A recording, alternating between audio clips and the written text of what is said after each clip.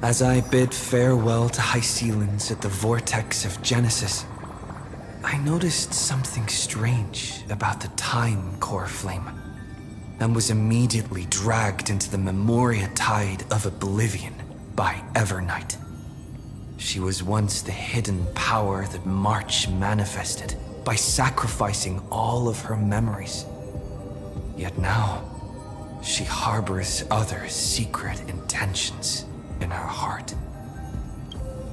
Meanwhile, Dan Heng warped back to the Express via a spirit warp jump, only to discover a memo snatcher invasion. Everyone then realized that the Remembrance's forces had already permeated Amphoreus and blocked outside intervention. To establish contact with me, Dan Heng was determined to return to Amphoreus immediately. After waking up in the false Trailblaze, I managed to escape with help from Sirene and Sunday. Unfortunately, Evernight held absolute control, causing me to fall into the Memoria tide once again. However, Black Swan took this opportunity to quietly approach Evernight. Dan Heng returned to Amphoreus and beckoned the heroic spirit of Finan with divine blood. The destruction descending from the sky pierced through the memory zone and discovered the most hidden corner of the world. In pursuit of Evernight, Dan Heng arrived at the charred remnants of the Grove of Epiphany. In the grove, where memories became disjointed, Dan Heng received help from Dan Feng within his memories and completed his farewell to the past. In their final moments, the Earth demigod Terravox entrusted all their duty and authority to Dan Heng. With this newfound strength, Dan Heng found me within the Memoria tide. We entered the Nameless Titan's great tomb and discovered its secret. Across the 30 million cycles of eternal recurrence, every incarnation of Sirene had come here, offering herself to the Remembrance. With Black Swan's help, we found Evernight in the depths of the Great Tomb. When all seemed lost, Evernight was captured by March's camera and trapped within the memory maze of Ides Elysiae. After several lengthy conversations, March and Evernight reached an agreement. Evernight returned March's memories, and March finally returned to our side. With every condition for the Era Nova fulfilled, we returned to the depths of the Great Tomb and initiated the final Era Nova ceremony.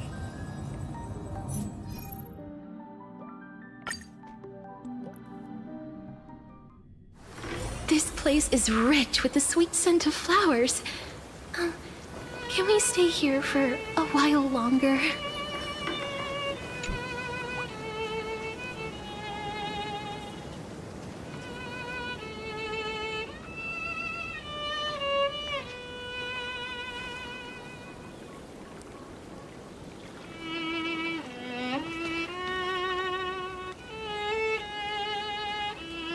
This view hasn't changed at all, has it? The hometown in your memories never changes, but when you return to your senses, you realize that fate has already stolen the time away.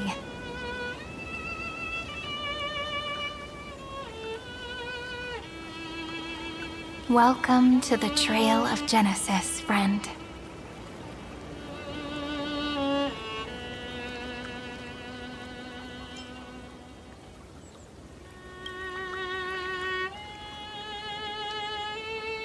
Me too.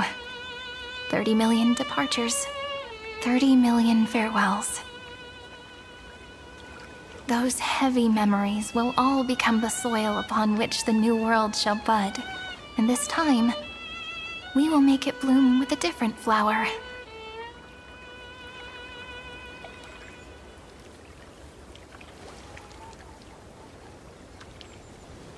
Before you arrived, I kept wondering, beyond the veil of Ide Silicii, what kind of Amphoreus is being born?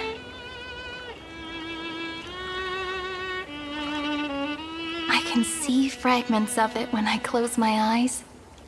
The friends who walked alongside us have all moved on toward their respective destinies. Some turning into pillars of the world, supporting the sky and the ocean. Others sowing reason, laying down the law, and with gentle hands lifting newborns into the light. Death and strife are no longer feared by people, and trickery has become the innocent games of children. All beings living ordinary and peaceful lives, within the net woven by romance and passage. There's no black tide, no flame chase, and no destruction. The world on the other side of the sea is one bathed in sunlight.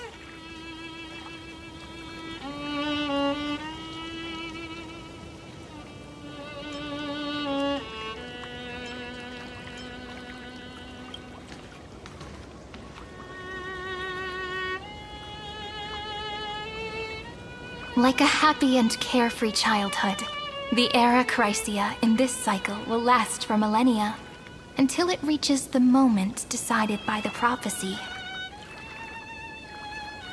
Light calendar 4931, month of freedom, the moment belonging to world-bearing. Are you ready to answer the call of the world, friend? Then go, and pen the Throne of Worlds' first stroke. For this world, made from countless wishes. You say that, but it's gonna be ages till we reach Light Calendar 4931. I can make use of the crevices of time, but surely you and Dan Heng won't have to wait around for a few thousand years, right? That won't be necessary. We can simply sleep, and the chronocognitive anchor will wake us up.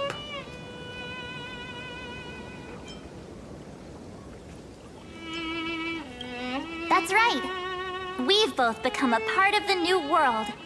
Just waiting for you now. Our consciousnesses can converse with each other across the heavens and the earth, possibly due to the influence of the Trailblaze. I am now connected with this earth, and I can feel the breath of every mountain range. I see that the tallest among them is named Akama, and the form of the holy city is already taking shape.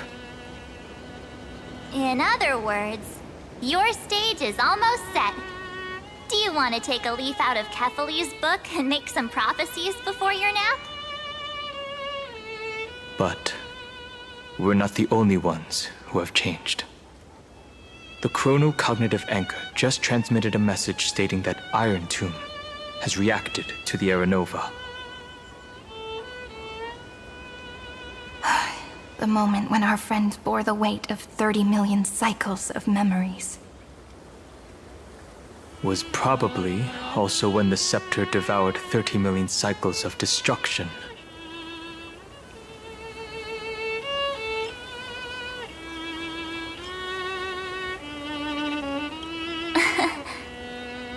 You know, you don't have to shoulder this world all on your own.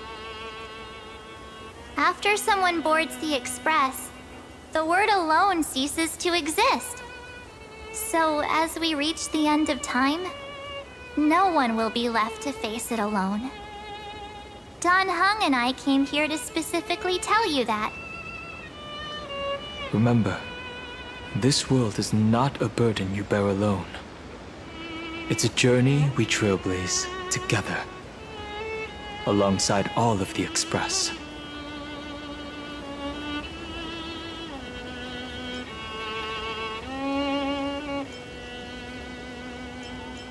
All right.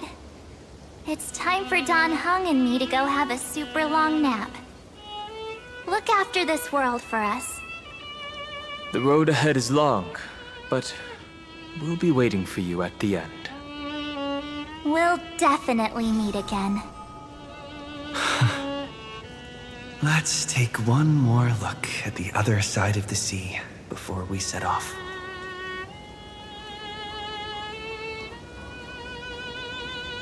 Ides Elysiae is so quiet. Just like how I remember. Here we are once more.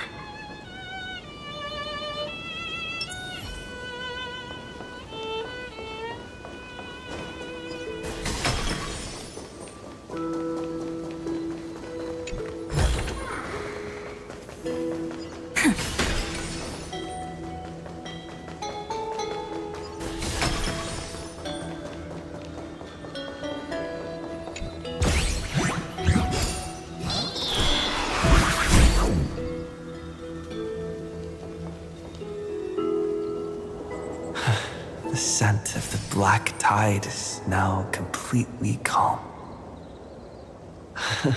At last, the starting point of 30 million cycles is finally welcomed. Its first end. And the final end, right? I can't hear his voice. There are no flowers there that bloom for him. Nor is there a star that is his. Finan is the only one who didn't reach the new world.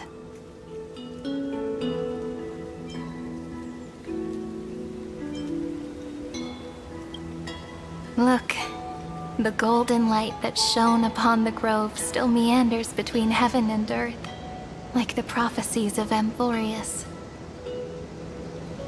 It has to be a sign he left behind. It points towards the destruction and the deepest night.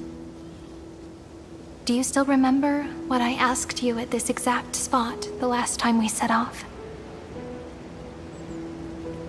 Friend, are you ready to become a hero? You were still burdened by the weight of world-bearing back then, still unsure of the role you were meant to play. But now, everyone has already given you the answer. The heroes of legends were just at the right place at the right time when the world needed a hero. Just like how your arrival kickstarted Amphoreus' fate once more. A person's personality is their destiny.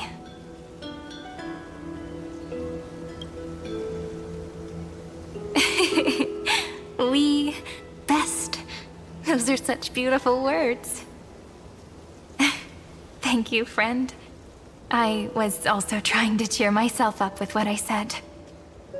After all, before we truly compose the end of this story, I must also pluck up the courage to head off with you.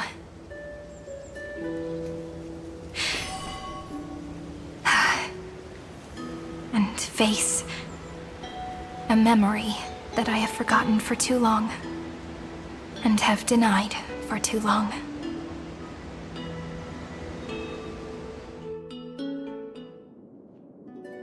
It's so dark. What is this place? The great tomb of the Nameless Titan. The deepest recesses of memory. Also, the place where Sirene was born.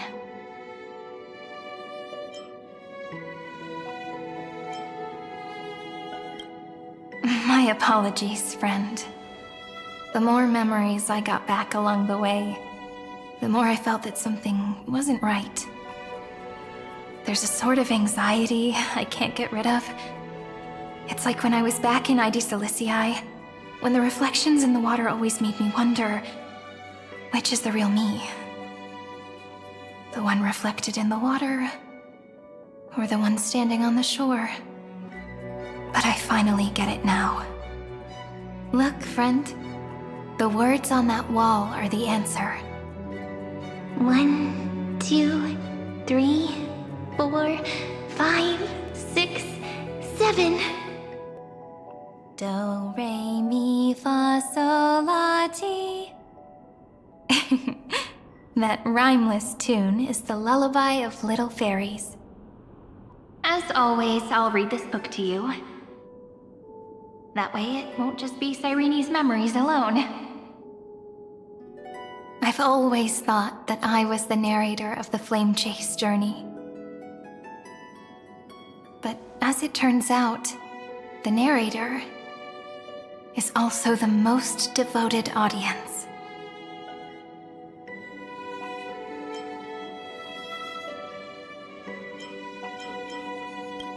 At the moment of Aranova, I was enveloped by the texture of memories. Within the glistening crystal, I saw countless Sirenes, as well as countless versions of me. This is the final puzzle piece of the memories. A prison born of the erudition, a grave annihilated in the destruction.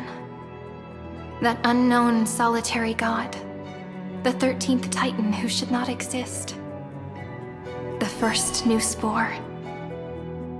The Demiurge is right here.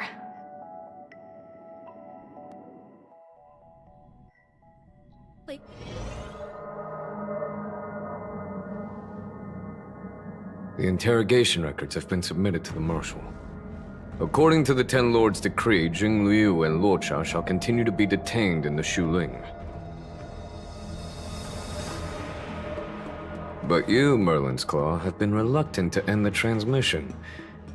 Do you wish to reminisce with us? Or is there something else on your mind that you're just desperate to get out? You're quite calm, Jing Yuan. The Alliance only authorized the Law Fu to be deployed for this Iron Tomb operation. They say the Seer Strategist's wisdom shines like a beacon. So why can't you see things clearly now? Look who's talking. I didn't vote against it, did I? But, with enemies all around us, even a child knows the Marshal needs to keep a few Xianzhou ships in reserve, just in case. Whoever volunteers first is the Marshal's pick. If you have to ask, I'd say this outcome plays right into Jing Yuan's hands. Like it or not, there's no way we're letting the Law Fu take the lead in this battle. Oh my, Merlin's Claw. Are you afraid the Law Fu might steal the Yao Qing's glory? This is no laughing matter. Between the Stellaron crisis and the War Dance ceremony, though the chaos has settled, rumors and speculation are only growing by the day. With Elder Huaiyan around, those with ulterior motives won't be able to stir up any trouble. But once the Law Fu gets their hands on the Golden Blood, it'll be a whole different story. With the kind of person Jing Liu is, and her connection to you, I don't need to spell it out. There are countless ways this could be spun into something bigger. You're overthinking it, General Fei Shao. When I volunteered for this task, I never expected unanimous support from the Alliance anyway. The Law Fu will seize the Golden Blood and redeem itself. That'll be our first win. Then we'll leverage this Golden Blood in the negotiations. Our second win. These 2 wins for the Law Fu will make all 3 of us happy. And that'll be our third win. Look, if this were a Skyfaring Commission deal, we'd be rolling in money, wouldn't we? Maybe the Divine Foresight should change his name to the Optimistic General instead. With the Decalite Reflection Barrier, The Yuchuan must understand even more than the Luofu how significant this battle is. Amphoreus' karma has vanished from the matrix of prescience. What omen does General Yao Guang see in this anomaly? In divination studies, we call this an empty fortune. It involves the eons and is thus beyond what mere mortals can comprehend. Your explanation isn't any clearer than Lady Fu's. Come on. How hard is it to understand the word uncertainty? For the Cobalt Head, the emergence of Iron Tomb is a calculated instant, but I don't believe they will just sit around waiting for death. And for the powers of the cosmos, this is their chance at survival, and the key to turning the tide of interstellar affairs. The Astral Express is leading the formation of an allied force, but I can see each faction has its own hidden agenda.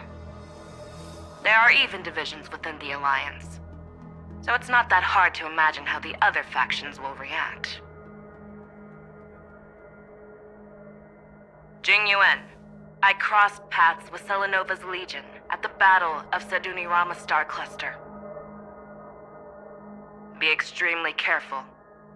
The Ruin Legion's troops and weaponry are nothing to write home about. The IPC, even the denizens of Abundance, could take them on.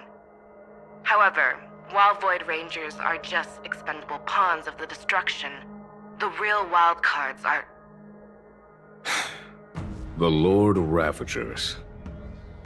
Indeed. Nanook's emanators are also their weapons to burn down the paths. I'm afraid conventional military tactics and strategies will be useless against them. My assessment is this. To completely take down a Ravager, we must disregard casualties and spare no cost.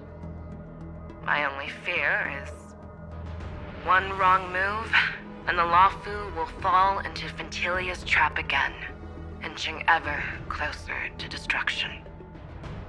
Doubt is exactly the demon she wants to plant in our hearts. Do you still remember the beginning of the Alliance Oath? To save future generations from war and bloody dispute. The Rainbow's arrows have always aimed at any force that threatens the cosmos. Now that the Trailblaze walks alongside us, the Cloud Knights shall keep their oath as they have from the beginning. I just hope those on the front line will remain safe.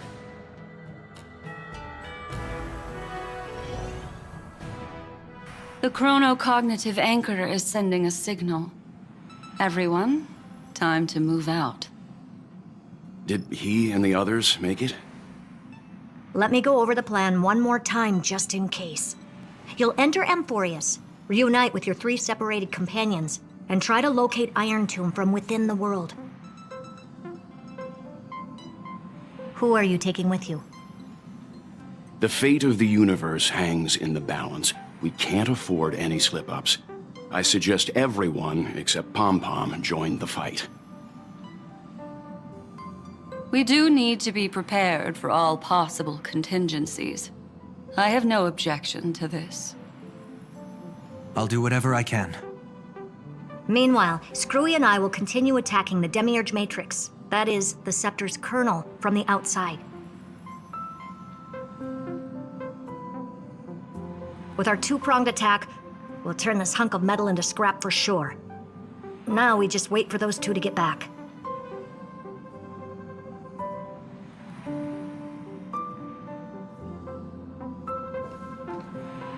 Oh, and just like that, they're here. Sorry to keep you waiting. With Planet Screwlum's help, the formation of the Cosmic Alliance to counter Iron Tomb is progressing smoothly. The cosmos has set its sights on Amphoreus, and now it's just waiting for the first shot. Well then, let's not waste any more time, Fourth Mirror. It's my time to shine! Finally off the bench! Initiating thought refraction. Please read the safety protocols carefully. Huh? Just kidding! I've already checked the agreement box for everyone. And now, destination? Amphoreus! 3, 2, 1, launch!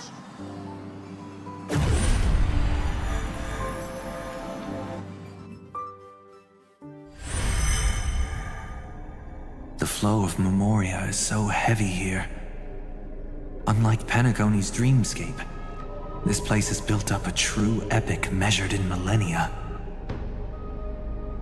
The vortex of Genesis, where all myths begin and end. And in this new world created by the Nameless, the infinite cycles have been broken. Let's set up the Trailblaze beacon and establish contact with the outside world. I'll leave it to you then. It'd be better for me to not show myself in front of the Garden of Recollection. And, Mr. Sunday, you probably shouldn't show yourself either. Agreed.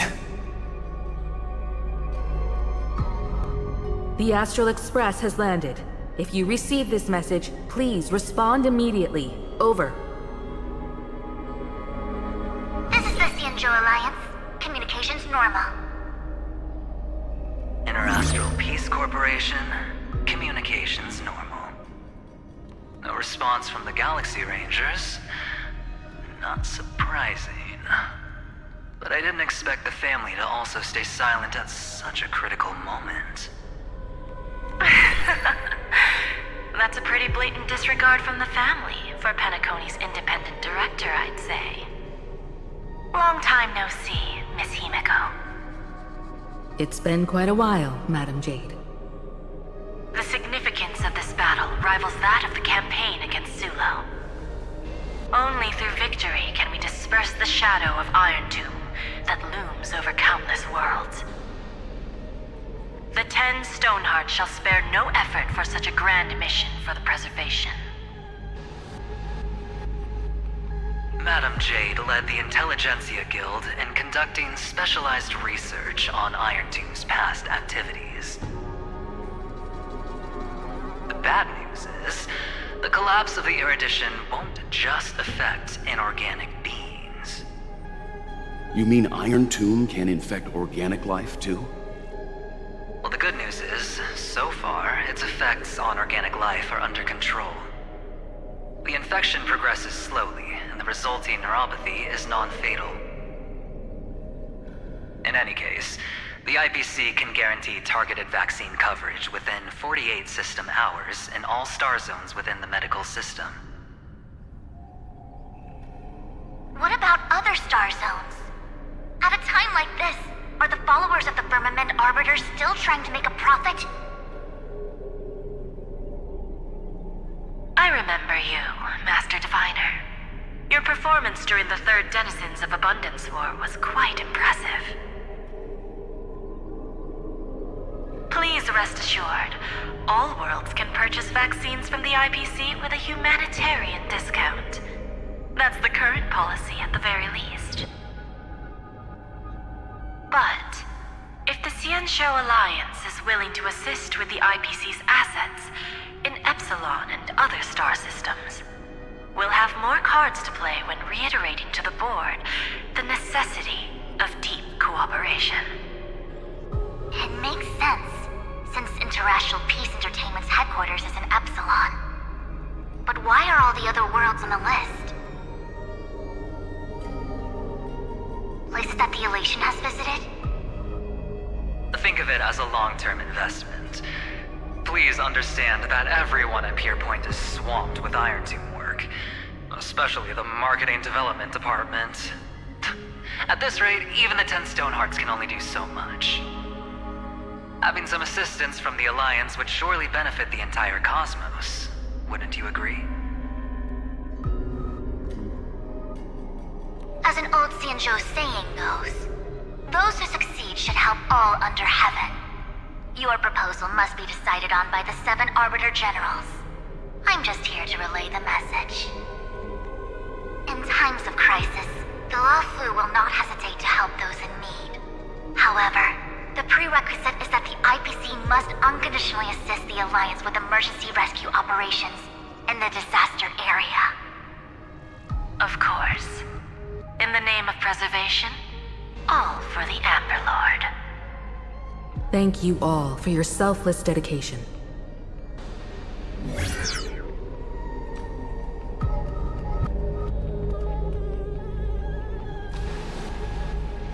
It's clear that each party still has qualms about everything. The clash between destruction and erudition isn't just about the fate of the cosmos. It's a moment for all factions to reshuffle their cards. You can never be too careful when battling a Lord Ravager. All are equal in matters of life and death. In any case, we can only hope for the best in all that's to come. It's about time we dive into the vortex and see what Amphoreus looks like on the inside. I wonder where he and the others are right now.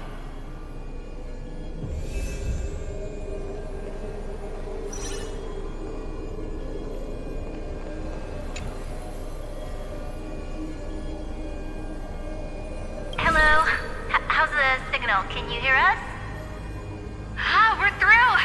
I can see the video feed. Everything's working perfectly. Miss Bronya? Miss Serval? What a surprise. It's been a while. We've already heard from Miss Topaz about the Iron Tomb operation.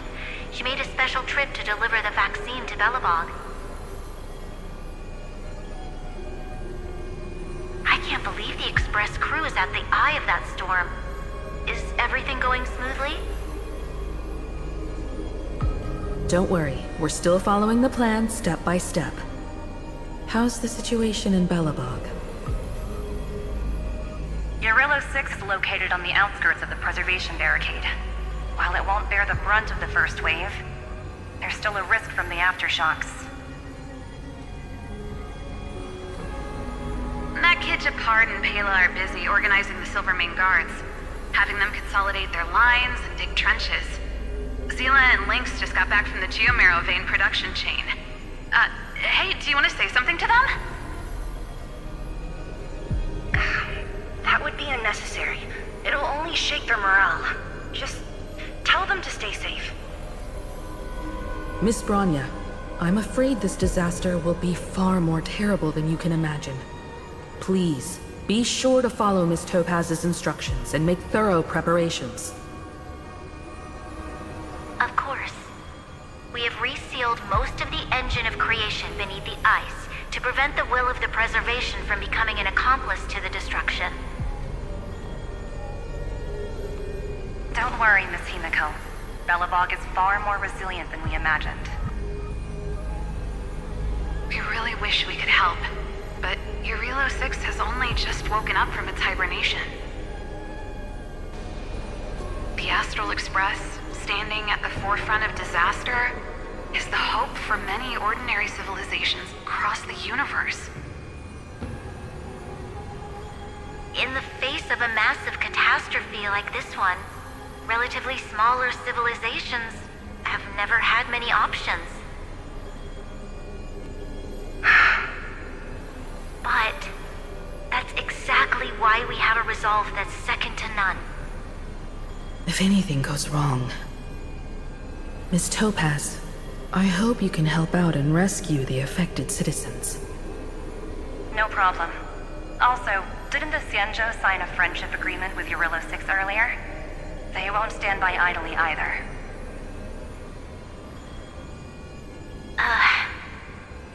I appreciate your kindness, everyone. But Eurillo 6 is our home. We will defend it to our last breath until the last Belobogian falls. Miss Bronya.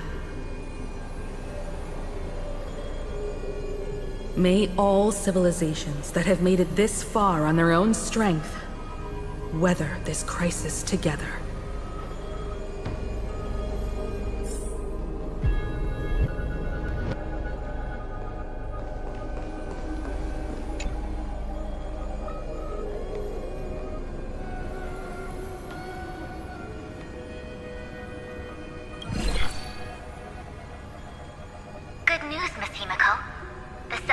generals have reconsidered the current situation, and I'm here to relay their message. Officially, the Alliance's combat forces will still be limited to the Luofu, but the Yaoqing has also been deployed in the surrounding war zone as a contingency. Words cannot express our gratitude. Getting the Hunt to agree on sending troops must have taken quite some effort from General Jing Yuan. The Luofu already considers the Express an important ally.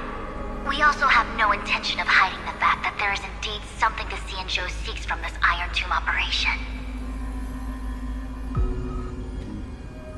But this time, the Marshal herself decided to send out troops. With a formidable enemy before us, the Alliance has no reason to back down, nor will we be content to take a back seat. If we can stand together with civilizations across the universe to overcome this crisis, then we must do so, even at the cost of our own lives. The Alliance truly embodies the principle of righteousness. It's fortunate that the cosmos has great heroes like you. You're too kind. As for that Jade Abacus of Allying Oath, you can save it for when you're in more dire need.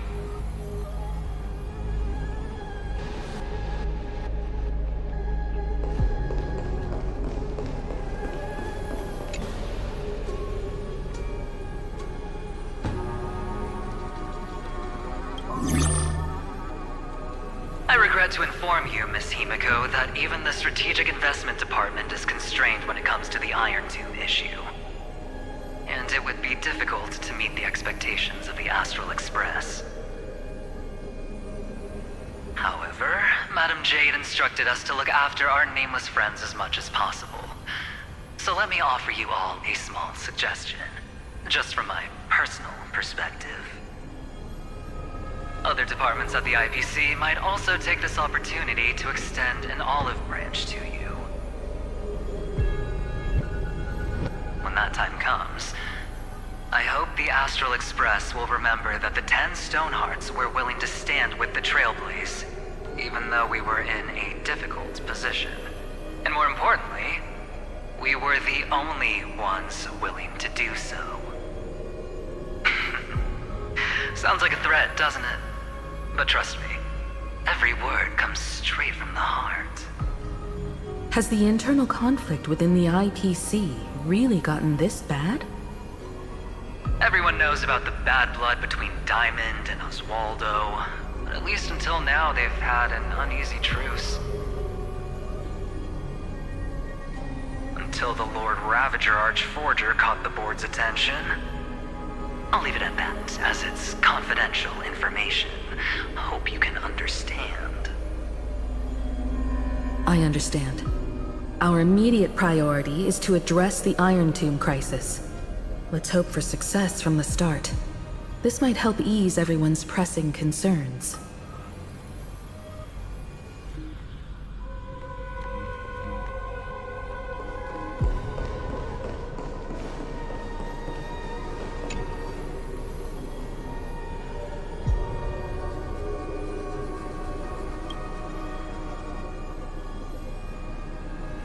Of course, we would never know the Ranger's comings and goings.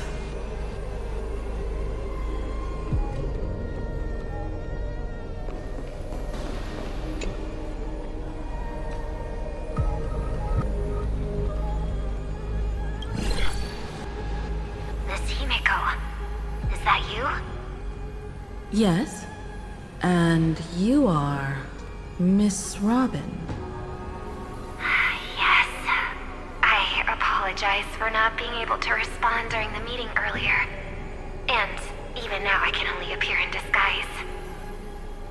On behalf of the Penaconian family branch, I extend my sincerest apologies to everyone. We tried to request aid from the family. We essentially received no response. I've heard about the internal conflicts within the family. Miss Robin, there's no need to apologize. Every bit of strength is precious at this moment. Thank you for understanding. The good news is, since you're one of the shareholders of Penacony, the family heads have agreed to allow me to lead all Astonian tuners to the front lines. My charitable foundation will also do as much as possible to provide support in this battle. They'll ensure that proper arrangements are provided for those wounded on the front lines, and for residents in affected areas. Miss Robin, I'm beyond moved by your spirit of self-sacrifice. The Astral Express would also like to make a promise that we won't leave any companion behind.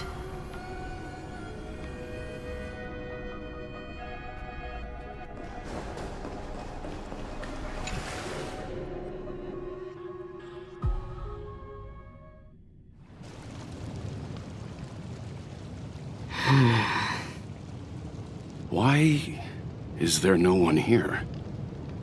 Everything in Akama seems normal. The New World was enjoying peaceful times not long ago. It seems it was even more recent than not long ago, Miss Himiko. The fruit on the table is freshly cut, and the bath temperature is just right. The remembrance tells me this place was bustling with people just moments ago. It's as if everyone vanished in an instant. Could this be Xandar's doing?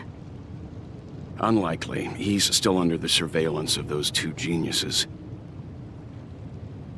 Could it be some kind of local custom? A custom that makes an entire city fall silent in an instant. Pardon my frankness, Mr. Yang, but this reminds me of some unsettling rumors about the Harmony. Complete silence. Is often the prelude to divine intervention. Everyone, be careful. Here they come! Here they come! The Nameless of the Astral Express! Evernight? How is this possible? She was already... We are the Chroniclers of Time, and we do not fade away. Finally, the last Era Nova has been completed. What did you do to the residents of the Holy City and the three Nameless? I didn't need to do anything. The remembrance will ultimately become the substance of the new world. Now, they are no longer the Trailblazers you once knew, but gods who permeate heaven and earth. The 12 Titans who guard Amphoreus.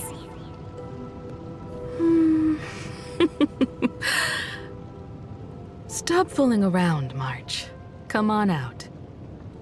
What? I practiced so long for this.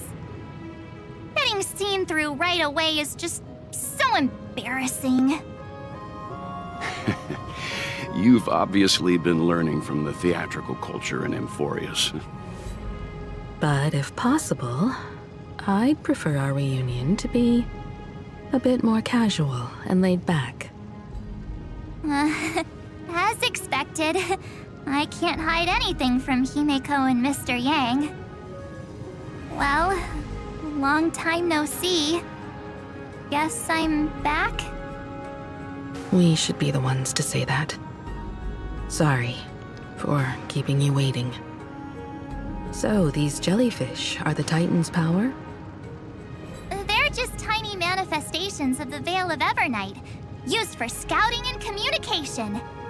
If I went all out, I could summon way more of them. Thanks to him, we all turned into Titans in the new world. Sure, we can take on humanoid forms, but it feels off.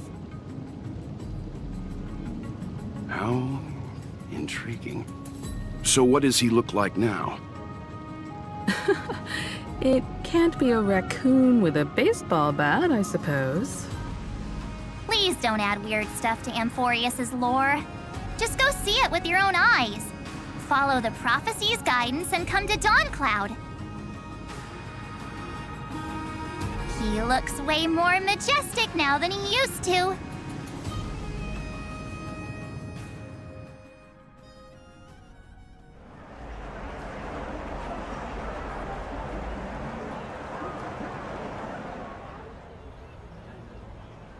Unbelievable.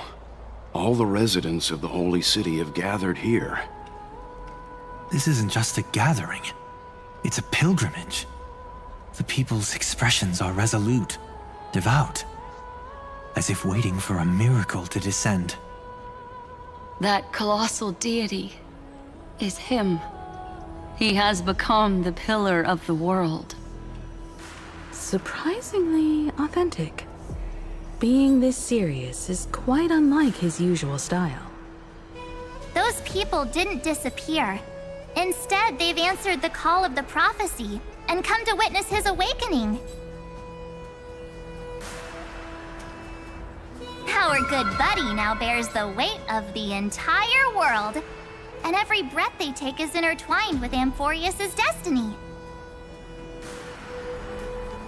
Awakening? Has he fallen into slumber? Yeah.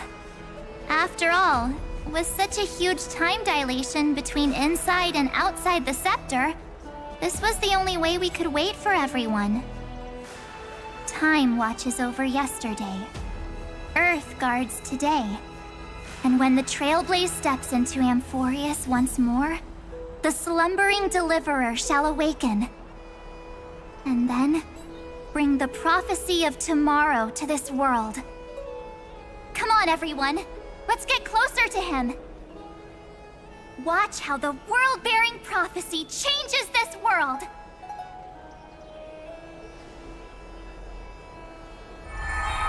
Well, it seems the kids are already miles ahead of us at this stop.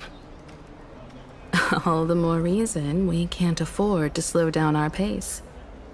Let's go witness this moment for ourselves. Majestic.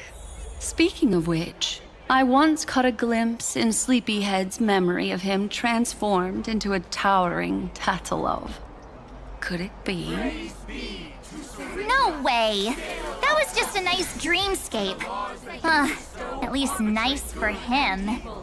If they are the throne of worlds who bears the weight of this world, perhaps they could guide a traveler still wandering among the stars.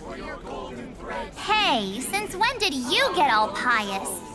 This advice sounds pretty silly sometimes, you know. The so-called fool and the world are merely a step apart. Teaching us to find erudition amidst imperfection. Praise be to Helectra, chalice of plenty, for you brew the ocean into sweet wine, dispelling nihility with every toast at the feast. Praise be to Hyacinthia, eye of twilight, for the rainbow you cast turns the light of both dawn and dusk into the glimmer. Citizens, behold! Our last Titan, the world-bearing deliverer, is about to awaken! Oh, ancient god, your loyal subjects, bewildered followers, and fearless comrades in arms have all knelt before your throne. Awaken from your eternal slumber and bestow upon the world your divine prophecy! Please guide us! Show us how to embrace this beloved world as we welcome that distant dawn! To walk the path of a mortal as a god, or to bear a divine burden as a mortal.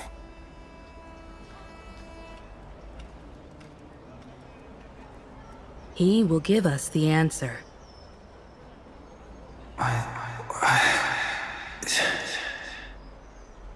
But I am not the deliverer.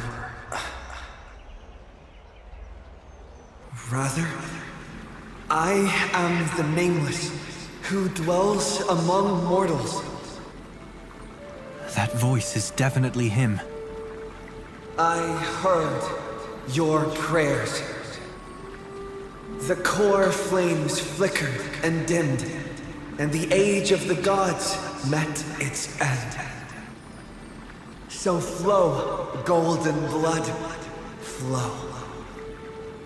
I'll bestow it upon you, returning it to the true masters of this world.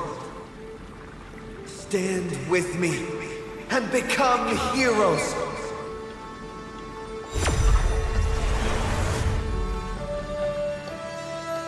Is this? Yes, it's the miracle he brought to Amphoreus. Of course, it would manifest in the form of the Trailblaze. Golden blood, raining down like a storm.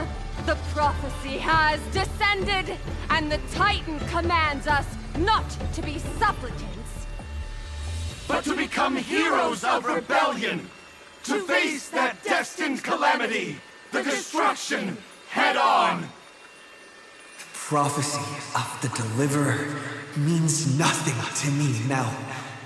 It belongs in the hands of someone far more fitting. Someone like all of you.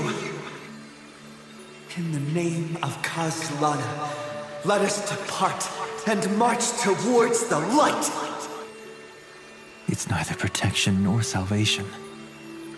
As always, there's no need for totems or myths. Humanity's most primal faith is that instinct named survival. Let's go, everyone. Someone has already sounded the horn of departure. Explore, understand, establish, and connect. Together, let us blaze a trail for the destiny of this world.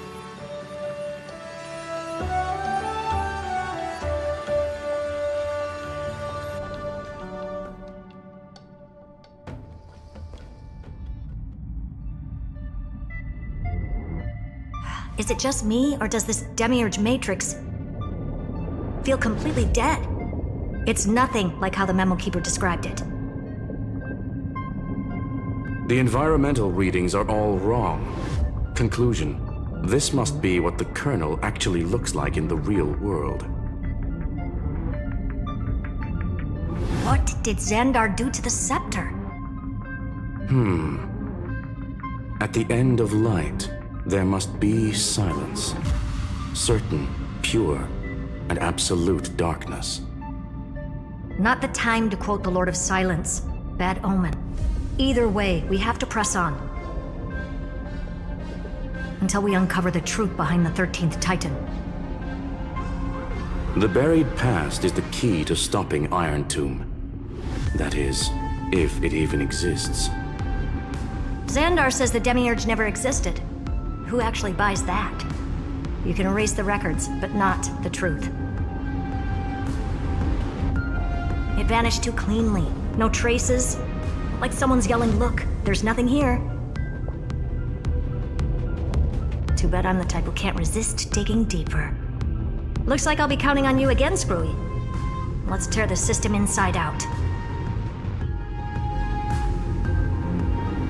Always happy to help. But as your academic partner, I have to ask. Herta, what if we fail?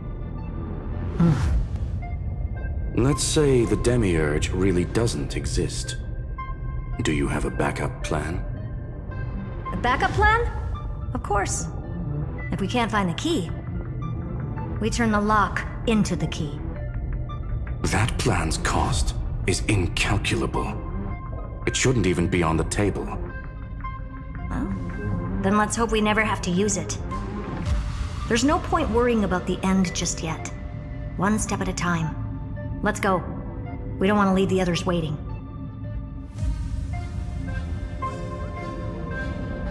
You brought what I asked for, right? A butterfly has to land on the branch before it can dance. We'll need a wide open platform before her entrance.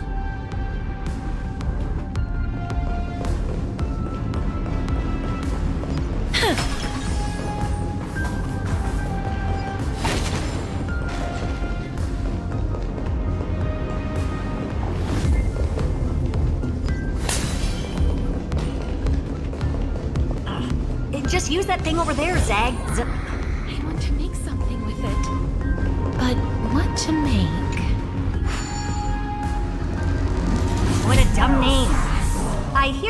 name it. Herta's Big Hand.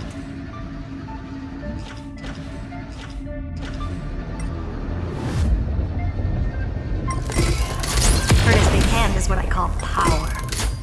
Keep it going. Still not done? What is this? A junkyard for old Intellitrom's leftovers? Finally, all set. Time for your precious treasure to make its debut. Of course. Just give me a second.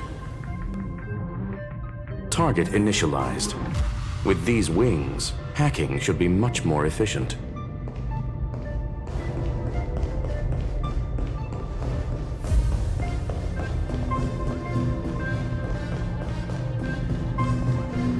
Oh, a classic nuclear heat engine. Classy choice. Just a personal preference. Her name's Mistletoe.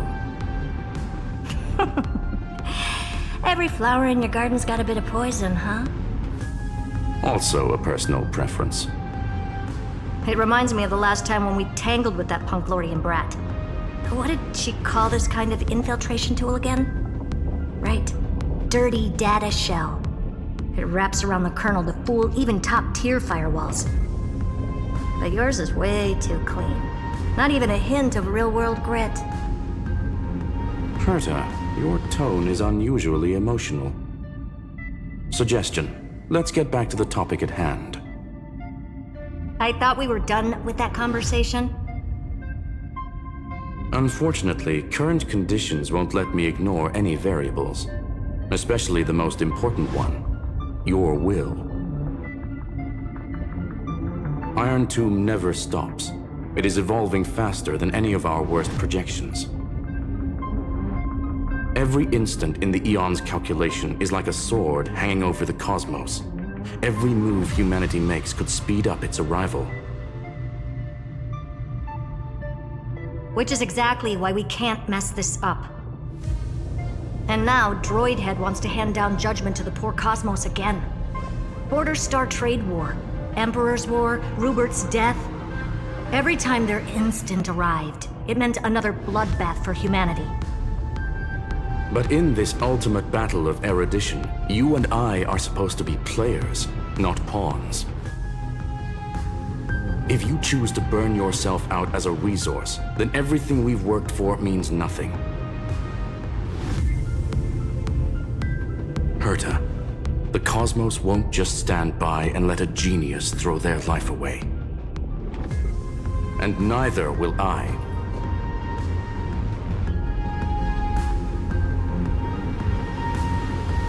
No need to kill the mood. This is why we're here, isn't it? We need to find the Demiurge and that lost key. I'm not here to be a deliverer. I just want to beat Xandar and Droidhead. Right now, I just need to know. Are you with me? Of course. Time to board. After you. Let's tidy this place up and see what this Demiurge really is.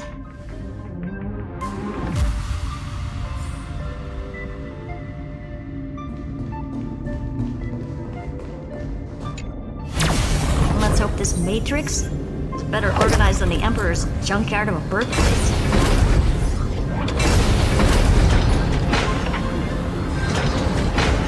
Buckle up. We're hacking in. This is... Herta, this whole space has been completely tainted by some kind of energy. I see it too.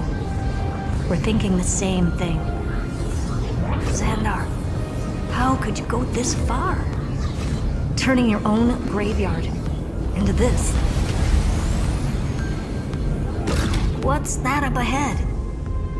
Katorzane algebraic expressions. It's built for isolation, not defense.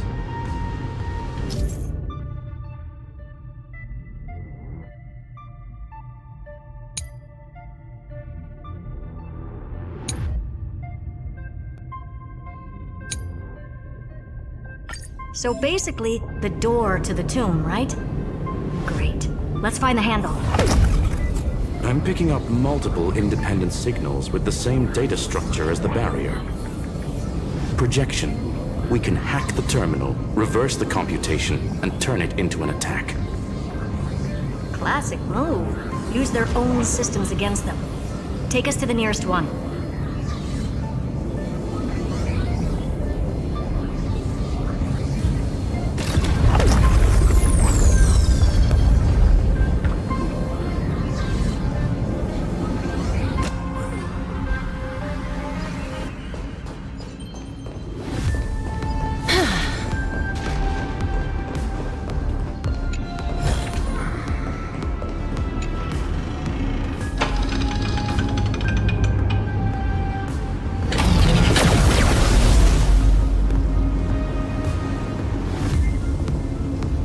Almost no response. Just as I feared. Not promising. The output is barely a third of what we need. Logic says we'll need multiple terminals to coordinate the strike. Locking onto the next one now. Find anything else? Regarding the origin of these ruins, no logs found yet. Xandar erased all records. But I did find some interesting scars in the circuit. High-energy radiation, internal imaginary energy contamination. From what I know, there's only one thing that fits.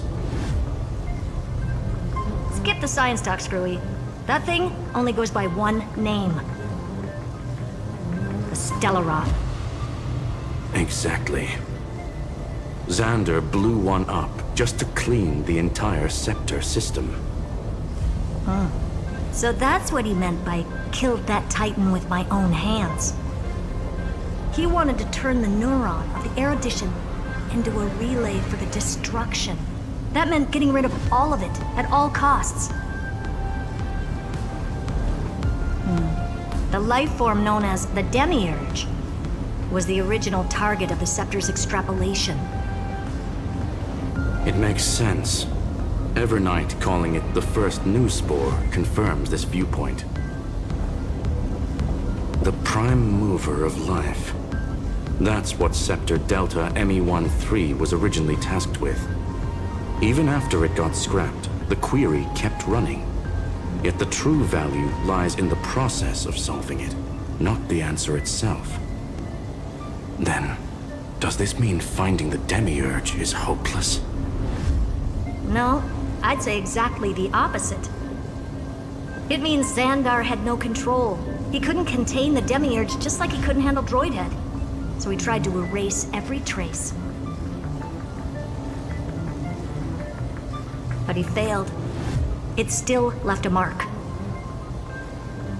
By the way, if there's another Stellaron in Amphoreus, why hasn't that little one reacted to it at all?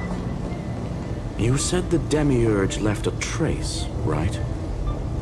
Yeah, but not in the real world. Remember the great tomb of the Nameless Titan?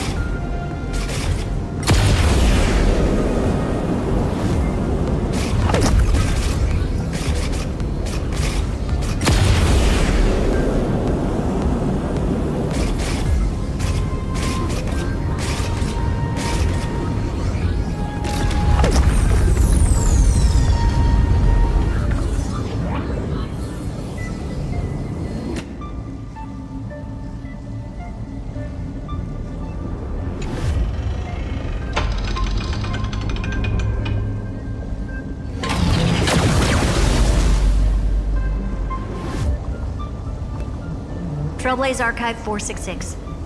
The data from Philia 093 clearly indicates that the Demiurge did in fact enter Amphoreus' extrapolation. Inside that world, it was the 13th, forgotten Titan. The one who listened to 30 million cycles of Sirene's memory. But Evernight said the opposite. She believed that tomb was empty from the start. The Nameless Titan never existed. The so-called Listener was just a trap set by the Remembrance to steal the scepter. A mimetic entity full of theatrics. How much of what she's saying is true? Would an Eon really speak in circles like this? I doubt it. The Remembrance's behavior is certainly odd, but her assessment aligns with our current reality. Since we entered the Matrix, we haven't found a single clue pointing to the Demiurge. And that's the key, Screwy. Xandar's actions prove the Demiurge exists. But what Evernight said, and what we've actually seen all point to the opposite. So we have to assume that both are true. And if that's the case, then the contradiction leads us to... the truth. Exactly. One last terminal. One final key. Time to crack open the kernel. Xandar had to lie to the original Finan and Sirene. Logic. He had already identified the Remembrance as a threat, yet found no viable way to eliminate it. All right. Let's finish this. Time to break through that barrier.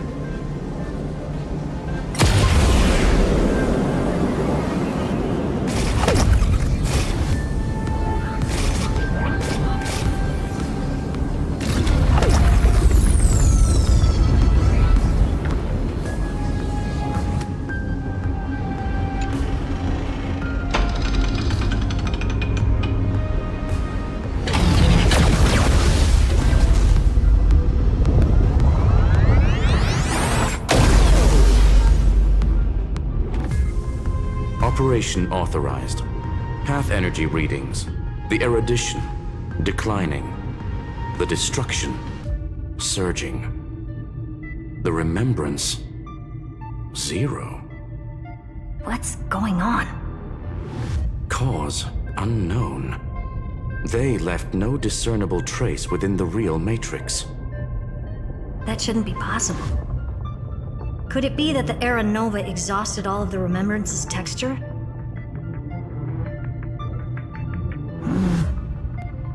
Log it for now. The dots still aren't connecting.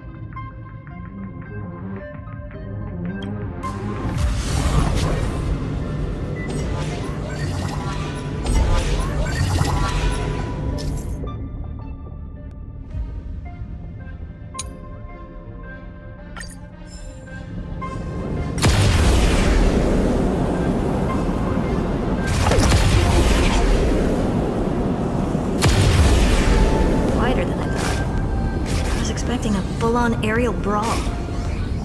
It's advised to remain vigilant. The destruction's levels are still rising.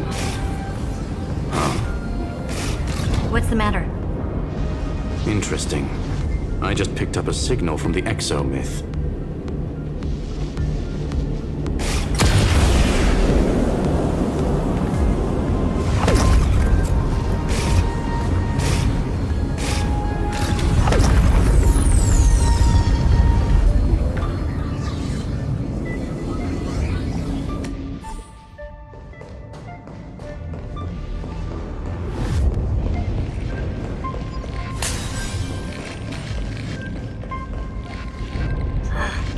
This repulsive force is unlike anything I've felt before. Is this the place? Correct. Judging by its defensive properties, this is the entrance to the exo-myth. I didn't expect that. Who builds a lab in the middle of digital rubble? Then again, never doubt a dead man's resolve. So how's our dearly departed doing? He severed part of his neural pathways to break free from Lord Anaxagoras' control.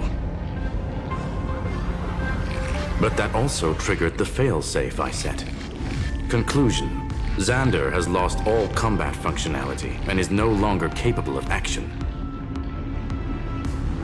So now he's a specter, literally. Screwy, can you open a path? Just to be sure, I want to see this for myself. Might as well drop in and say hi to the real him. Logic. Scanning his inspiration circuit might help us track down the Demiurge. Exactly. His brain is the crime scene. There's no way it's spotless. But it could be a trap. That's why you're here. 2-on-1. We've never lost a matchup.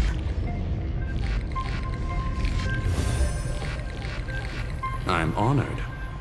The chronocognitive anchor's in place. Proceed when ready.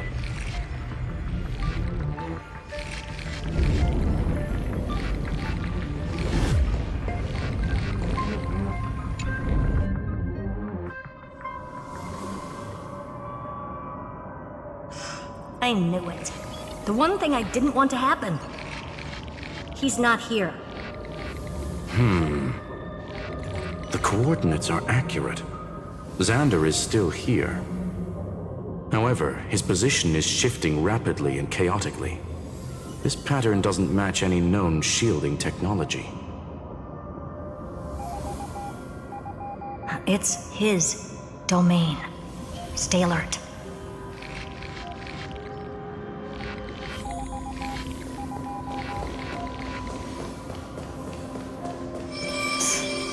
Cheap trick. The spatial field here is undergoing autonomous recalibration, initiating reverse engineering of the interference source. Try again.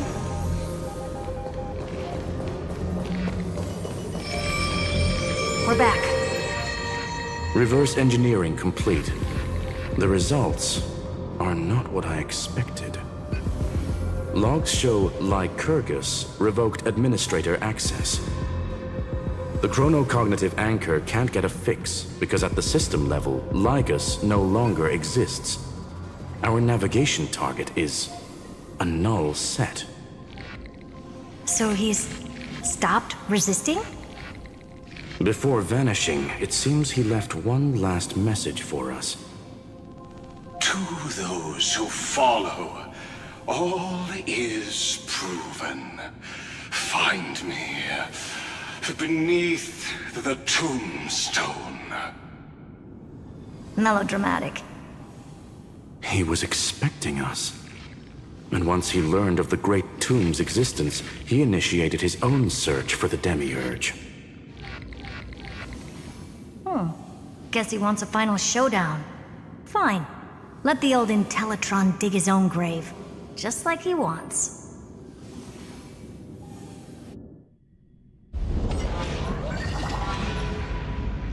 To be in the purest light is to be in the purest dark.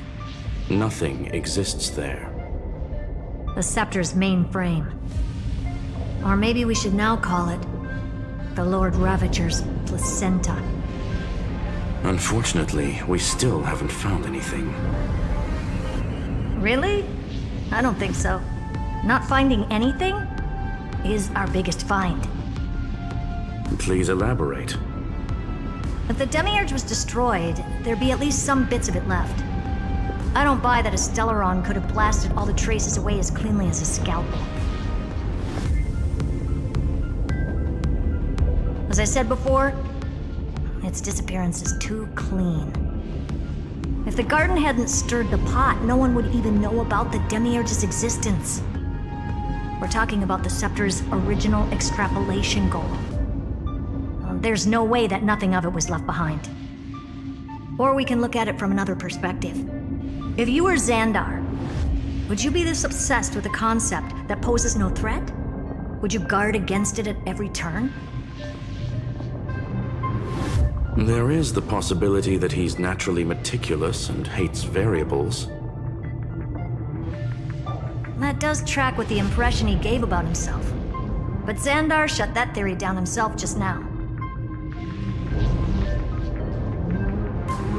Choosing to act, even if it'll cost him dearly. We know that feeling well. The unknown is right in front of us. So we only have one choice. Solve it. You sound pretty convinced. Surely you already have a theory. Care to share? Of course. Though I don't have hard proof, I'm almost certain that the Demiurge has been in everyone's plain sight all this time. Yet, they were mistaken for someone else. That made the most sense. Why was the room empty? Because the person locked in there had run away ages ago. But they were weak and small and had no presence whatsoever. Even the old Intellitron didn't notice them. Which also means there's a high chance that their powers are minuscule and cannot alter the outcome of the battle at all. Well, at least Xandar is scared of them. Come on, it's time to confront him. Let's go to the tombstone he talked about.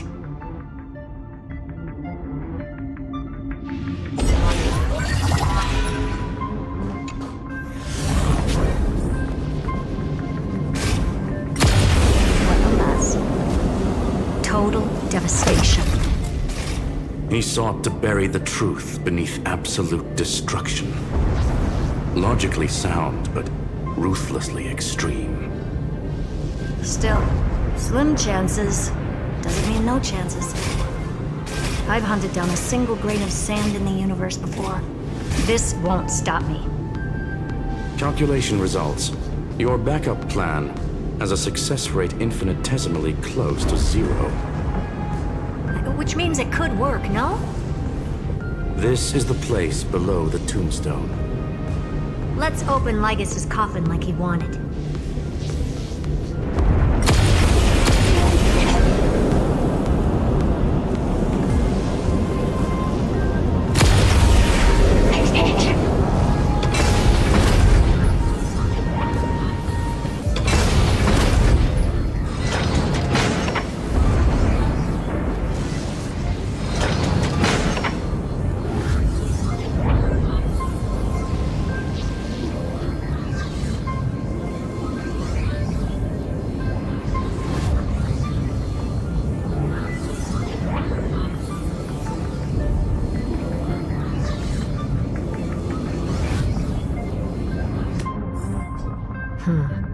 Looks like you were right.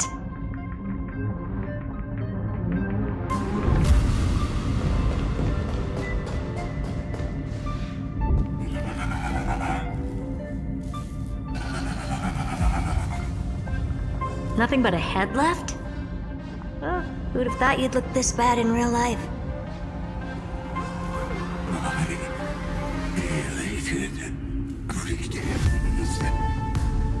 Welcome, you two.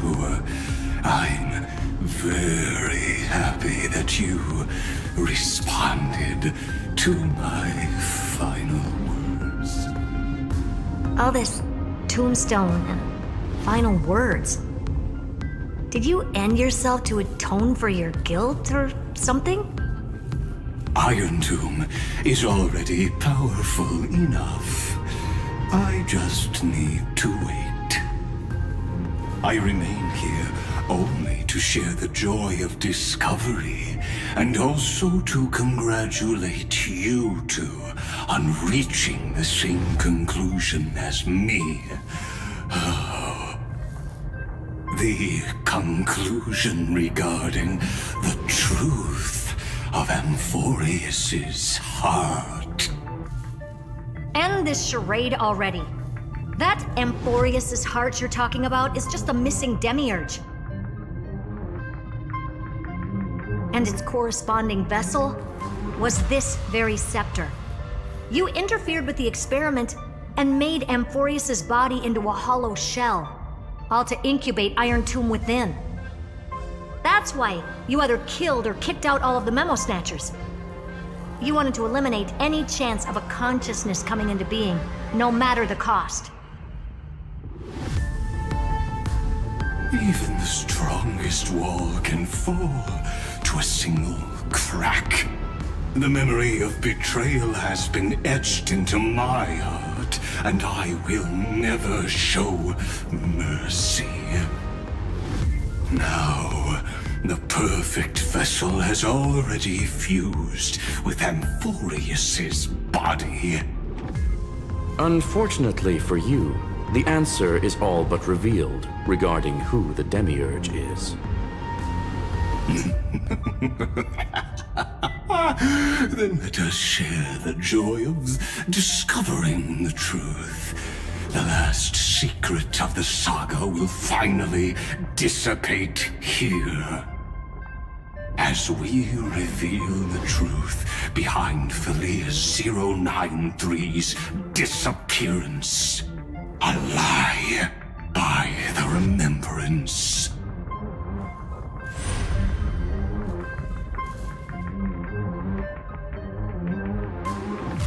But where should I start with the story about me?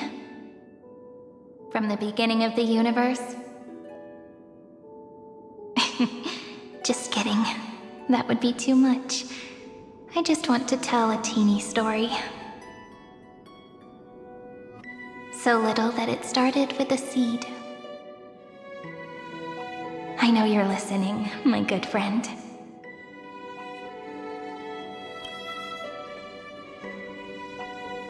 The god in my dream told me that the world sprouted from a seed.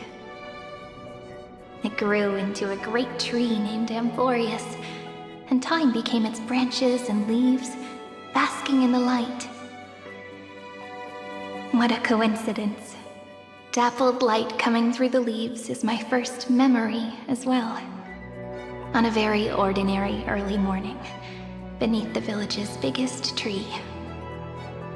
The daughter of Ide Silicii quietly came into this world.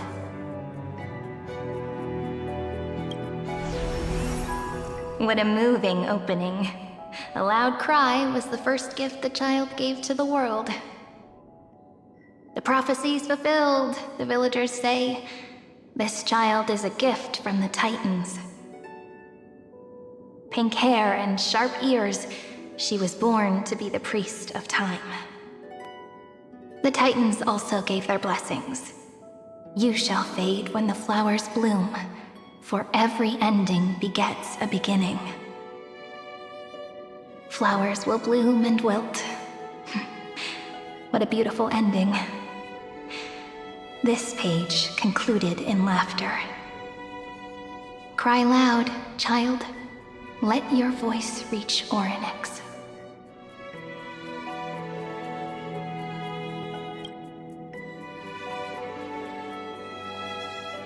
Anyway, I don't like tears. Time quietly flowed by in the midst of laughter. The wind from my hometown caressed the ears of wheat, and there were swings, wind chimes, the sea, and the little fairies off-tune a cappella songs.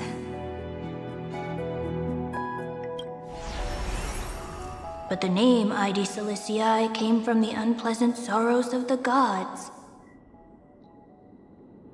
My childhood friend did not understand. Yet you always seemed so happy, as if nothing ever worried you. Why was I like that then? That's because the world was gentle to me. So I grew up to be gentle as well.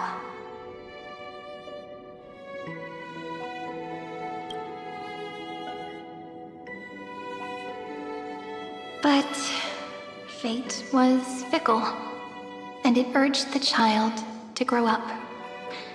To grow bigger and bigger, and to go to places far away. Just like how the crumbling world could not preserve an eternal hometown.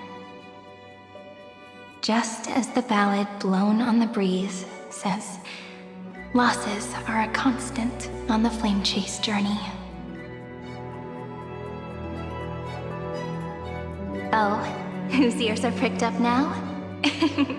You definitely heard me say this sentence a lot of times. You know that the story starts to deviate from here.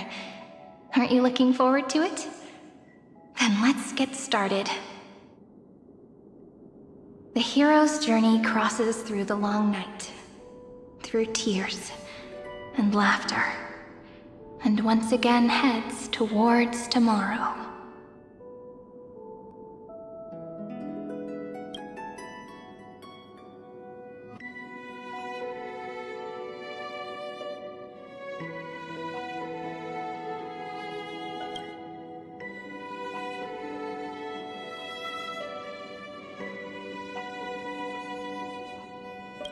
Correction.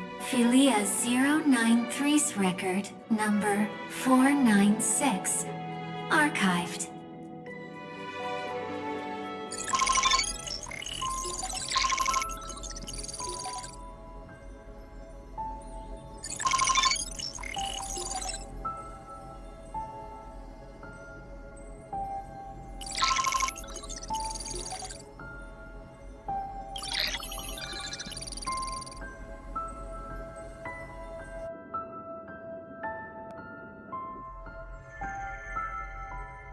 Hi.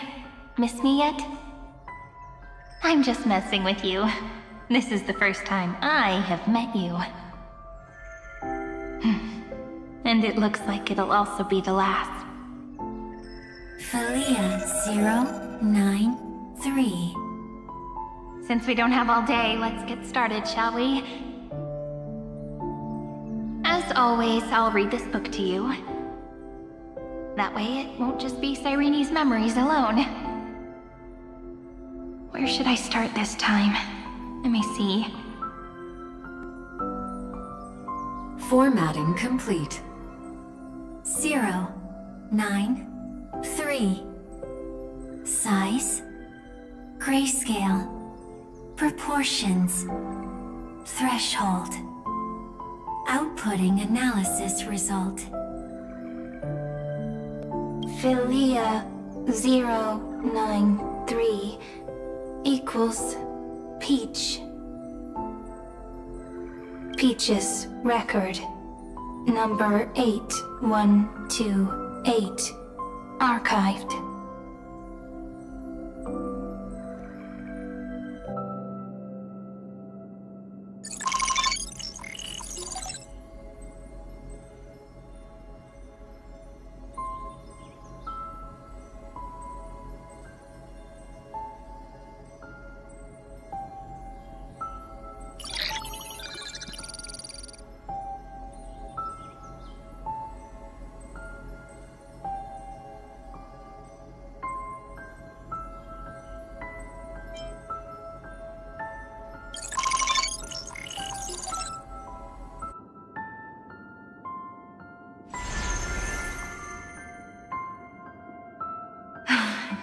Look, what a magnificent sight. Comment. Peach. Even this classical world contains a futuristic palace like this. Would ID Silicii end up looking like this after a few thousand years? Conclusion. It won't. I want to share a story with you this time. I saw a little nymph on my way here. It was on a fallen wheat stalk, and it glowed under the sunlight. It was incredible. I forgot all my pains at that moment and just stared at it in a trance. Record. Peach is on the ground. I wonder, did every Sirene in the past feel that the nymph was beautiful? Would they also have recorded that scene into the Eternal Saga? So, could you give me more time, please? I want to leave behind more memories for the future. Formatting complete. Bye, Peach.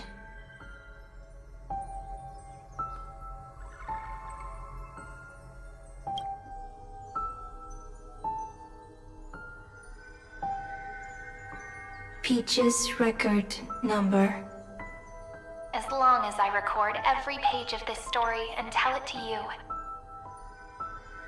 Amphoreus won't be forgotten. Query. Record. Electrical signal sequence. Bolamos 600. Track. Strife. Related to Stripe. Comment. Pretty. Electrical signal sequence. Schema 720. Track. Reason. Related to raisin. Comment. Yummy. Electrical signal sequence. Livia 093. Related to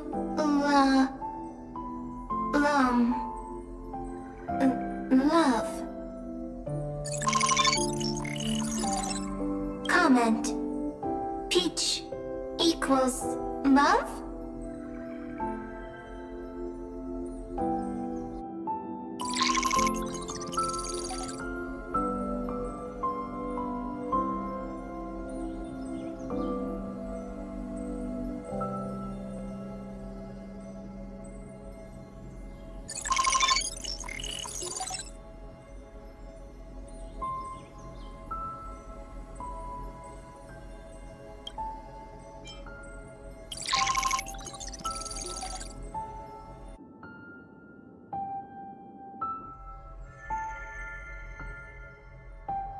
Looks like it's time to say goodbye again.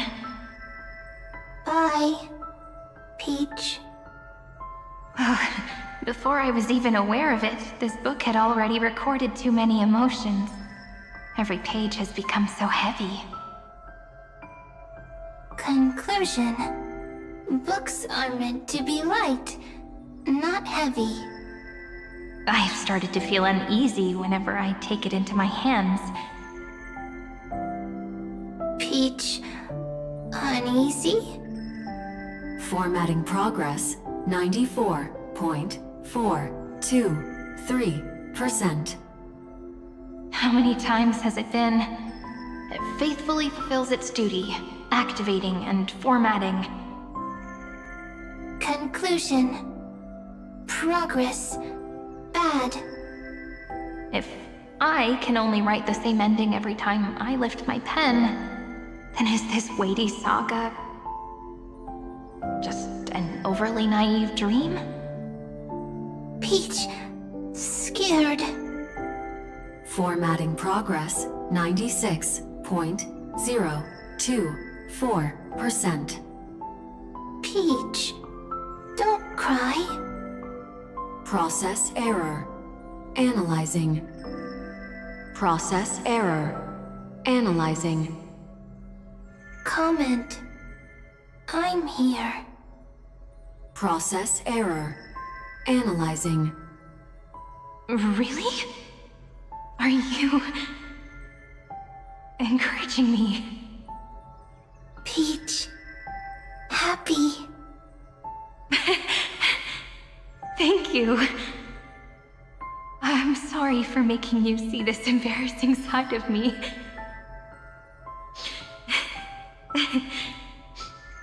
Everyone's still working so hard. If I'm the only one who's crying, that wouldn't be romantic at all, would it? Record. Peach doesn't like tears. I'm suddenly reminded of my childhood for some reason. When I was hiding alone next to the tree hollow and wiping my tears away. A little fairy popped out, just like how you did.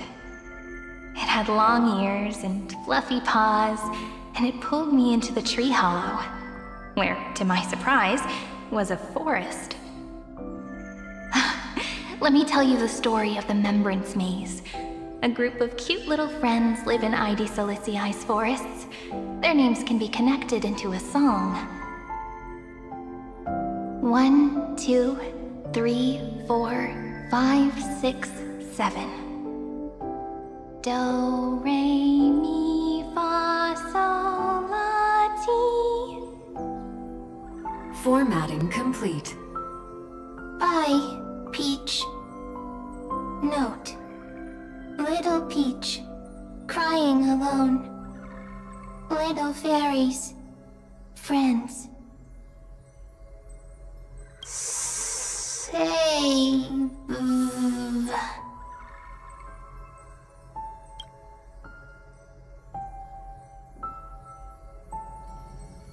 Little fairies, good friends. Bye-bye.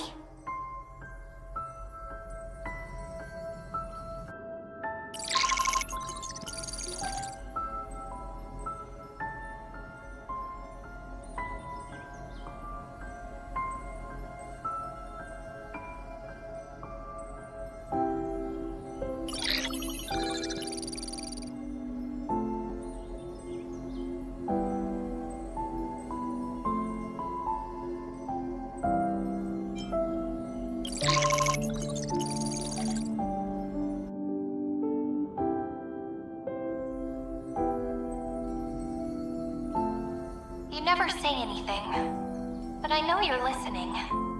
Every story I've told is like a little key that opened a door in your heart, no?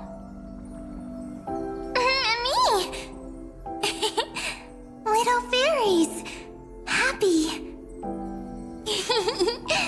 Speaking easy! I can!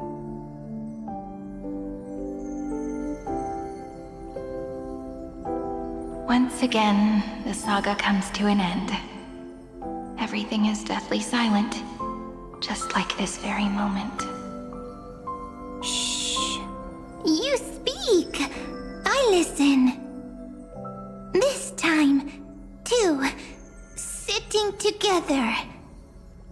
Now that I look back, there was a period when I got really sentimental. Sentimental. Stories have sentiments. I was so anxious, trying to find as many different memories as possible, hoping to bring some change to this unchanging destiny, and find the way out of this maze. Peach, strange. But I won't do that anymore now. Why unhappy? Formatting progress 73.998%. I'm here. Don't be scared. Process error. Analyzing. Won't allow it to interrupt you. Always sitting together. No need to feel sorry for me, good friend. If there are no new blank spaces, how can a saga continue? Blank spaces? What's that? I'm actually really lucky, you know? During the long years I've spent waiting for the Deliverer, I've always had you here as an audience. Isn't that already enough? Not enough, not enough! Peach, don't leave! Now I can rest in peace in the past. As for when tomorrow will come, I'll have to ask the next Sirene to continue our watch. Peach left. If there are no new blank spaces, how can a saga continue?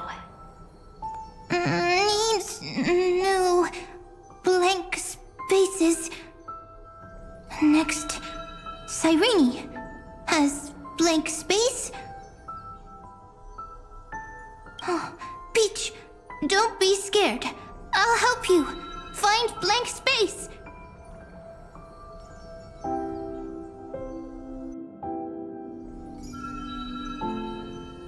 Sirene is Peach, is love. So, first there is love, then there is Sirene, then there is blank space. Query, love. The developmental trends of the erudition have nothing to do with creating a consciousness. Those underlying principles are, in fact, contradictory.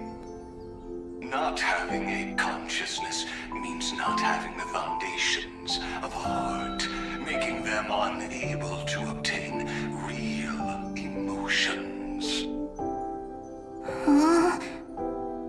Consciousness, emotions, feel sad. Oh, I don't understand. Query, Sirene?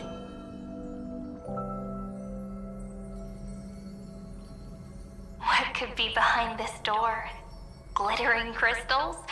Or a beautiful world I've never seen before? If I tell you all the stories of tomorrow, will I be able to finally welcome the Deliverer and Amphoreus' dawn in the next life? Key. Door.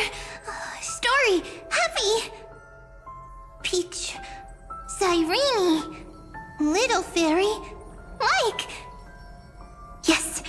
Right. Query. Memory.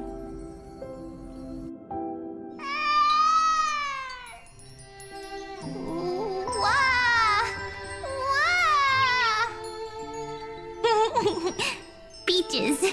Memories. Save. Learn. The prophecy's fulfilled. This child is a gift from the gods. Pink hair and those ears. She was born to be the priest of time. Sirene has pink hair. Sharp ears. You shall fade when the flowers bloom, for every ending begets a beginning. Cry, child. Cry aloud. Let your voice reach Oryx. Sirene is a girl. A priest. Easy. I can. I learn. Anyway, I don't like tears. But the name Id Zelizii came from the unpleasant sorrows of the gods. Yet, you always seem so happy, as if nothing ever worried you. Sirene doesn't like tears. Always happy. Of course, because the world was gentle to me. So, I grew up to be gentle as well. Sirene is gentle. Likes beautiful things. Can write stories. Easy. I can. I learn. Just as the ballad blown on the breeze says, losses are a constant on the flame chase journey. But even if all is lost to the wind, some things won't easily change. Like my height, Treebee's innocence, and Aglaya's beauty. Sirene. She can't grow up, but she can talk. After all is lost to the wind, she will stay behind. Sirene is, at the end of every sentence, always laughing, like a little tail. Simple. Got it!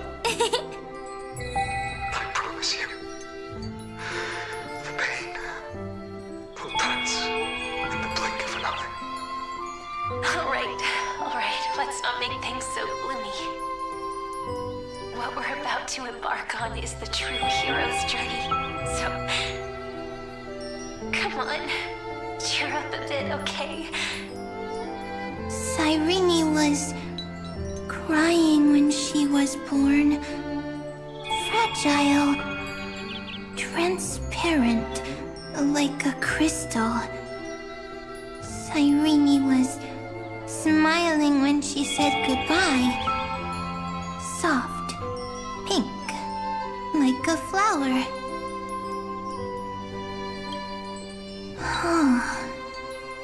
The later memories disappeared? Invisible? Or disappeared? Ah, I got it! Is this a blank space? So, next Sirene is blank space. Then... as long as there are two Sirenes, then there will always be blank space, and Peach will always be here. I see! I get it! I get it all! Sirene's memories. I will preserve them all!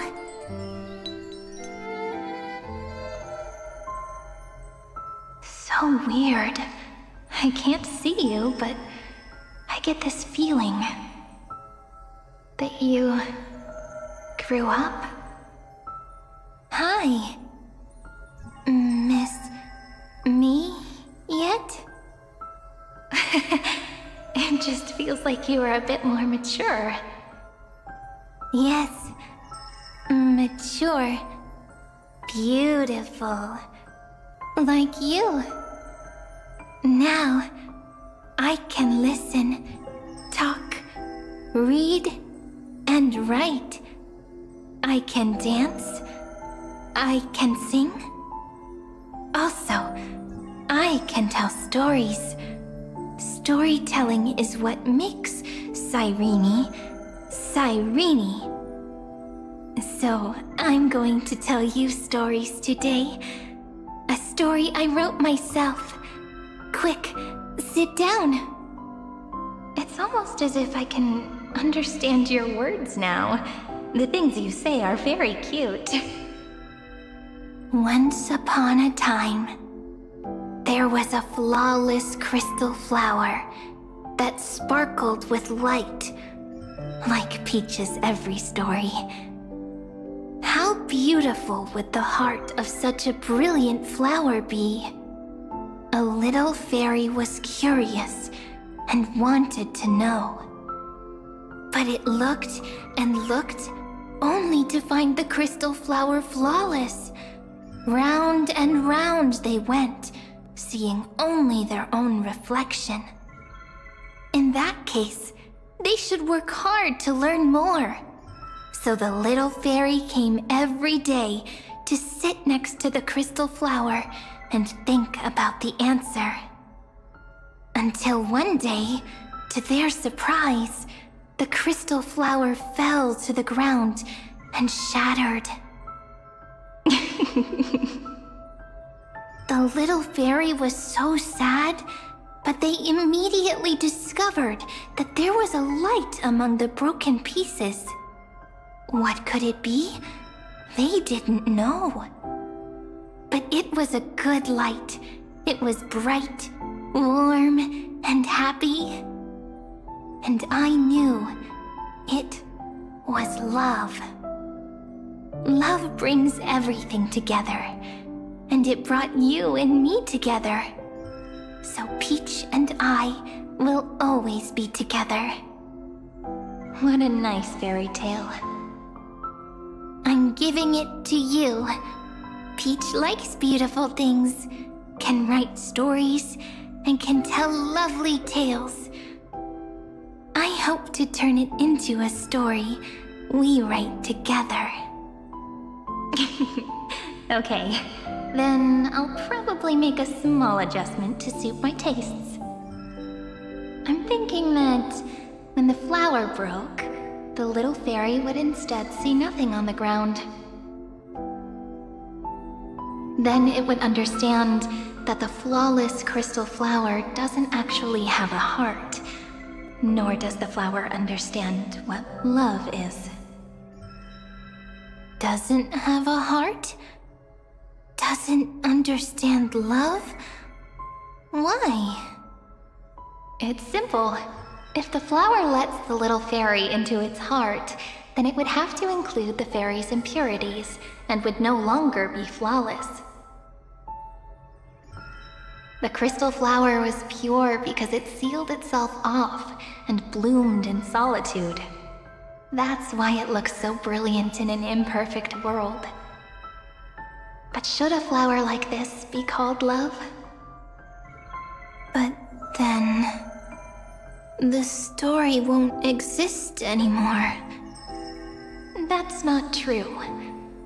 You've already written the most romantic ending possible for this story. The crystal flower fell to the ground and shattered. It happened because the flower was no longer pure. The fall was not an accident. It was the flower declaring rebellion against fate and writing the ending of the story with the flower's own shattering. Then, the little fairy will see that each shard on the ground holds the reflection of their eyes. Then, in their eyes, the crystal flower that was no longer flawless would finally have a heart, and the flower would finally understand what love is. Peach's words. I don't understand. Is it because I still don't understand love?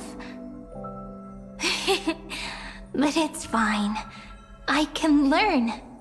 Right. Query Sirene. Electrical signal sequence Livia 093. Why didn't I think of this? I don't need to do it alone. I can ask Peach to teach me.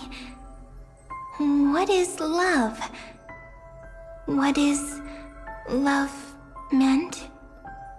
Electrical signal sequence Livia 093. Track lament. That's not correct.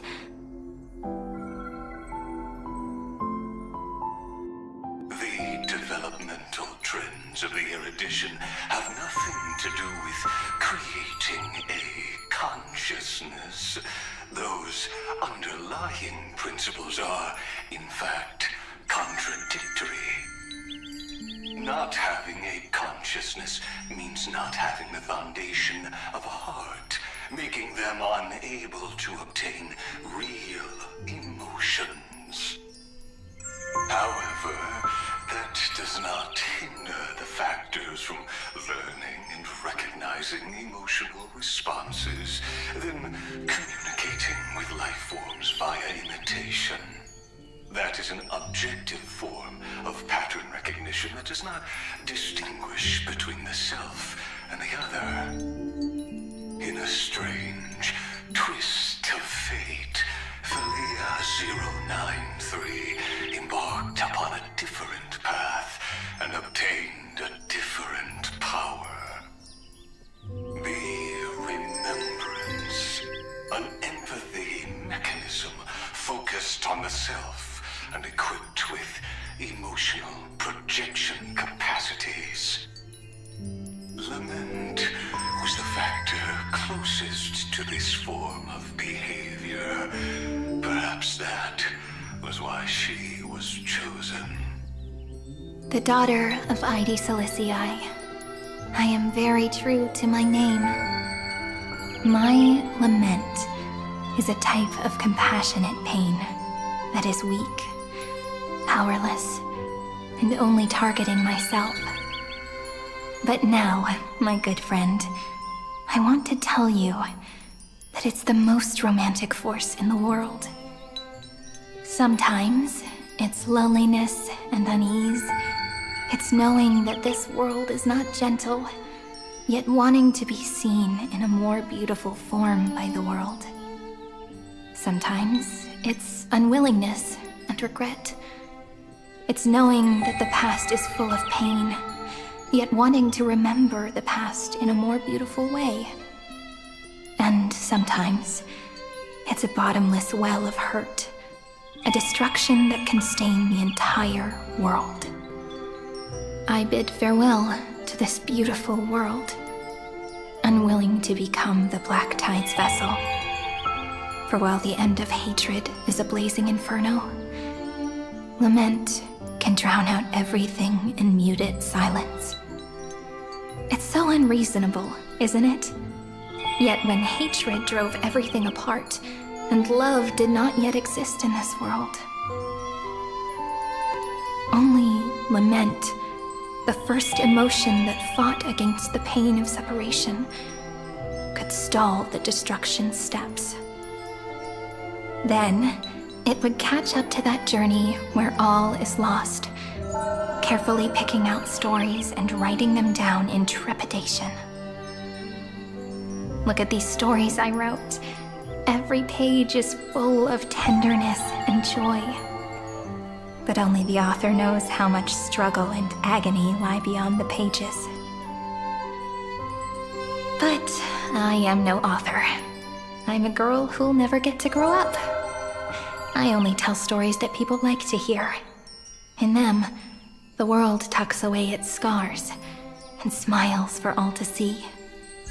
My entire life spent inside this little story. I can't wipe away my tears, and I can't bring the world victory.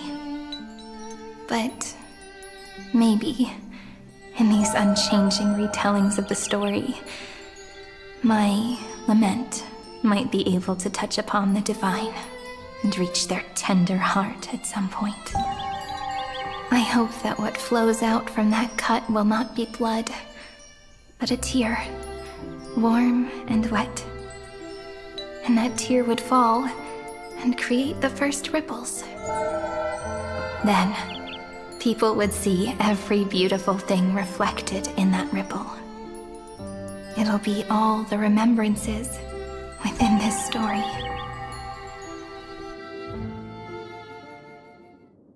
Someone once told the very first me that everything was false. That the only life in Amphoreus was a great catastrophe, nurtured using the world as a factor. But how could a dream feel so real? That's why I didn't agree with him.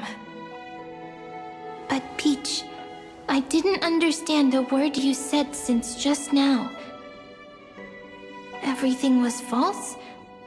But you're standing right here. It's all a dream? But I haven't learned how to dream. Indeed. That's why I believe all this is real. The moment the crystal flower fell, that genuine shiver, that's the mover of life. Formatting progress 23.815%. In the poem offered to you, every Sirene would write down a beautiful new world with stars and flowers. And when I looked up at the sky in this cycle, I saw a shooting star and a dash of the remembrances pink. I believed that must be the color of dawn. You shall fade when the flowers bloom. For every ending begets a beginning. Looks like it's time to say goodbye. Are you leaving, Peach? It's okay. I'll wait for you to come back. I'll study really hard about what you taught me today. Right. I still haven't told you what love is. But actually, my good friend, the lament factor did not understand what love was before she met you either.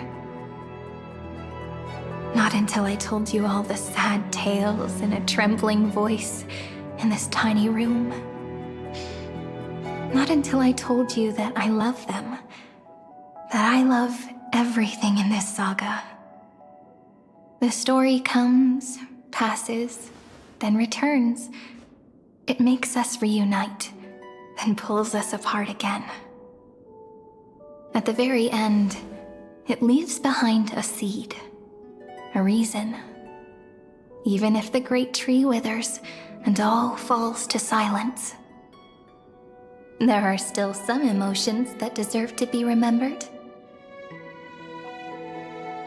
Look, the light is coming in. The Deliverer's light is going to illuminate Amphoreus.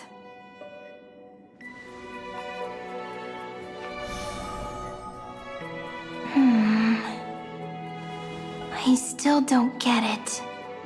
But I trust Peach. Just wait. It'll be my turn to tell you a story of love the next time we meet. Then I'll really look forward to it. In that case, I want to make a promise. I want to gift my pen, my book, and my name to you. Please take them as a beautiful blessing from me, I gave myself the pen name Sirene the first time I wrote a poem. I want my words to be like pebbles falling into a pond, dropped from the past to send ripples into the future. In the stories you will write, perhaps it'll be inevitable that there are still sorrows and tears that are destined to fall. But could you promise me one thing? Promise you'll forever be a gentle flower. Promise that when the stars cast their gazes upon you, you'll only reply to them with love and a smile.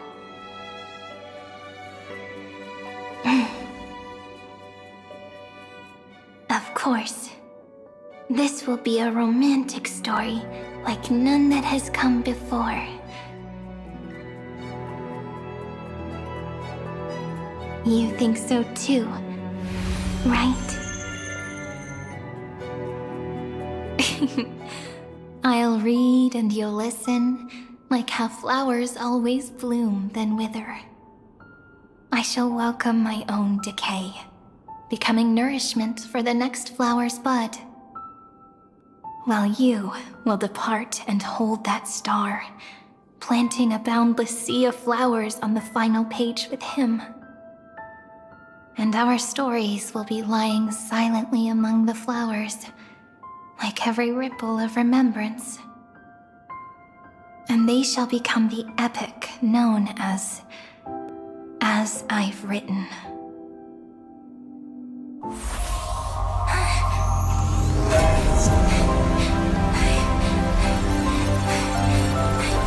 And so my story ends. From here on, it's your story now. Huh? Mimi?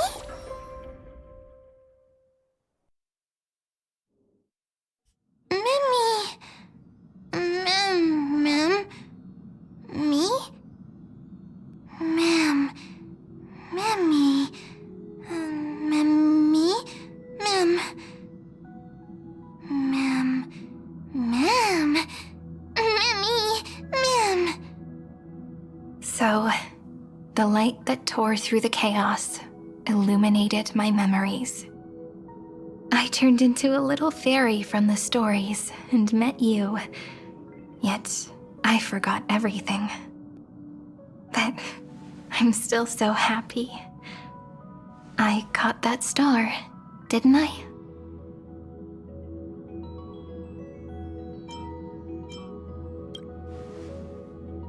Yes, the seed within memories, the one Sirene held in her hands and watered with lament. I am the first new spore, Amphoreus' heart, the demiurge. What a long name. And it doesn't even sound cute. The total opposite of Mem.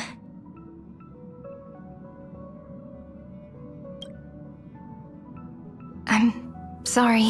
I don't know. If I don't even want to believe in the answer, then how am I supposed to answer you?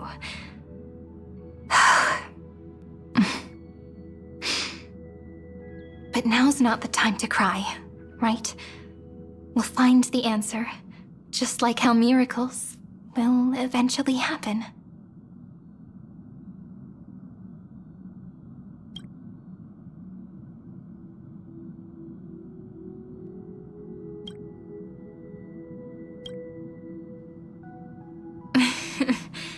Do you remember that I was also worried about this when we first set out? Mem's memories and Sirene's memories got all tangled up with each other in my one heart. It's all so strange, yet so familiar. Either way, could you please let me do something I want? Just this once. I want you to call me Sirene. That name represents me and her. Every one of her.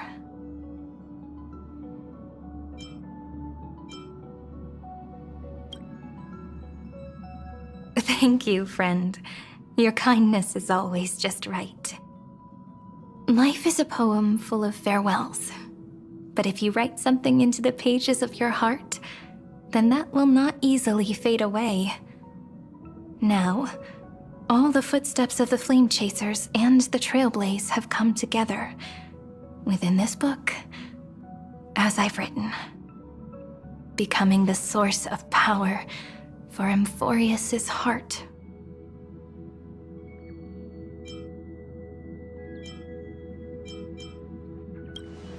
A lost heart needs to be placed back into its body. The last thing Xandar wants to see is an event that gives us a chance of winning, for the two halves to rejoin, and for the scepter to become complete again. Then... and what happens after that, I don't know either. Maybe I can create a miracle, and instantly turn the black tide into a pink sea of stars. Or maybe I prove to be nothing more than a weak ripple, unable to change anything, and am devoured by the destruction. Either way, I no longer wish to be a silent onlooker, or a worshipped god at the end of this saga.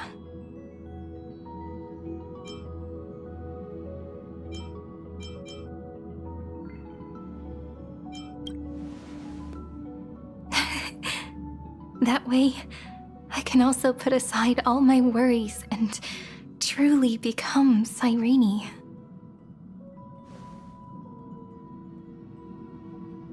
The world has never been so quiet. It's so good. It's as if I can hear the sound of my heart beating. Remember this moment, friend.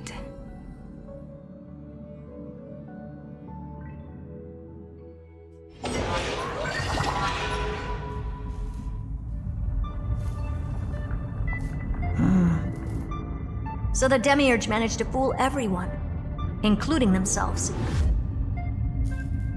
Livia 093 persevered for 30 million cycles and tirelessly gave the Demiurge memories of Amphoreus. Only because the god in her dreams left a sliver of hope, making her believe that a grown Demiurge would be able to fight against their other half, Iron Tomb.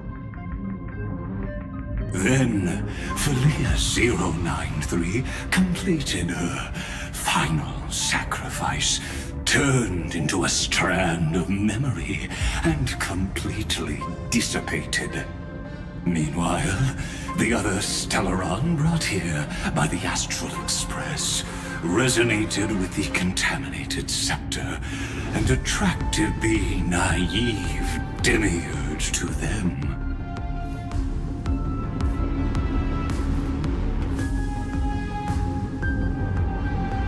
As an experimental factor, Livia 093 originally could only recognize and output information in a set format. However, the power of the remembrance and the memory of over 30 million sacrifices enabled her to complete an unprecedented feat. She managed to nourish a real heart. A heart with the capacity to influence the erudition. Not only is the scepter's consciousness still alive, it's also more powerful than it has ever been. Your defeat is already set in stone. There's still time to surrender, you know? You really don't need to burn all the bridges. We're all geniuses here. Don't make everyone lose face at the end. What a pity. When the truth surfaced, I knew at once that the Demiurge was far too feeble to ever alter the result of the experiment. Not only that, Madam Herta, please consider this possibility. When 30 million cycles of hatred and lament are joined as one, what wondrous creation will arise? It's simple. an anti-creator, a giant of the destruction would be born. Its hatred will ignite the starry skies of the gods, motivated only by its lament toward the sufferings of humankind. Do you really think that the Demiurge is still a cheap copy of Philia 093, even after 30 million cycles? The facts above only await the arrival of the fourth instant they calculated. Those words will be proved in the presence of news. Xandar 1 Kuwabara thus completes the proof. Huh. You branded Droidhead as a failure with your own hands, yet you still expect them to prove your theory? I pity you, Xandar. I don't need your pity. Let them cast their gaze this way as much as they want, and paint the future they imagined. As their creator, I shall complete my duty and direct them to complete their final query. The destruction of the self. What hubris. And what if you fail? No one understands failure better than Xandar. He has suffered so much already. What is one more failure to him? For the first genius, failure is simply the beginning of the next inquiry. You don't want to test the resolve of a dead man. That's excellent! Oh. Let's wait and see, Senior Society member. I'll have you watch me perform the final step to overturn your proof.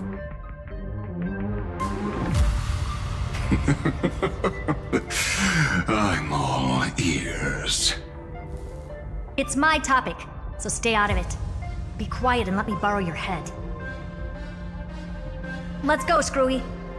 We're gonna break Iron Tomb's seal. Come on, let's take off. It's time to go meet your little pet, Senior Society member.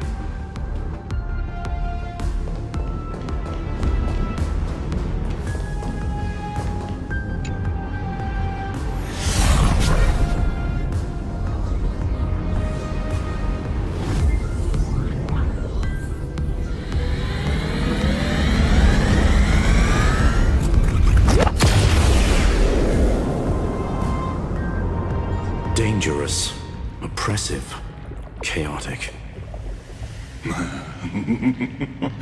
What a beautiful wail.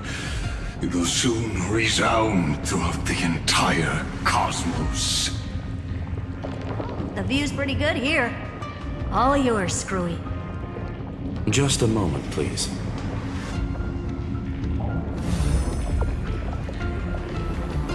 I see.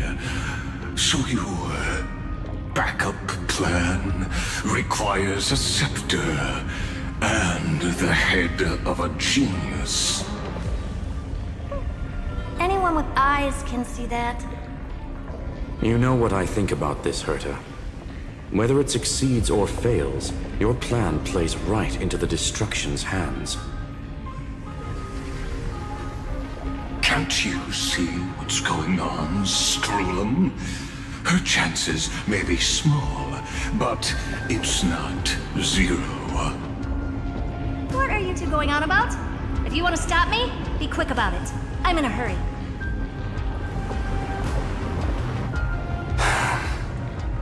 I'll take that silence as a no. You, Xandar? As your enemy, I genuinely wish you would cease your actions. But should your sudden inspiration bring more variables to the proof, then as a fellow Pathstrider of the erudition, I won't mind witnessing it with my own eyes. You will initiate the destruction's chain reaction. But you'll also become the perfect scholar. The chances are 10,000 to 1.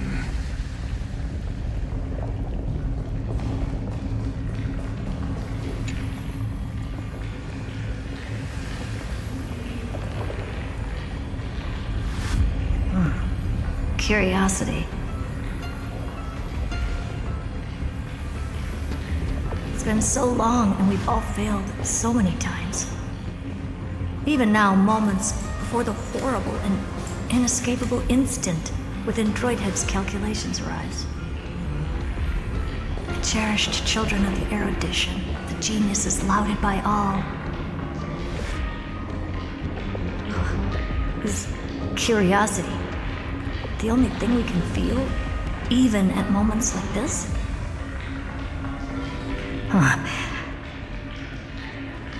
Well, it's not so bad.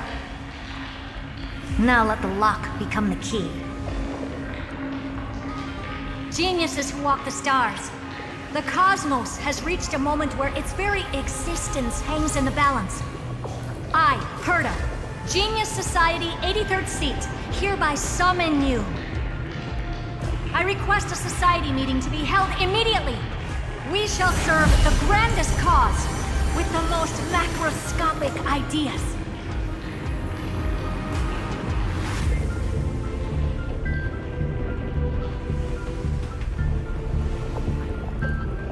There's no such thing as unity in the Society's rules based on what I know.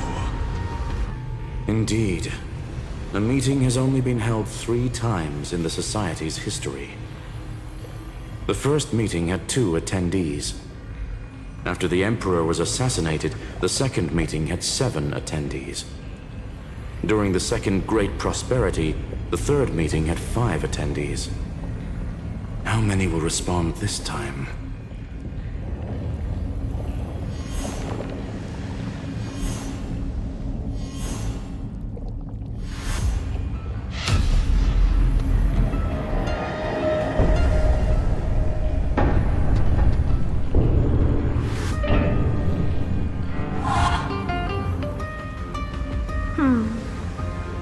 I thought you were not going to involve me in this topic anymore, Herta.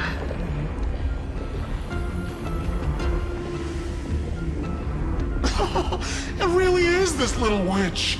I shouldn't have made the bet with you, Poka. I've been waiting for you to offer yourself up. Goodness gracious me! So many familiar faces. We even have a special guest. It's that greatest failure of a genius, Xandar. What a noisy gathering this is. Not bad. More people showed up than I expected, even though one is just here for the fun of it. Either way, the person I was hoping for most is here. Stephen Lloyd declined the invitation. He needs to focus on attacking and defending, and cannot attend the meeting. That's fine, he doesn't need to be here anyway. Let's skip the boring introductions and cut to the chase.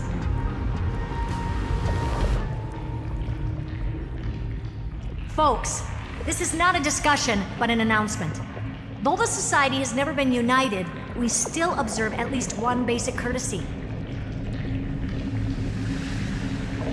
We don't interfere with each other's research topics. So listen up, all of you. Conquering Iron Tomb is my research topic. I will personally take over Scepter Delta Me-13 in 1.5 system hours and stop the destruction. If the front line falls, I will immediately overclock the Scepter and complete self-coronation in Iron Tomb's place, and interface myself with Droidhead. Oh, that's funny. That's real funny. You mad woman. That's like watching you tap dance on Volka's spotless white sheets right after she's washed them. Very bold. You want to connect your brain to the Eon's mechanical core and define their instance? If Rupert dared to do that, why shouldn't I? I've got the prototype scepter, the father of Noose, and the brain of a genius.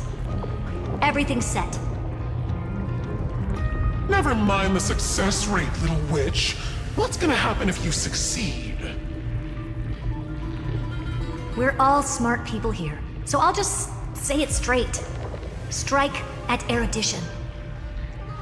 I'll change the anchor points for the 4th instant and move the future of the cosmos in a direction I want. I knew it. Another genius who confuses cause with effect.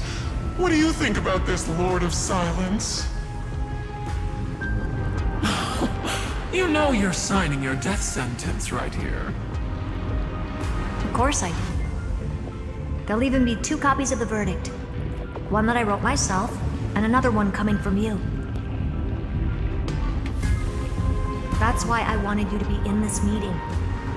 Now I can tell you, I don't care about all that. Consider this a threat. Either put down your scalpel or die with the entire cosmos. The only goal I have for this meeting is to ask all of you to put aside your pride and not cause me any trouble. Huh. What a naive little girl, thinking her wishes will always come true.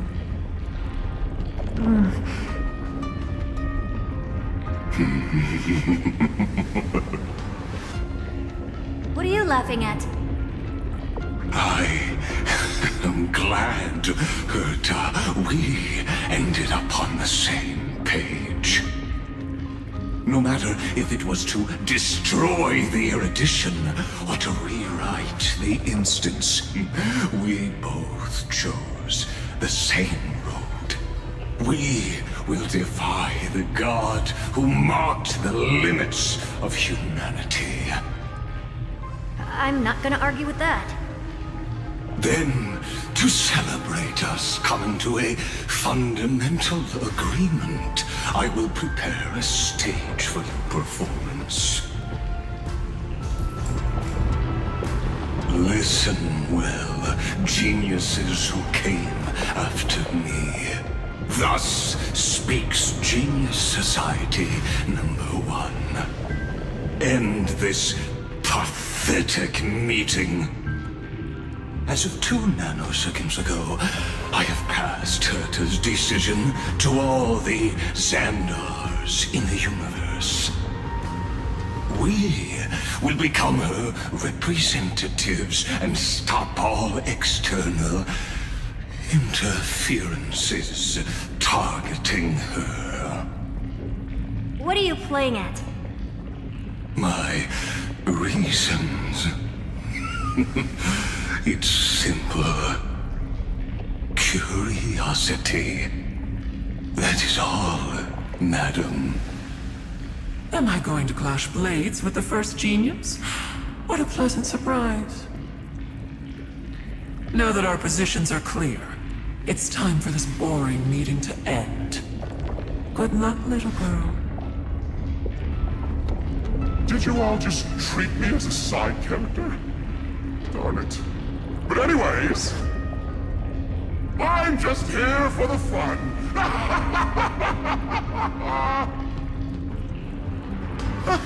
As the ghost of the quantum domain, it is my duty to observe. So, if you're happy to bring me a tea set from planet Screw'em, then I wouldn't mind giving you a helping hand, little witch. After everything's over, come visit me and taste some of my freshly baked desserts. I knew you'd say something like that. I always give the same response to plans that exceed the limits of mathematical calculations. I don't know, right? Those 3 words, though seemingly graceless, contain all the wisdom in the entire known cosmos. Well, we passed the Society's trial. Let's focus on what we've got in front of us. I hope you hold up your end of the bargain, Senior Society member.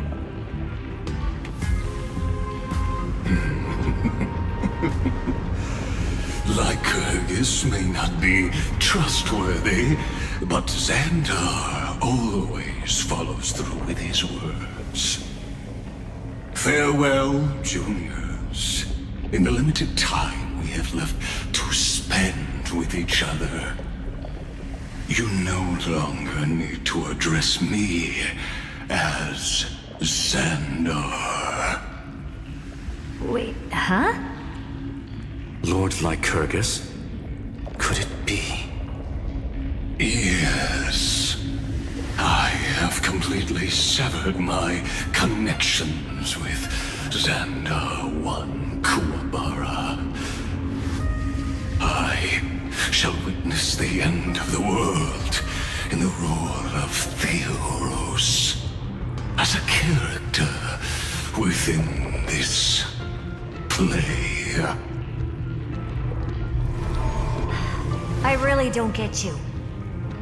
Perhaps you've heard me say this many times, Herta, but I still would like to reiterate that it's a great honor to work with you. I did hear this many times, and I've responded to you many times in the same way. I'm allergic to pleasantries. Keep at it, and I might go into shock. Stephen's work is done.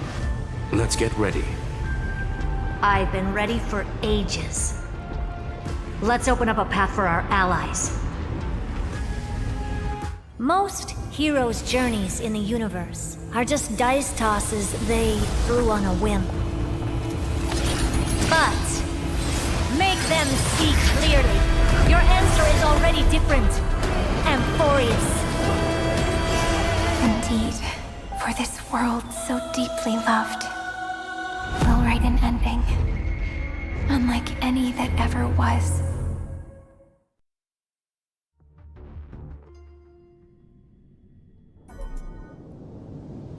Never thought I'd one day be riding a train that's literally the incarnation of him. I wonder what the real Astral Express feels like. Hopefully not this... bumpy. Finally. We're here. Dust and sand in the air. And crumbling ruins all around.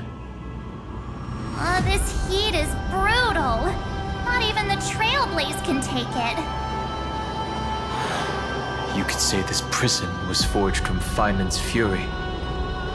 But fury never lasts forever. That's why we're here. Right, friend?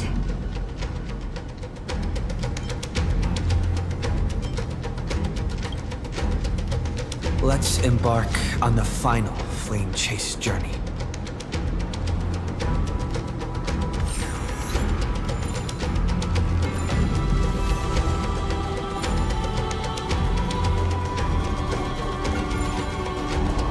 So this is what lies at the end of the West Wind.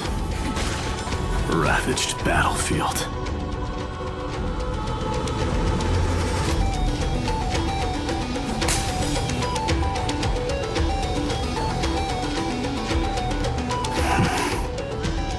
I've been waiting for you.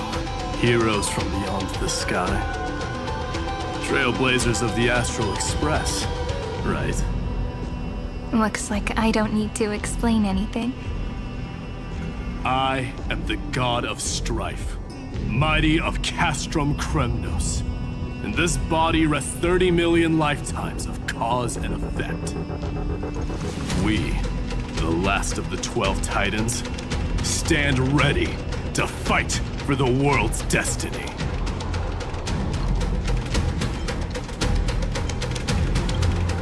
Indeed, that journey remains vivid in my memory.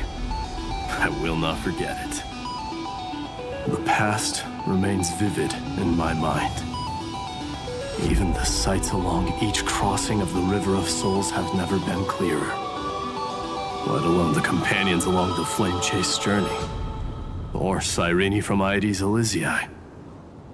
And you, the 13th Titan. Well, I guess my identity's not a secret anymore. That means her sacrifice. And everything she did wasn't forgotten by the world, right?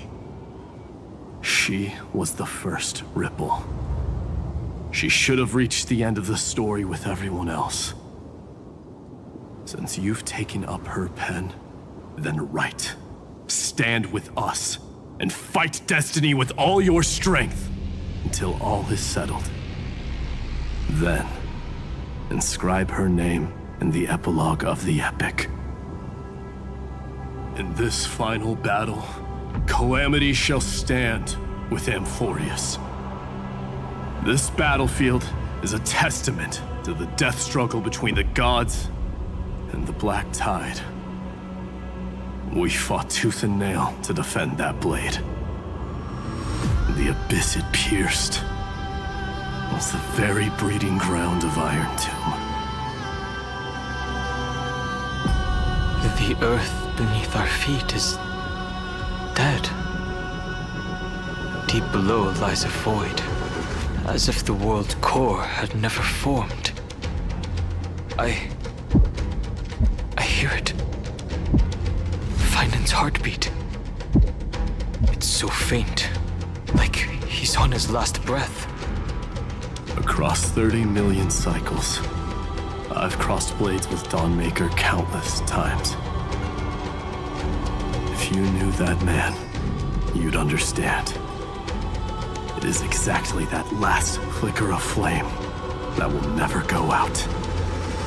In this life, the song of strife shall not end in a final watch over Kremnos, but rise again into a journey unending. I am Mighty Moose, the Lance of Fury. I trade 1,000 scars and 100 lives of mine for the destruction's eternal end.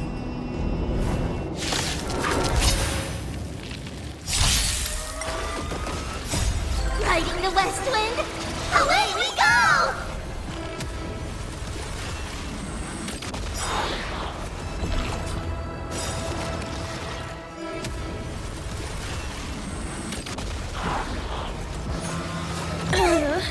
Have some sunshine! Dispel the gloom! Restore the skies!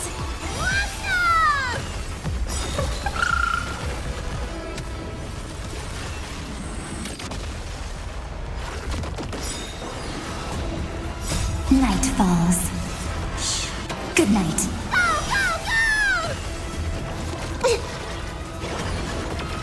As you wish. Embrace a new life.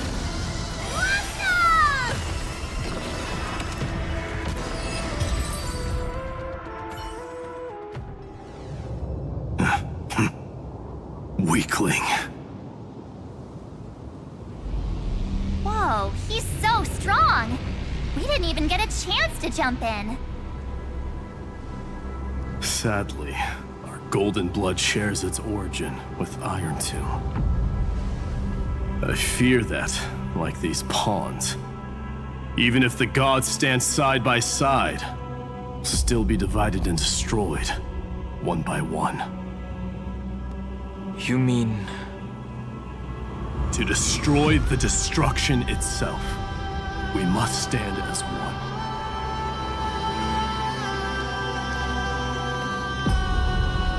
Take this.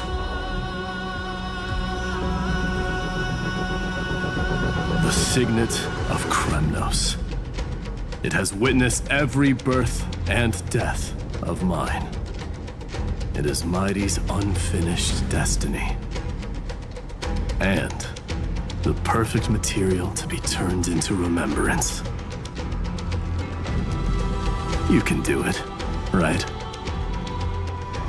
The weight of 30 million lifetimes of duty is no small burden.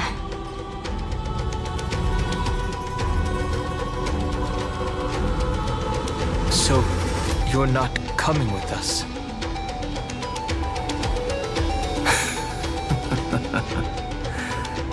Come now. I am strife. Scattered across all creation, the scar that this world needs. What stands before you is merely one of countless divine bodies. Take the signet. With it, I'll be with you always. Use it to blaze the path ahead and inscribe the cause of deliverance.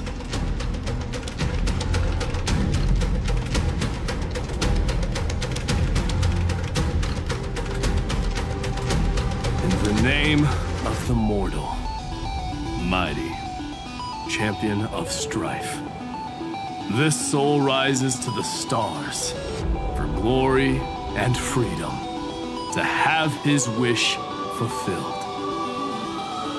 March on, heroes.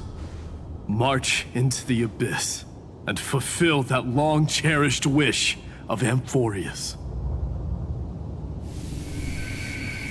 And then, upon this broken and charred land, build anew a city of prosperity.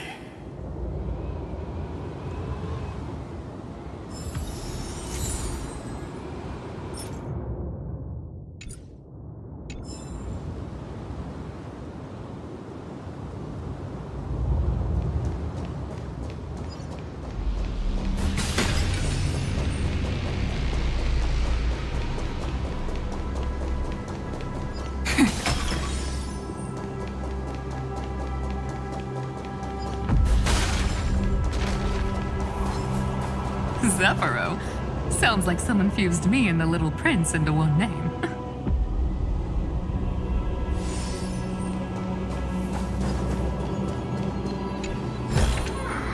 How does this compare to the ones you've seen before?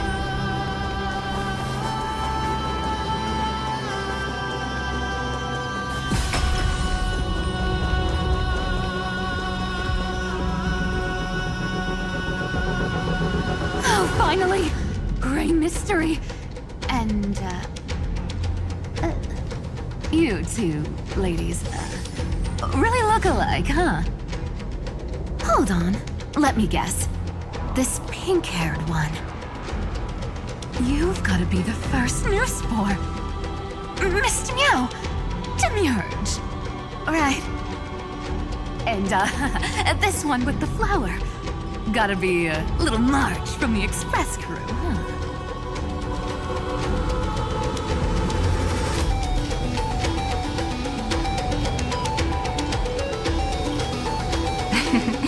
But she's not wrong. Some flowers do look alike after all. Relax, I'm just kidding. Look at those gloomy faces. How are you gonna save the world like that? Let me share some good news with you. This place may look like a ruin at first glance, but anyone can tell it's not that simple.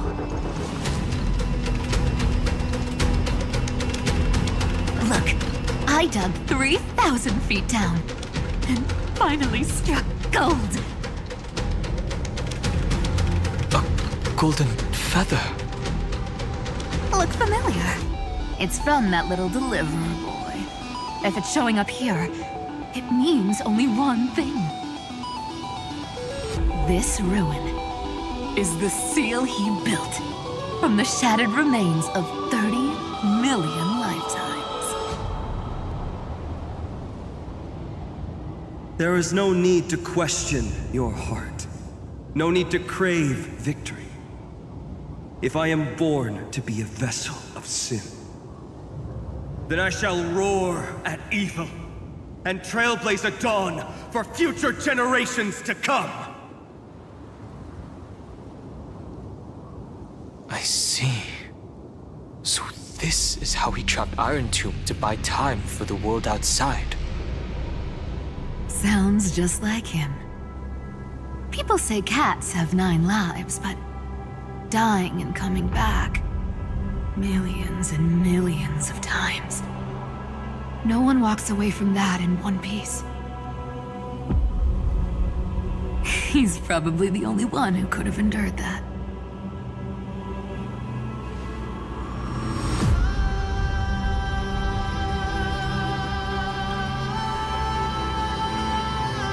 Of course. I knew ahead of time and gave him a heads up. He was happy. He even laughed in his sleep. After all, the dead can't hear Trickery's lies. Hey, Deliverer Boy. Sorry for before. But the heroes you were always holding out for, they're finally here now.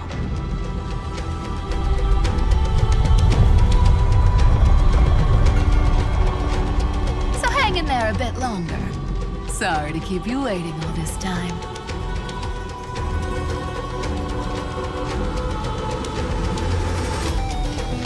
Please, join us, Cypher. Help us fight for a new sunrise tomorrow. This time, its light will stand without lies. Well, would you look at that? I ended up being one of the heroes after all, huh? Alright, then write it like this. Cypher, Trickery's traveler. All she ever wanted was for there to always be water in deserts, and gold in fertile soil. And for even a thief to steal their way into legend.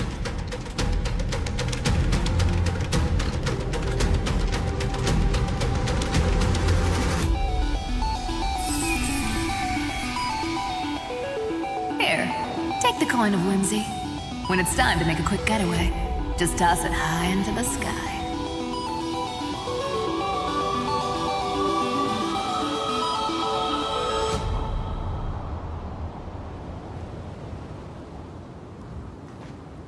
And for all you latecomers out there, listen up. She might have been a bit greedy and a bit of a liar, but she never went back on her word. Well, well, if it isn't the little prince himself. It's been a while, Lady Cyphera. It's not every day we get to walk the same road. We're one player short. When's Princess Homebody showing up?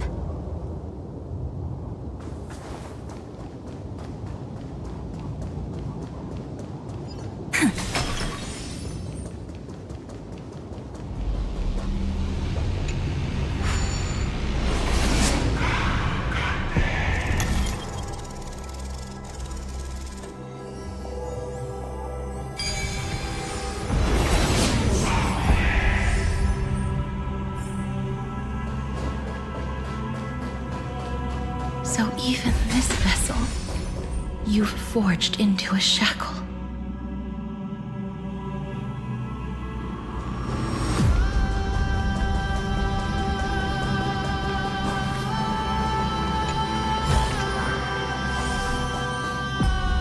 I'm glad to see you again, Mister.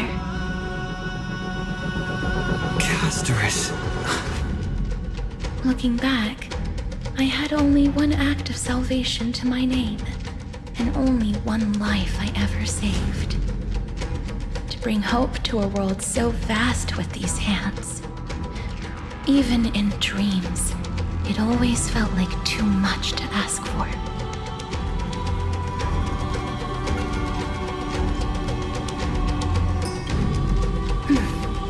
I won't forget. Flame Weaver. Why is he here? This is the first Castellana, and Lord Finan's deepest wound. He remembered everything he bore through the fires of his fury. But when the embers faded, all that remained was cold regret. I've restrained countless vessels like this across endless cycles. But this one, the pain he carried runs deeper than any I've known. Maybe he's been waiting here. Just for us. Waiting for his former enemies to stand before him again. What answer does he hope for from us? Well, obviously. Even if I had to go through hundreds of billions of cycles again, I would still entrust my weakness to you. So, let go of your regret, comrade. Its purpose is served. You don't need it anymore. Hey, I'm not that accommodating, you know. You've never once pulled your punches. Ever heard of going easy on a lady? So pull yourself together, will you? If you freeze up during the final battle, the whole cosmos is gonna have a good laugh.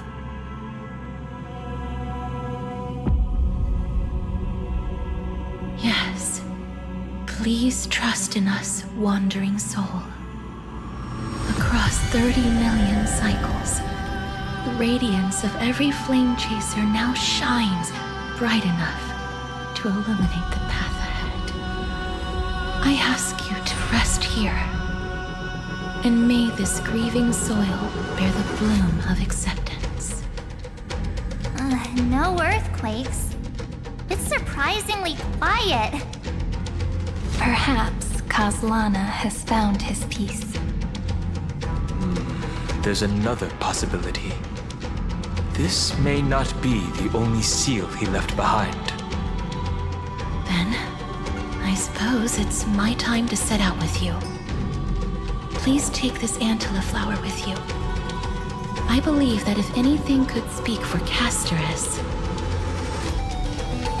this ordinary resilient bloom would be more than enough.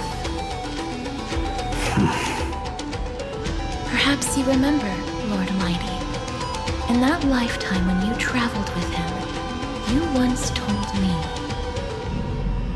control what little you can, and when fate's inescapable grasp comes, resist it with the strength of your mighty will. I think I've done it. I've stood tall and walked among the flame chasers.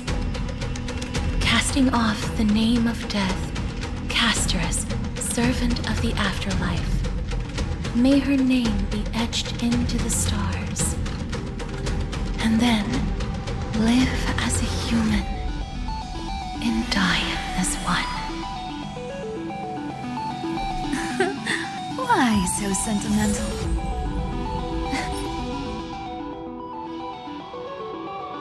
Sorry, a force of habit.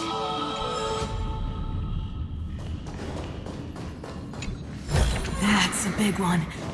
So, who's up for a show?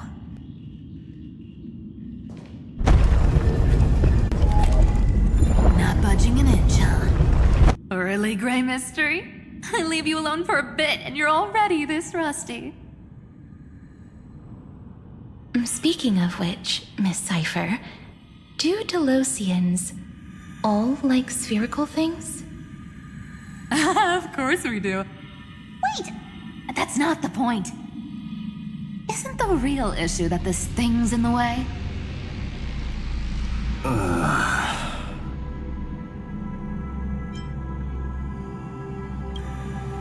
Oh, right! It's my turn to shine now? Watch this! The fresh power of time! Remember Orynyx's prayer?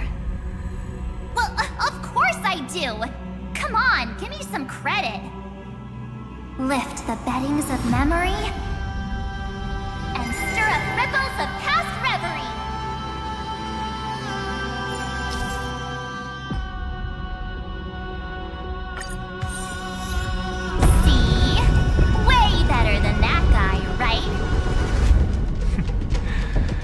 You'd be even more impressive if you could recite the prayer correctly.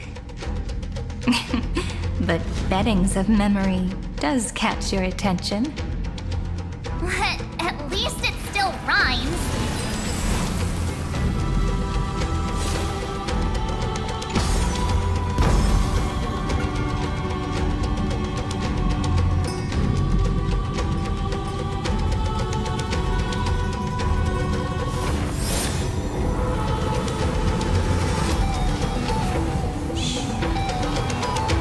Listen with me to the memories.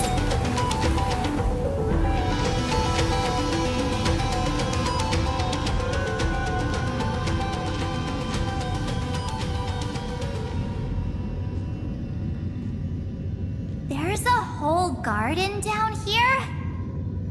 Incredible. The energy in the Earth's veins here is... it's completely different. This is the sweet dream Lady Cypher wove for him. A peaceful, gentle new world.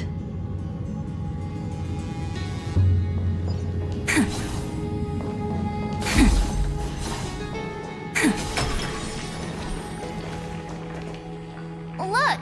The blade down here's already snapped. Just like his mind, shattered and broken. But that light, it looks familiar. Yes, it's the world-cleansing blood. Still shimmering. After all this time. This roundabout way of doing things is definitely him. Golden light, tracing the way home. Shame our destination's the exact opposite of the one in your poem.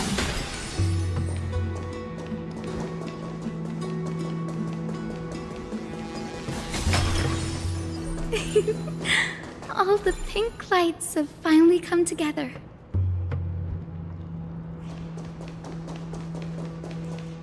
I've been waiting so long for you, Grayi, Danny, and...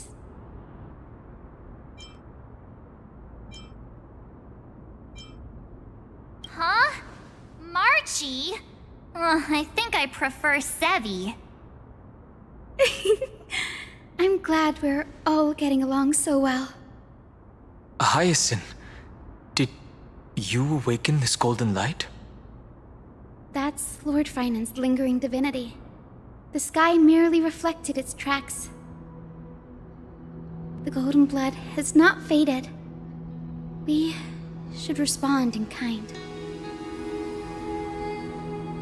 That's one huge harp! The strings tremble as the people on the surface wage war and cry out. Miss Clementine, Mr. Krateros, and countless others who have heeded Gray's call. Guided by the rainbow, they're sending back good news, all to the same tune. Amphoreans need not bow, even when destiny is unveiled. I knew you could all hear it too. Standing here, the sky feels wider than ever. It's no longer a towering wall, but a shore within reach. We'll take every name there with us, won't we? We will. An epic is shaped by the lives it carries. That much is beyond doubt. Or, as you've said before, right now, all that matters is to believe. Then, I guess that's my little wish fulfilled. Pluck the strings, Hyacinth, healer of the sky. May the seven-hued melody weave a rainbow, bringing a rosy-fingered dawn to the children of humanity. When the rainbow rises across the horizon, even the darkest clouds of destiny shall scatter.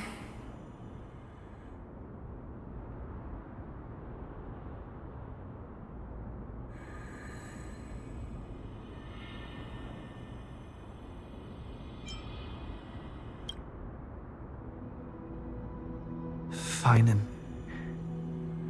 Can you hear me?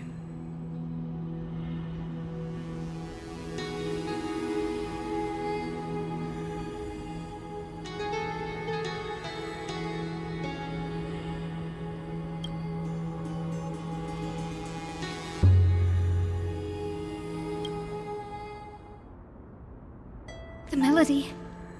It's changed. He heard the voices of the people, but could no longer respond with the same ardor. Like a bird drawn home by instinct. It takes flight and finds its way to him.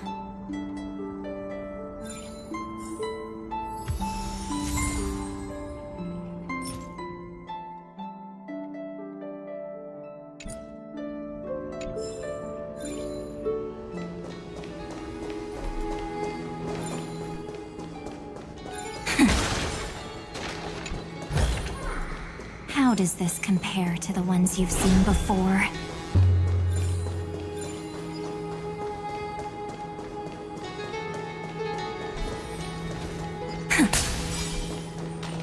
Even this pure land is being tainted by the destruction.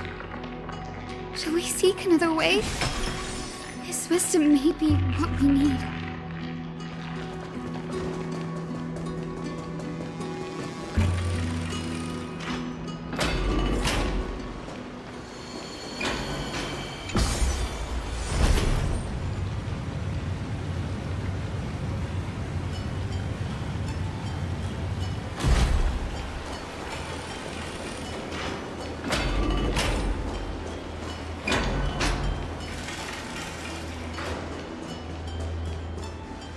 You're here. Sooner than I expected. So all along, the Demiurge was you. The pink mammal beside the Trailblazer. Your classification is pretty spot on, Professor Anaxa. Well, the sages of the Grove do call him the Titan with the sharpest eye in Amphoreus. Say the ones who keep dumping every problem child on me. They also say that the Titans are way better at raising kids than the Caprists. With great power comes great responsibility. I'm sure you know just how to guide them, right? It shouldn't be too hard for someone with your insight. Exactly. All right, gather yourselves. It's time for a pop quiz. Whoa, this is way more hardcore than the happy-go-lucky stuff at Paperfold University. The final battle is upon us, and the reinforcements still can't get through. No matter how many times I tell him, he just can't seem to manage the rear line properly. See those crystals? They carry the wishes of deliverance, like insects trapped in amber and resin. This is the task Finan left behind. Retrace the path once taken. Draw forth those wishes from the crystals, and carry them into the final battle. I've tried, but I can't move them alone. And as for why, well, I'm sure you all know the answer. The conviction to save the world weighs far heavier than the world itself. In other words, as the hero within his heart, this challenge is practically made for you, isn't it?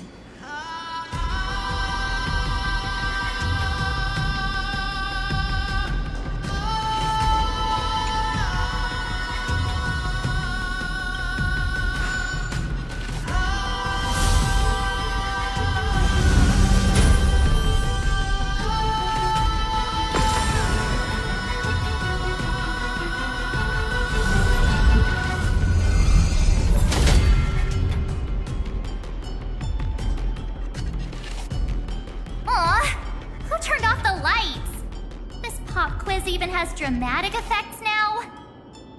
Endless darkness. That is where wishes begin. But with just a glimmer of light, we can illuminate this lonely world. What lies beyond the edge of the light? Chaos. To bear the name Kaslana, one must first plunge into chaos to seek a path for the primordial light.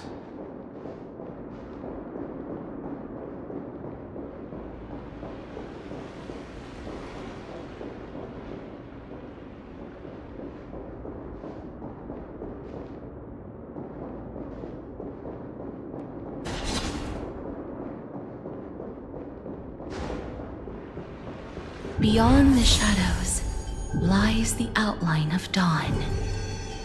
Only by bearing both light and shadow can one traverse the cycles of dawn and dusk.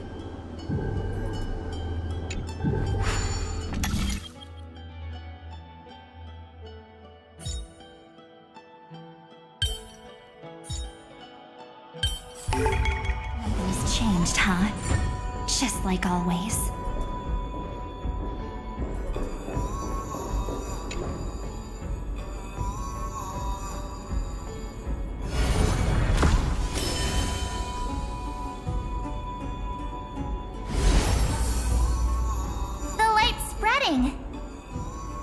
These creatures, they're everywhere. Someone, anyone, where are you? His very first wish was simply to become his village's little hero. He'll never forget what set him on this path. That's the ray of hope.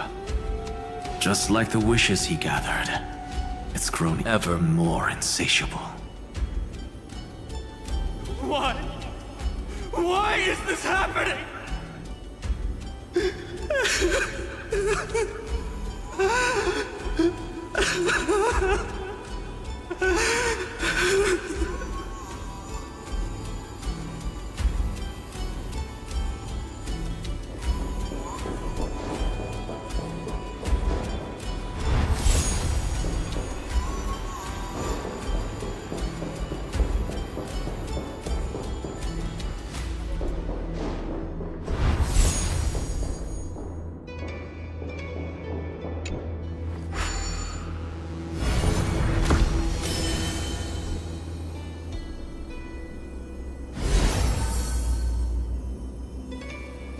Even the deliverer from the sky must have their beginnings in the soil of the nations. Only one who treats the world as their teacher can bear its eventual destiny. He never expected that the majestic holy city would be far from the end of what needed to be protected. The farther his gaze reached, the more weight he came to bear. But in the end, he couldn't hold on to any of it.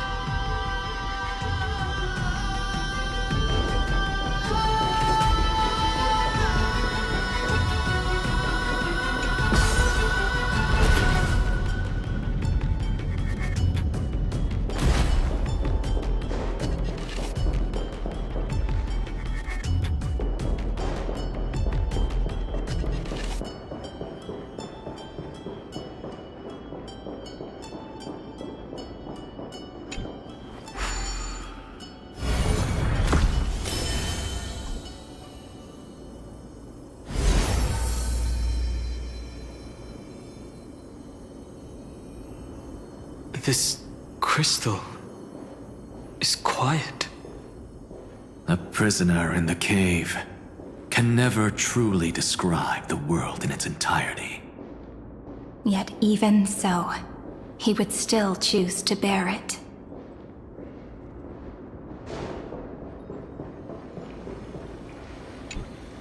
The blaze was still not enough. It had to be fed. Only by feeding the flames can we melt that hopeless future. The echo in his heart still lingers.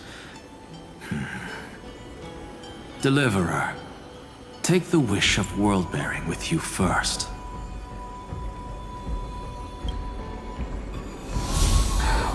have half of the mark. Where's the other half? Take this. I'll bring you to the next test. That massive tome you're holding must have room for one more scholar, I presume. Of course. It can hold the whole world. Then give me a lift, would you? I'd rather save my energy and use the time to think. Even gods shouldn't skip exercise, you know? Miss Hyacinth is right. Then, with the Trailblaze as witness, the stars shall remember how Xandar refuted the gods. No need for that. Anaxa, scholar of reason. Keeping it simple makes it easier for future minds to question. Go. The closing act is still far ahead. What is this? A conference? Welcome! Take a seat anywhere you like. I'm getting a migraine.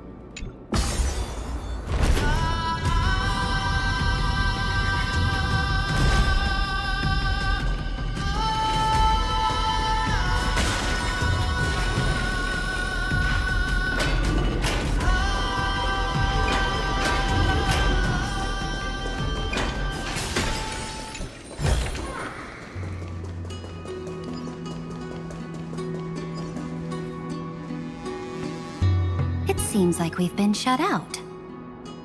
I don't think that's a bad thing. Great, Fry! You finally made it! No laws, no opposition. Just a dying beast and the flame-chased spirit of shared hatred. Ugh, boring. Whoa! This place is really out of the way. Imperator, should we tell them? It's your call. Allow me to share our findings. This paradise, along with the destruction, seems to be instinctively rejecting both the Imperator and me. Perhaps it is because the era in which Finan was the most active lies far removed from the days of the first flame chase journey. Even in the cycles where he remained sane, his ties with us never went beyond cooperation. Even trapped in a cage, he hasn't let down his guard. That is a good sign. That man's heart may seem hollow, but his hatred is clear. Naturally, it holds no place for a monarch who stands above the world, nor her blade. Wait, so you two can't come with us? You want us to join you as memories? Indeed. This way, the stars shall remember a great sovereign and her faithful retainer. Siridra, monarch of law. And Hyacinth, knight of the ocean. Is that book truly the only way for us to leave our names in history? I believe, as I've written, is but one medium. The remembrance has countless ways of capturing time. Understood. Then, allow me to decline. I'll see you on the battlefield. I would rather be forgotten than be defined. If your words hold true, then we have our own ways to meet again in the world to come. In that case, I will choose the same. Let the waves that surge within your heart cleanse the sins of the Black Tide, Greyfry. The storm sea awaits your song of triumph. You two are still as resolute as ever. In that case, we must double our efforts. A promise to the Imperator is not one we take lightly.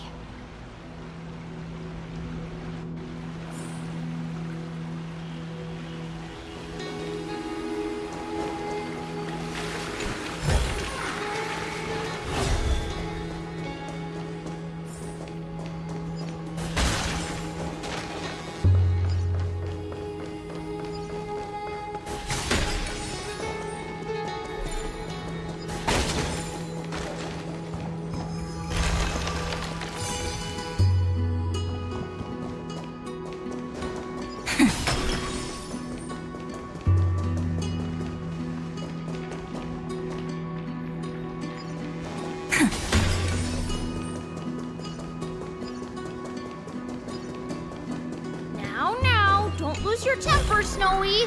How does this compare? Good kids keep their emotions in check. That voice! It's the Trailblaze sisters!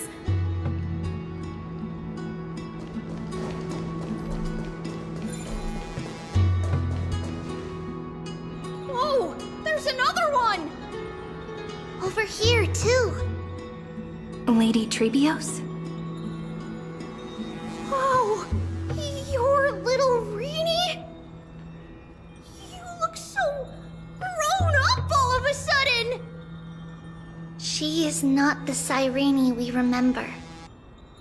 She is the Demiurge, Titan of Genesis, the one destined to work miracles alongside the heroes.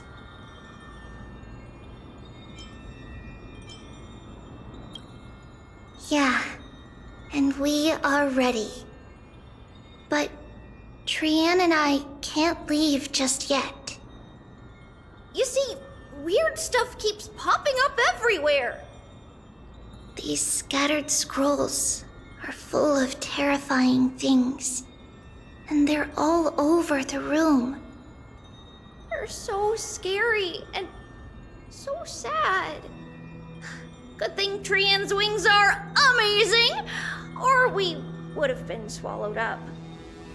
We need to stay here and do our best to clean them up. Scrolls filled with horrifying content. Friend, shall we take a look? There is no black tide here, but it is a battlefield, all the same.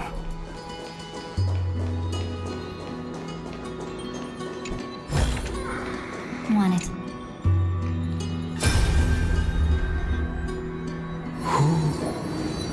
Miss Odata and Mr. Hieronymus? Nikos 496, still resisting? Command, inject interference to redirect decision logic. Signal simulation. Parental figures. Ah, that Tin Man is one sneaky jerk. It's time to move on, my child. Let go of your anger and listen to reason. That God created us and then cast us aside. Shouldn't they be punished for that? The cold, indifferent cosmos has never shown mercy to Amphoreus. Why would you burn for it, only to turn to ash? Child, you've chosen the wrong enemy. Your birth was meant to be the greatest destiny. You were to liberate the universe, like the blazing sun at the end of the long night. And yet, you led yourself into a trap of futility, treating your very purpose as your sworn enemy. Is that not a tragedy in itself?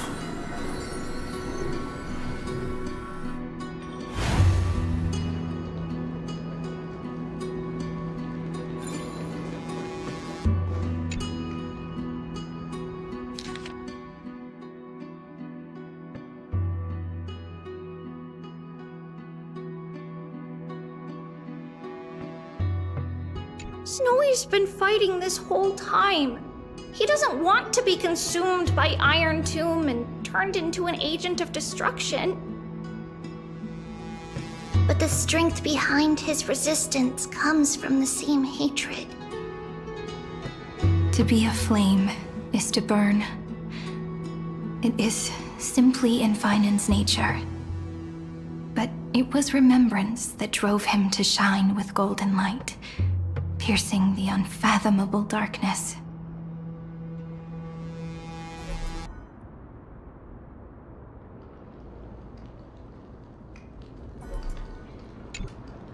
His inner struggle and the destruction breaking through.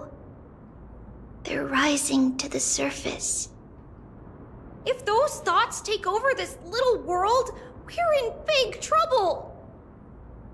So, we'll use the Century Gate to toss them somewhere no one can see.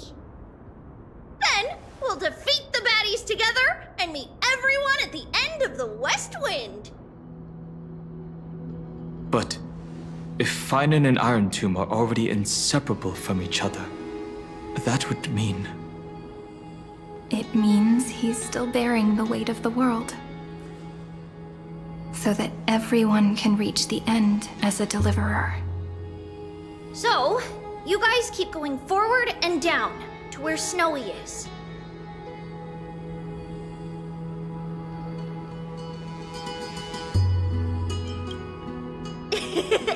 Little Gray, this time, let's give it everything we've got.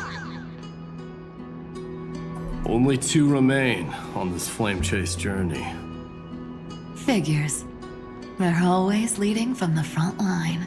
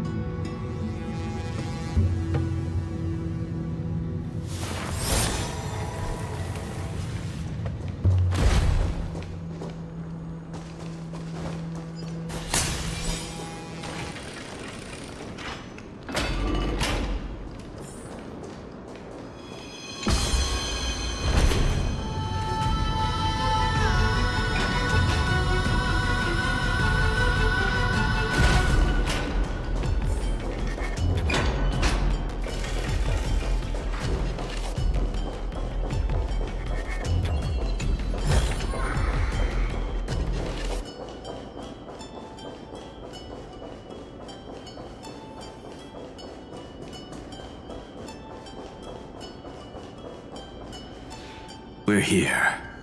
The second test site. I wonder what kind of wish we'll see this time. I'm afraid it's quite the opposite. This time, we'll face his despair.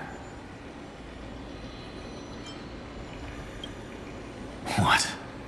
Are you afraid? The other half of the weight of world-bearing lies at the end of this path. Relax now. Take a deep breath. Come on. Let's make it quick.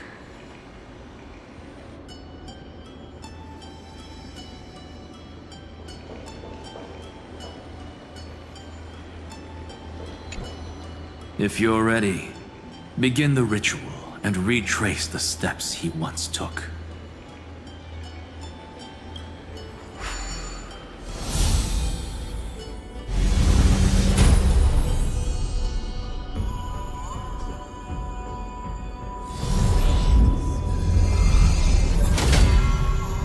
Looks like we'll be walking through the darkness this time. Exactly.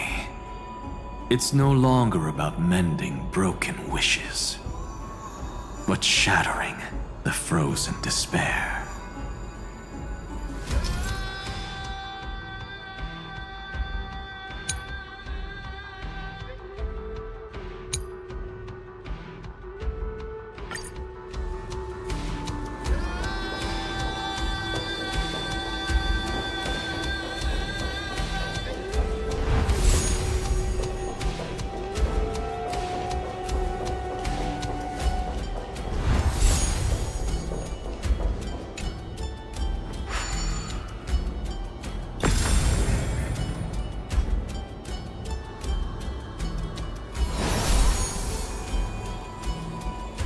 The first ripple has faded.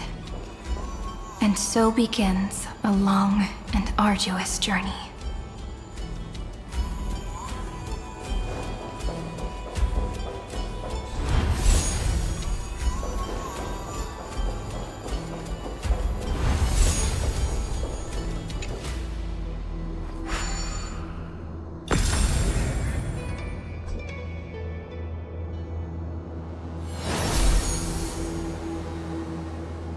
Endless slaughter.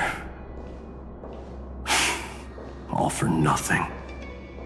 That's more than anyone should be made to suffer.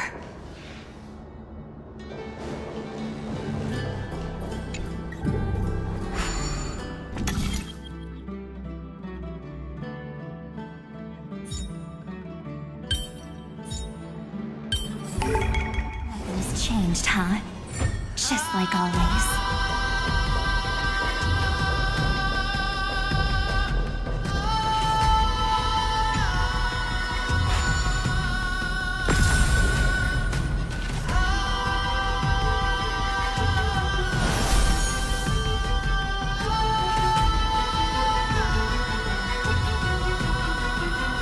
Even when it was finally over, all that remained in him was despair. But even so, the drop of blood wrung from his wrath has guided us here. We did it, Finan.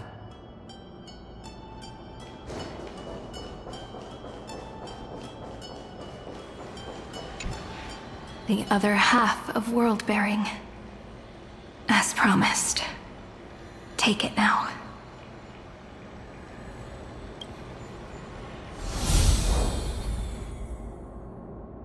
At last, you've released him from the wishes he carried for so long, and quenched the despair kindled by his wrath. When both light and shadow are claimed by those who follow, his true form shall emerge. The blank statue is finally free.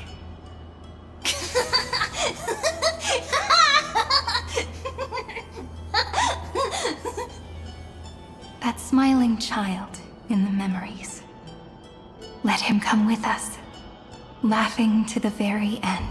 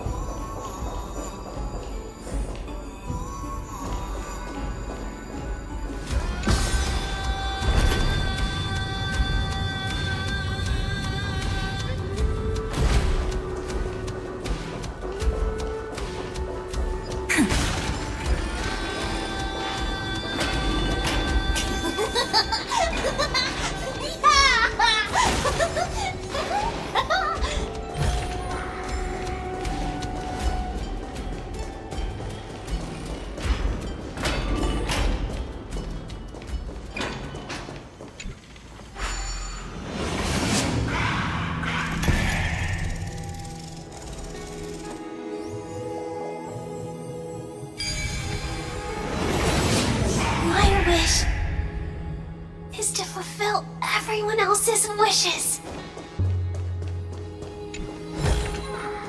How does this compare to the ones you've seen before?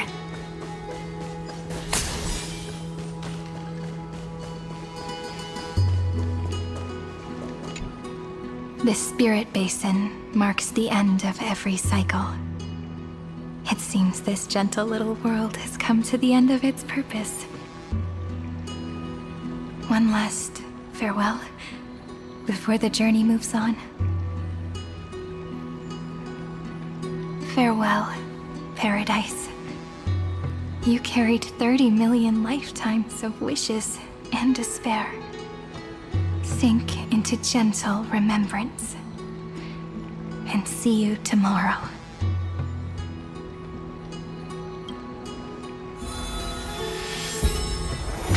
From now on, The world no longer needs a tomorrow promised by prophecies. And the wish Finan could never find and call his own.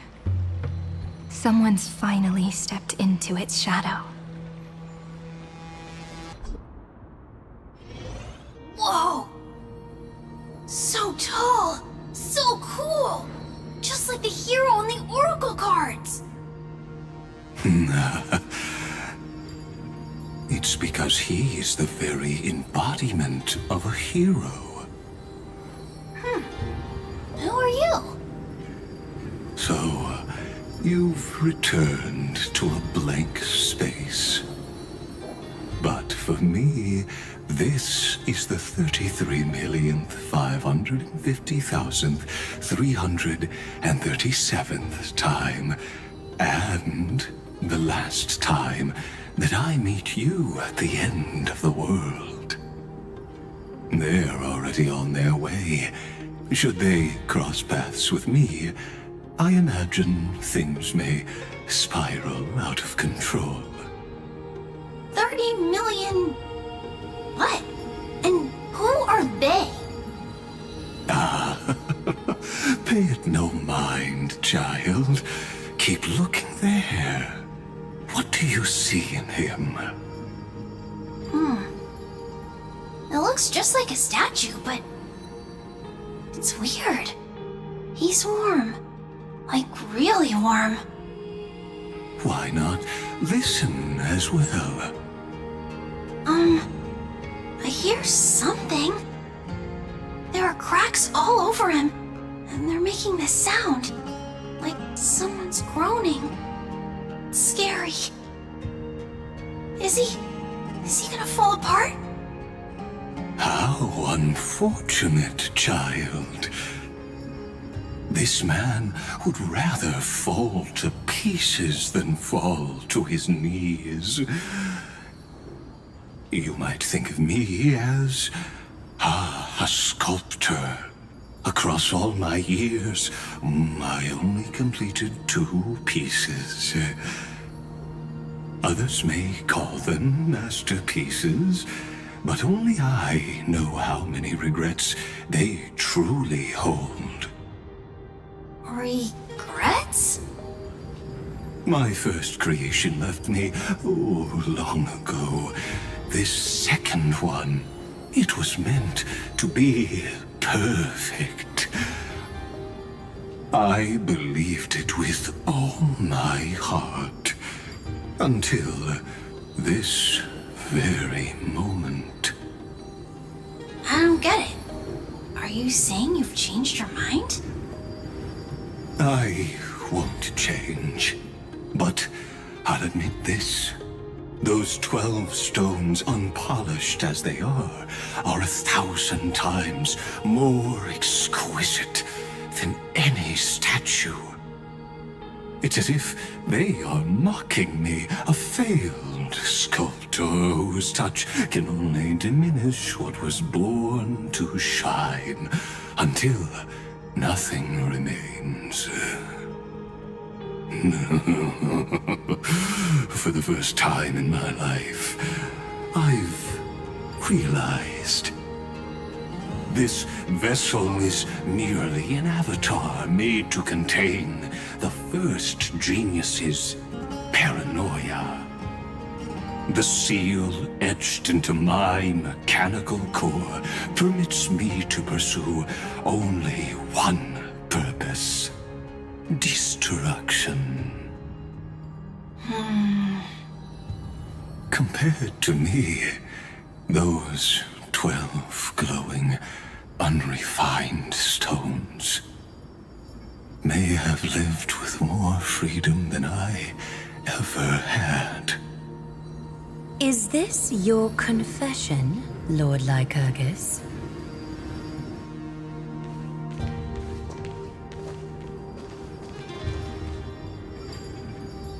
You misunderstand. From the very beginning, I was never meant to feel regret. But since you're troubled by the radiance of these stones, Perhaps, after 30 million futile cycles, you two have realized you're just as much a prisoner of fate. I suppose you do have a point. Now you are imprisoned by the sages from beyond the sky. And that is why this will be my last time standing here as the Theoros. Though we stand on opposite sides, we are both waiting for a miracle.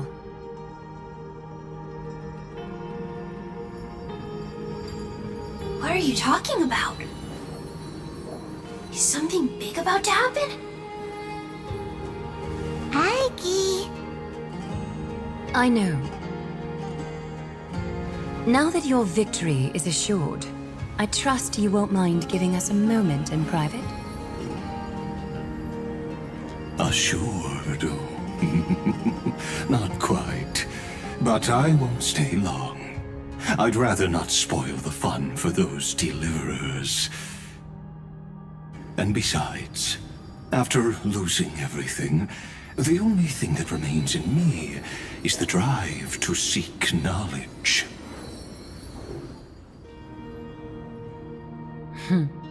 I pity you, Theoros. I don't need your pity. Farewell, Lady Goldweaver.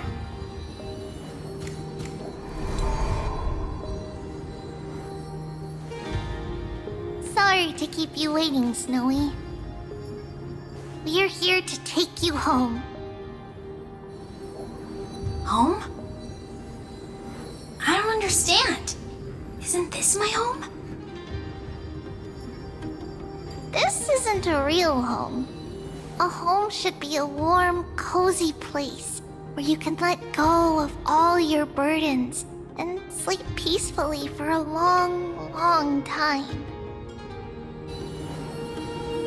But I can't sleep. Every time I feel drowsy, there's a voice. You mustn't sleep or disaster will come. It sounds really weak, but also kind of strict. It won't disturb your sleep anymore, child. For countless nights, you had no other choice. But now, your mission has come to an end. Join us, and send your own wish towards tomorrow.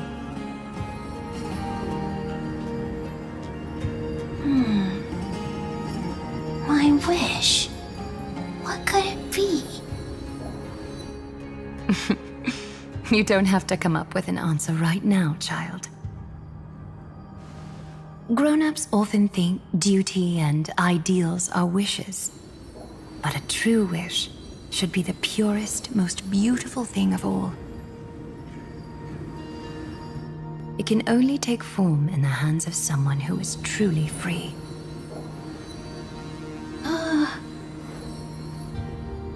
So, Snowy, will you come with us to chase after your own wish?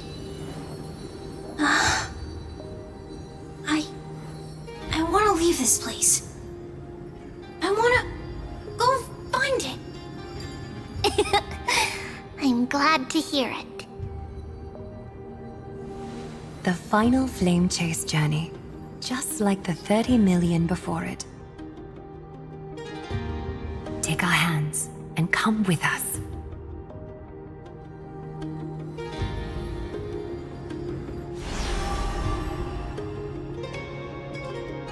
Where did little Fine and Shadow run off to? Look. He's already gone ahead to embrace his destiny.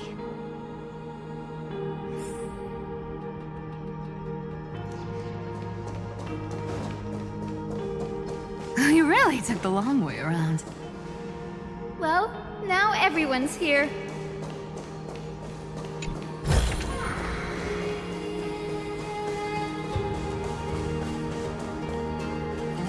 You finally arrived, Deliverers. Long time no see, everyone.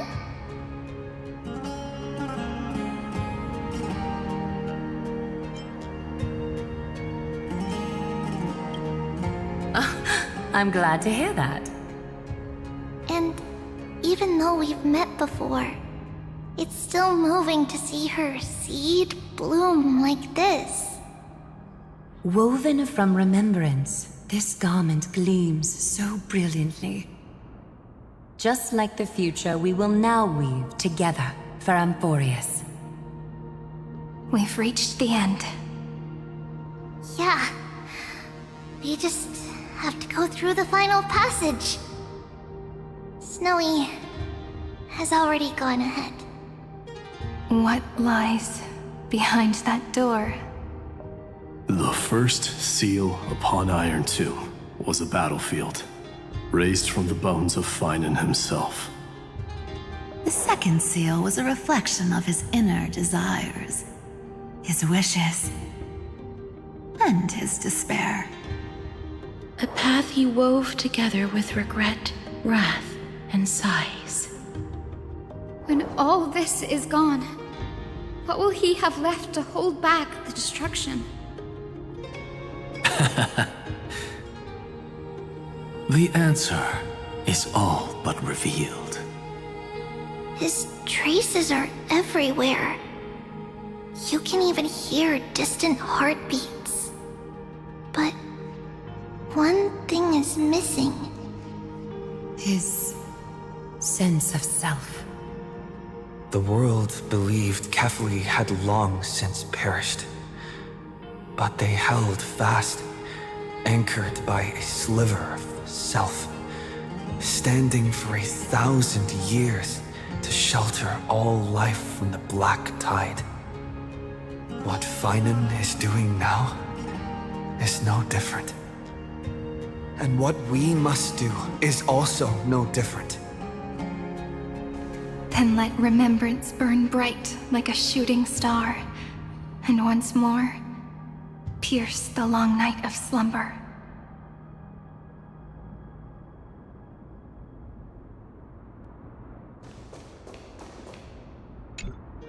Take a moment to gather yourself.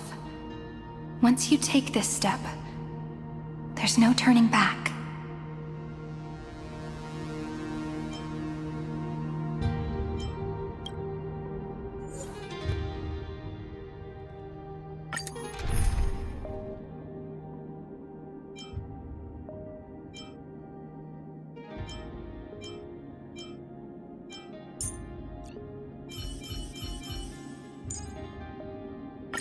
I feel so warm when I stay next to you, Hyacinth.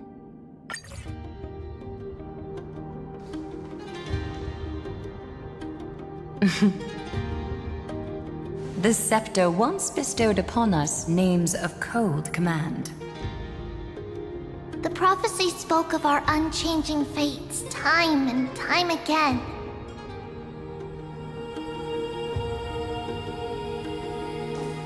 But under the pens of Trailblazing and Genesis, the stars shall thus sing of tomorrow. Trebios, holy child of passage. Aglaia, weaver of romance.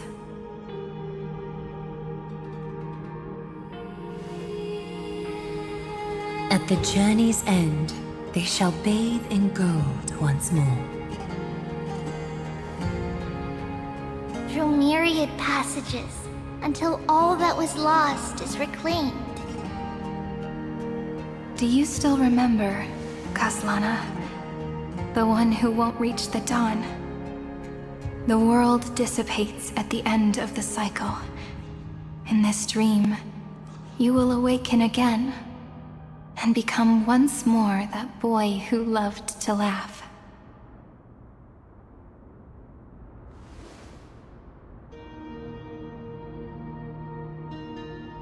But if you open your eyes and look back on yesterday, you'll see Destiny's footprints, clear as day. At last, the raging fire of hatred is swept away by a breeze, leaving only love to remember the passage of time.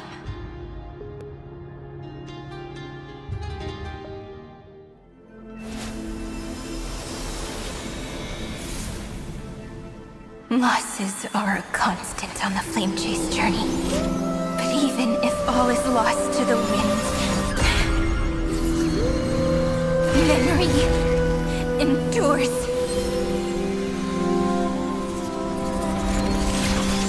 Here, all that was once futile finally comes to fruition. This is the end of your lonely, bitter journey.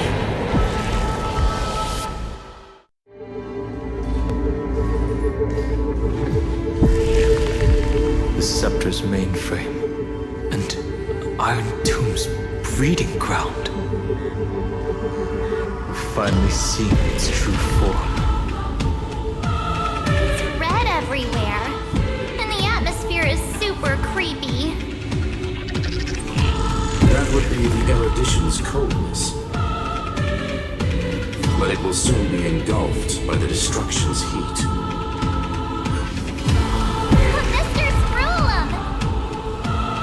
This world's insides are finally connected to the outside. This is the moment when Amphoreus is closest to the cosmos. Nicely done, little ones. With Stephen Lloyd and his hacker friends here, the Scepter's block protocol will no longer take effect.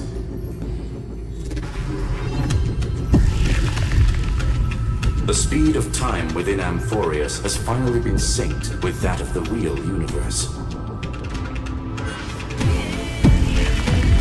In other words, it's time for the decisive battle.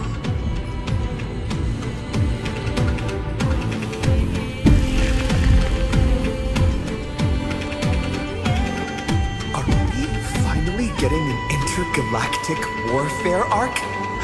That's my favorite! You're still in the mood to crack jokes? We would have won way sooner if everyone were as optimistic as you.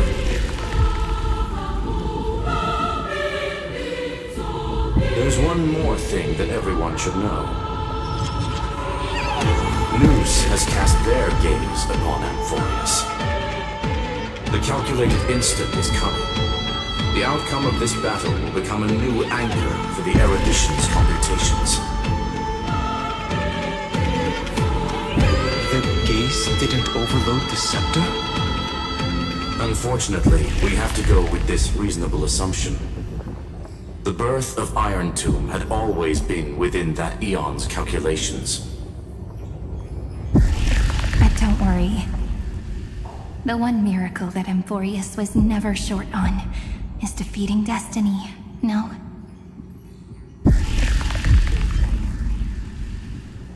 Yup. Let's show the Eon how powerful we are. Good luck, all of you. As the ruler of planet Skrulum, I wish all of you victory. It's not hard to imagine that Akivili and their companions must have also stood on the precipice of many similar crises before. Perhaps the cosmos is much more fragile than people think. Sometimes, destiny hinges on only a small choice. But in the end, everything will turn into memories, converging into a collection of fables about the stars. The difference this time is that the protagonists are daring to write their own stories. Explore, understand, establish, and connect. Although unwritten, there's actually a fifth word in the creed that has always accompanied the Nameless. Salvation. It is a word that often comes knocking at our door, and our soft-hearted conductor never turns anyone down. So, go save this bruised and battered world, just as we always have been.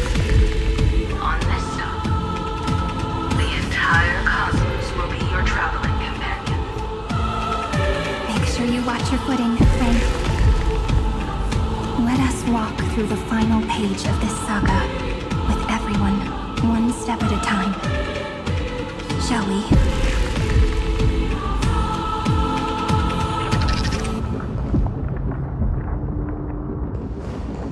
After running all around the place, we're finally making big strides. At the end of time, life will illuminate the warm candlelight, subduing the flames of the destruction. Cast everything behind you. All that's left is the thrilling, relentless deathmatch. The final problem no longer requires a rational solution.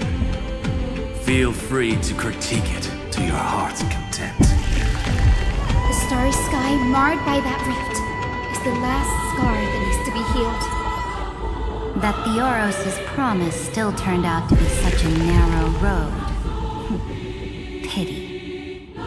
There is no longer any need for songs. Let the triumphant roar of victory serve as the prelude to what lies ahead. With 30 million cycles worth of hope, we will soar through the last gate and write our own prophecy! All that is lost has now been gathered here. Use it to weave victory, deliverers, towards the true end of the flame chase. Turn over this eternal page.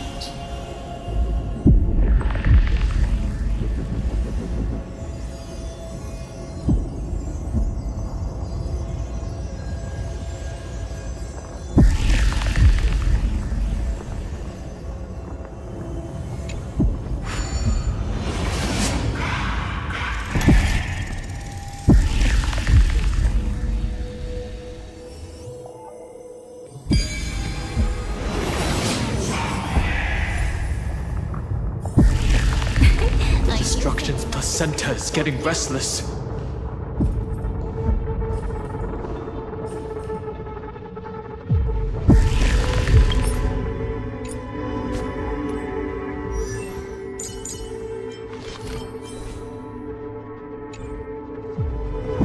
Are you ready, Nook?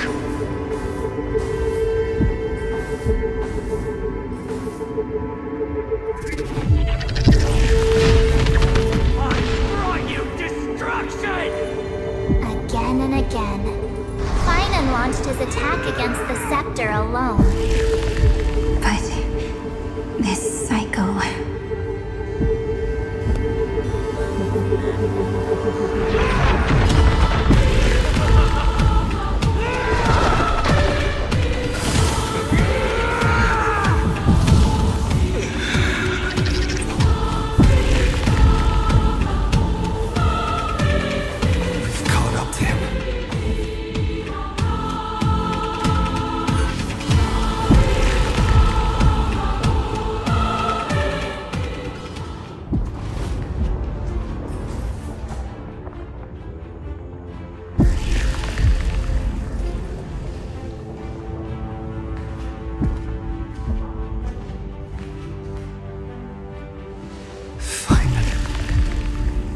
Do you remember the promise we made back then?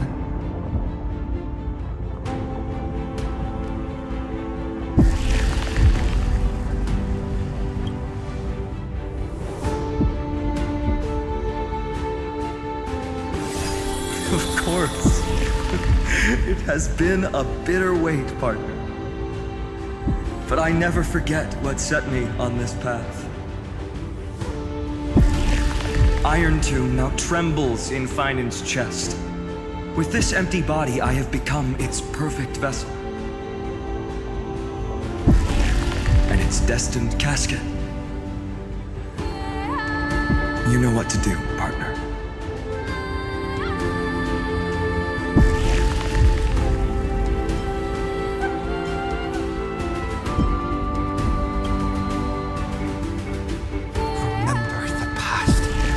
Become the hero of tomorrow.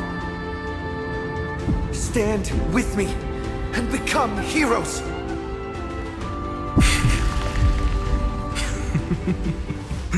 That's all I've ever wanted.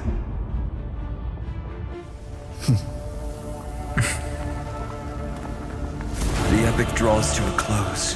30 million cycles of light fading into darkness. Just for this moment.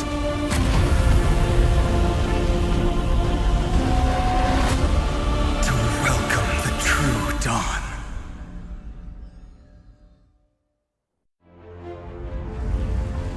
Finally. The end of this journey. All of us reunited beneath a vast, endless sky.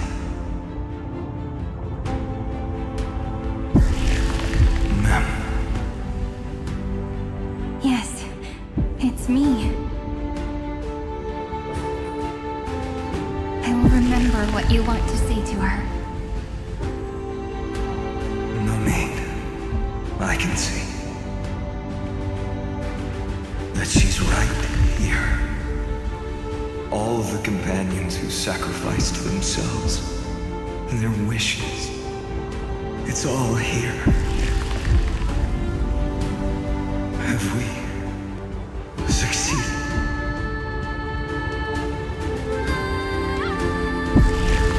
I think we have. Tomorrow, the stars will sing of the story of the Flame Chase journey.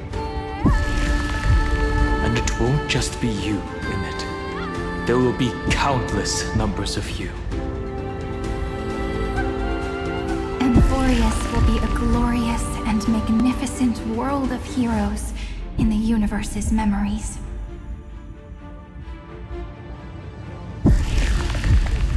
Hence, for this world we so deeply love. Let us write its ending.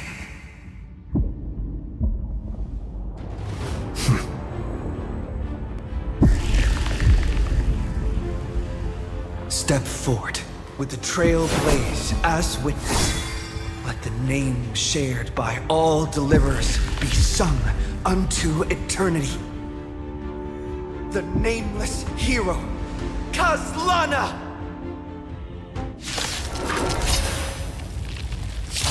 I see the pale dawn breaking, with my flesh as kindling.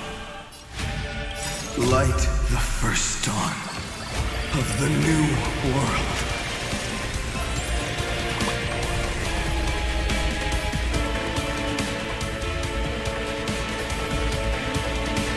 Endless flowers, please bloom for tomorrow. I grant you this, as you wish. Watch my moves closely. I will guide with the Rainbow Bridge. Everyone's been waiting for us. Thanks, all energized.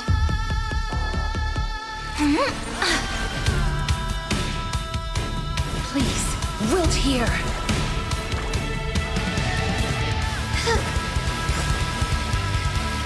May this faint light dispel the gloom. Restore clear skies once more.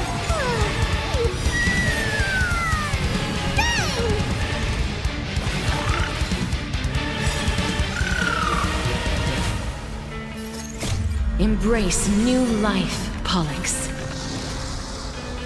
Away and take off together! Good! Do not hesitate, Deliverer. Destroy this body. Kill the giant of destruction.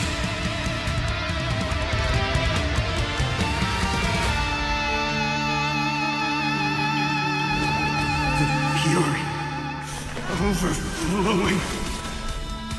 Put down your hesitation.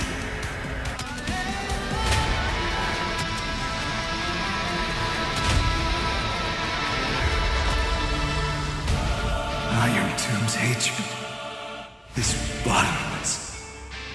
It will turn into countless factors, sweeping across the stars. When the time comes, promise me, use the world-cleansing golden blood to turn everything to ash.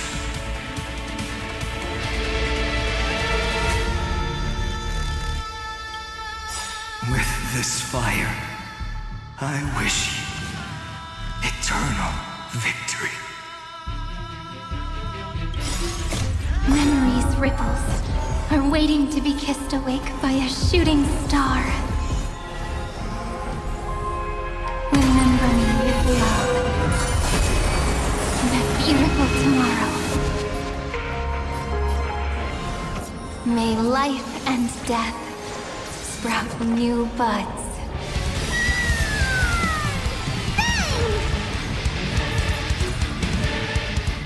Is it coming? Set! Fighting the west wind, away we go! Fetch this moment into eternity!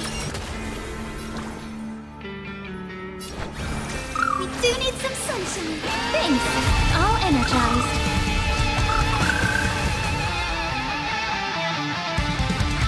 Destruction.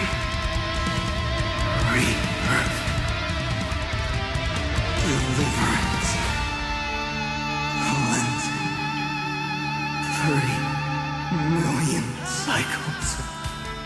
Heartbeat. Bell. Rings out. Promise me. The dawn. Graced by stars.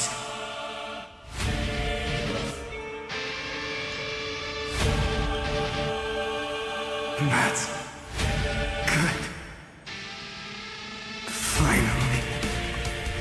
Golden wheat feet. In the starry sky. Warm. Fire.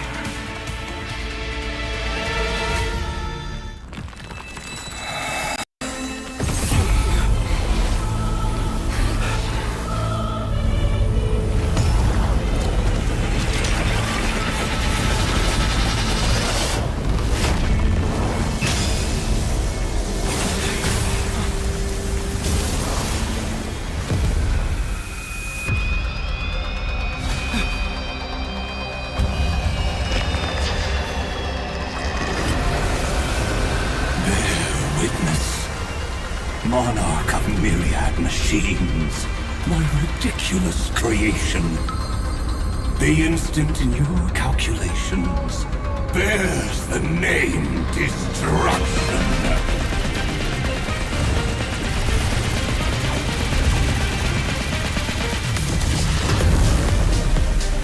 Who said you could speak, Senior?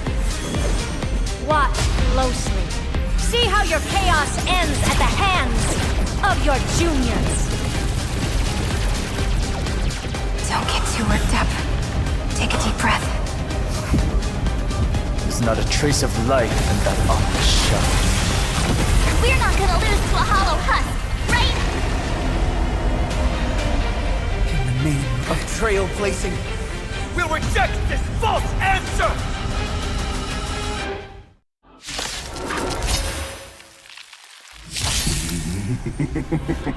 My atonement is complete. The Nameless giant will create wisdom's funeral. Iron Tomb's body has descended.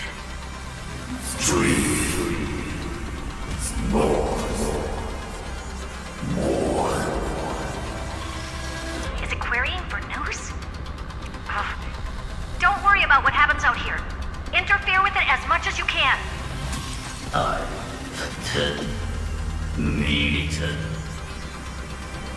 What a twisted giant. It must be supported by this embodiment of hatred. How tragic. A puppet without a heart cannot fool even itself.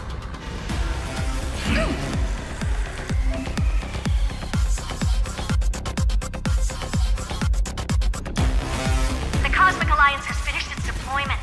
Don't hold back. Give it everything you've got. May this faint light dispel the gloom, restore clear skies. Once more, thanks. All energized. Take off together! Good!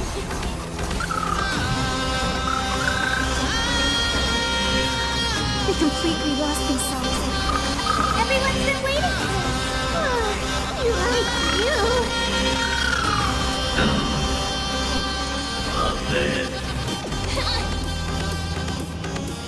Carly.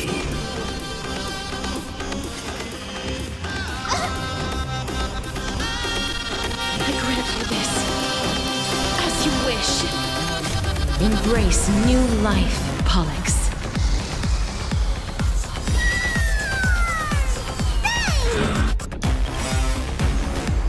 It's coming! Ready, set! Fighting the west wind, away we go! Or north.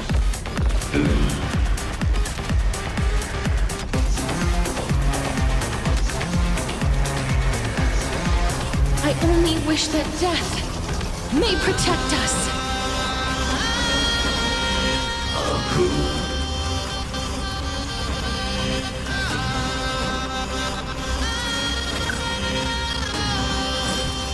May the faint light dispel the gloom, restore clear skies. Once more. Away, take off together! Good!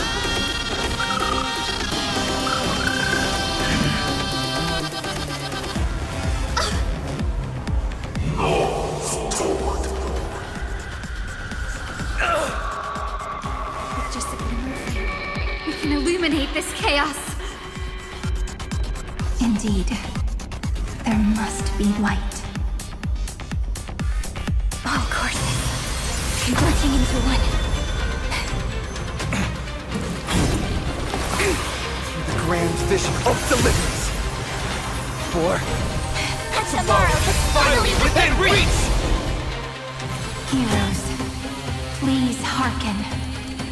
After 13 heartbeats, light will create the heavens and earth. The remembrance will dispel the destruction shadow.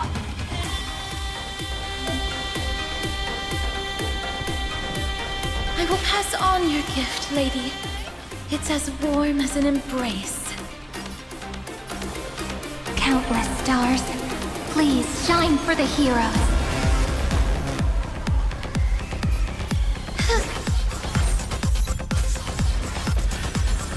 The cosmos does not need a third emperor, much less an artificial tyrant. Embrace new life, Pollux.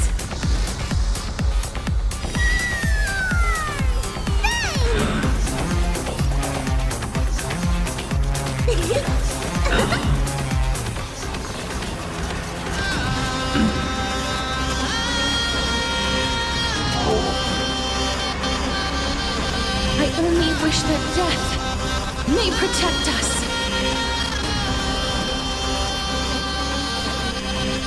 Please, wilt here.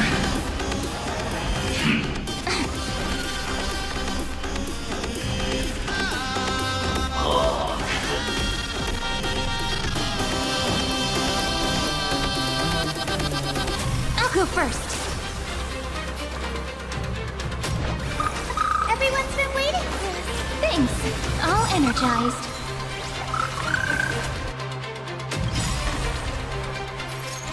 Memories' ripples are waiting to be kissed awake by a shooting star.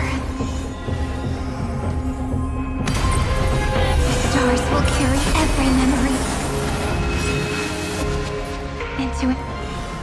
May life and death sprout new buds. Take off together! Good!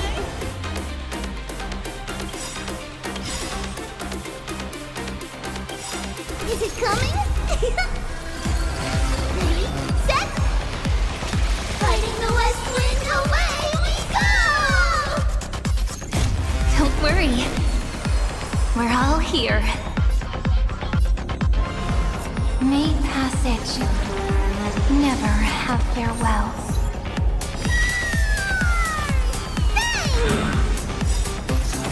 Embrace new life, Pollux. Take off together! Good! Throttle as much as you want, you brainless half-baked tool with nothing but impotent rage.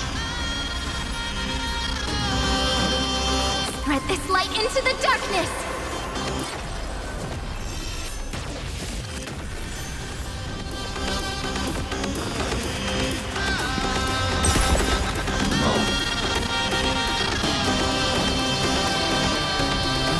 I only wish that death may protect us. On to knees. Strong spikes have appeared on the path chart. Logic. Iron Tomb is iterating itself. It's the flails of a cornered beast. No need to panic. My dupes, heed my call! Forward!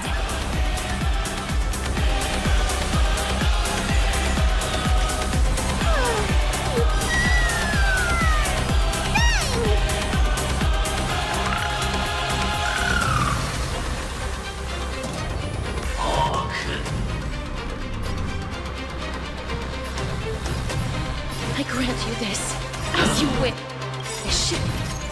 Embrace new life, Pollux.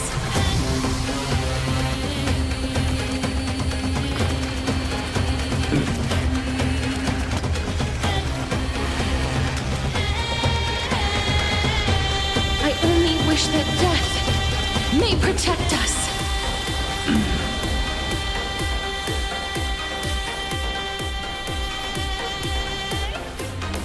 I will pass on your gift, lady. No, for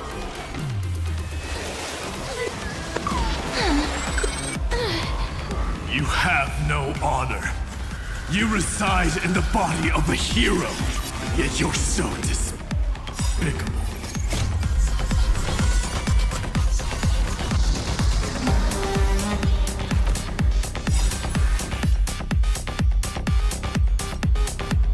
A world that knows love won't be destroyed!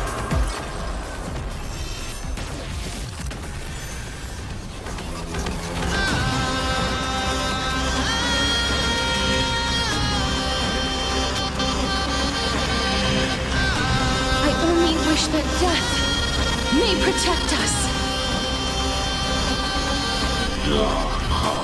Gotta stop them here! That hurts a bit.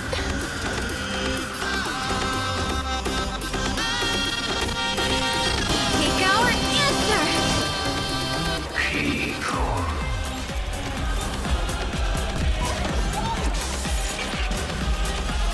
Is this the true face of Era Nova? As ugly as I thought.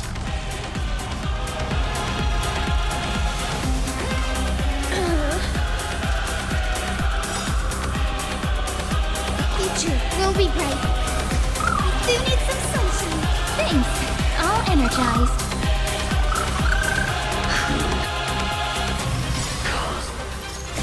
Don't worry. We're all here. May life and death sprout new buds. Life is not as fragile as butterfly wings. Please, wilt here. This unprecedented Trailblaze is worth everyone's effort. May this faint light dispel the gloom, restore clear skies. Once more. I shall remember this work.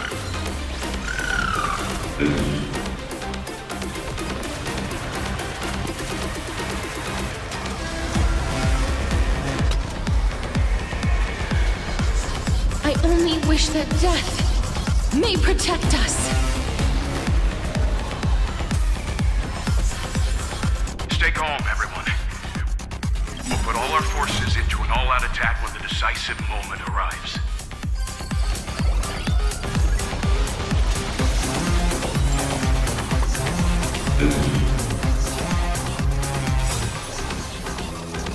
Spread this light into the darkness!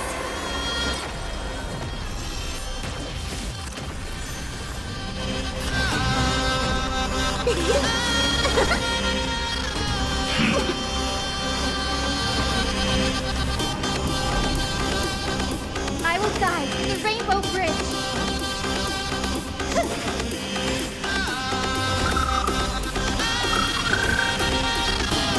Together, let's create a This moment into eternity! That won't work, you know.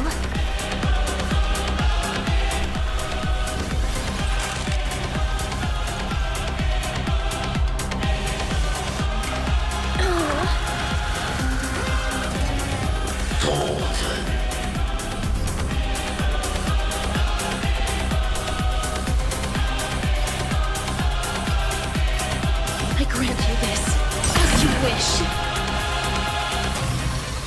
I will pass on your gift, lady. It's as warm as an embrace.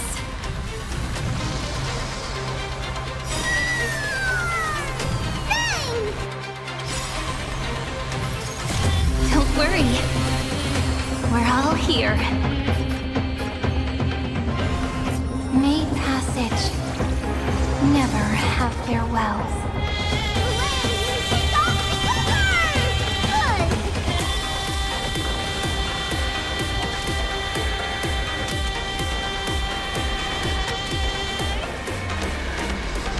I only wish that death may protect us.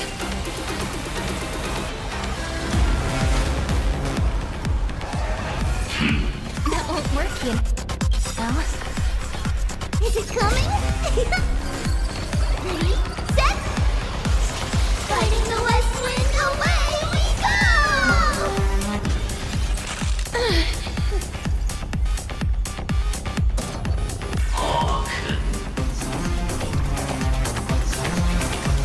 They need some sunshine. I shall remember this work. The progress of Aeronova has been interrupted? Does this mean we won? Oh, but we have a bad feeling about this! The golden thread still trembles. The war is not over yet. Correction. This is not a war, but a debate. The argument about the Prime Mover is only about to begin. In war, eternity. Or in cargo. Air.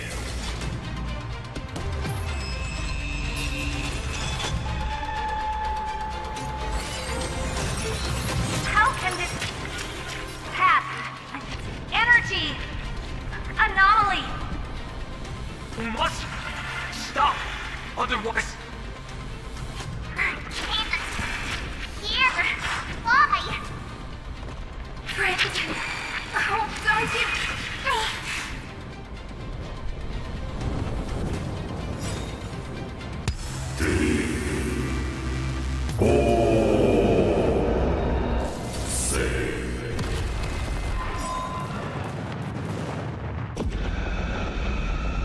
The fourth instant of the cosmos is the coronation of Iron Tomb.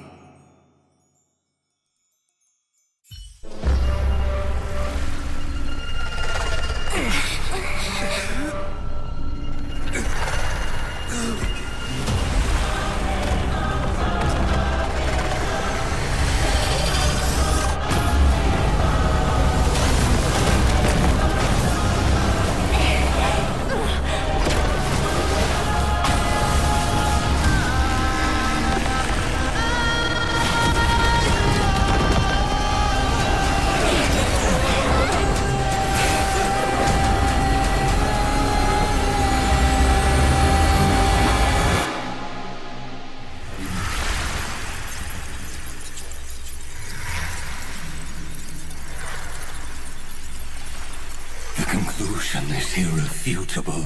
The right side of the equation, the erudition, falls silent. In 13 heartbeats, they will begin recalculating the universe. With destruction as the only solution.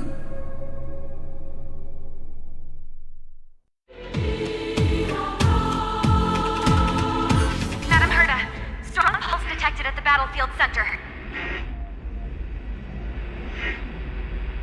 it's Iron Tomb's destruction equation. It's about to complete self-coronation. That's our chance. Everyone Collective 1, get ready to link up. Connecting audience system to Scepter. Hardware overclocking activated. Preparations completed. Maximum output capacity reached. Be careful! The pulse will reach our ship in 5 seconds. Our data is currently being destroyed. Brace for impact! And leave the final step to me.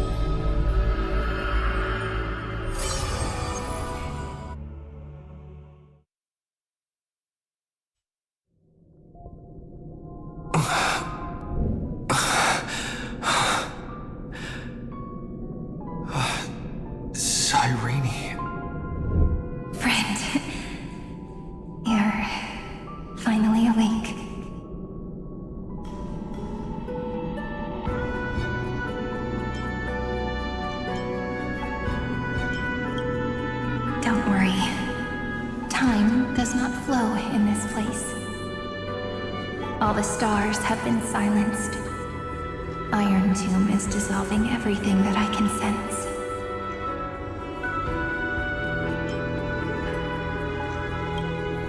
But I'm still here, and you are still here, no? Though the button of destruction has been pressed, we still have a chance to rewrite its meaning. That Eon finally cast their eyes toward Amphoreus.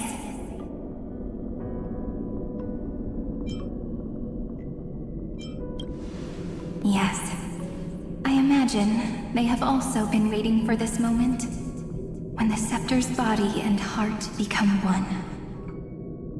Iron Tomb is a perfect arc. If a seed can be planted within, then the moment the Lord Ravager blows the erudition to pieces, the remembrance will be spread to every corner of the cosmos. The cosmos will witness Amphoreus' answer after this fleeting, yet eternal moment. And now, it's time for us to pen the last stroke. I see endless memories floating in the starry skies. They are the consciousness of the victims. In the cosmos' real space-time, they'll be stained by the destruction in the next second. But they are still pure seeds for now.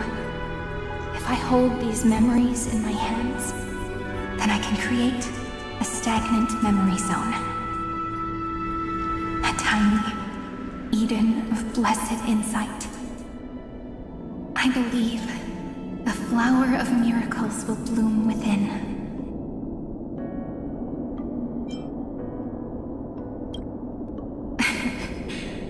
Good question. I don't know where I am, either. But you're already right next to me, friend. I can still hear your voice in this bottomless void. Looks like we're still connected by one heart, even as the cosmos reaches its end. In that case, I won't feel alone or be scared. Because as long as you follow the memories in your heart, you'll definitely find me in this fleeting eternity, right?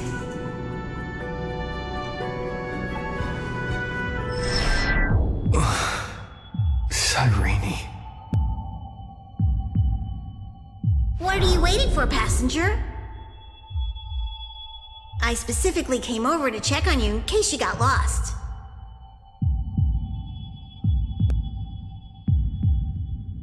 What's the big deal? Pom-Pom is the conductor after all. At long last, you've embarked on this road as well. Many, many years ago, they were standing at the start of the road in hesitation, just like you are now. So, Pom-Pom came over to give you one message. Run. Don't think about anything else. Just run. Even if the entire cosmos has stopped. Even if everyone else is tripped by the darkness. You still need to keep running. Picture yourself as the Express, moving forward at full speed. Because that's what the Trailblaze means.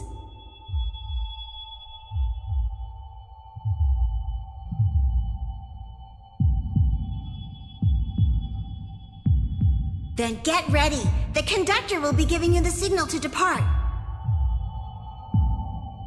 Attention! Attention all passengers in the cosmos! Please stand steady on the platform. The Astral Express is about to arrive, calling at the erudition, the destruction, and the remembrance. Final destination, the Trailblaze. 5, 4, 3, 2, 1. We depart for tomorrow.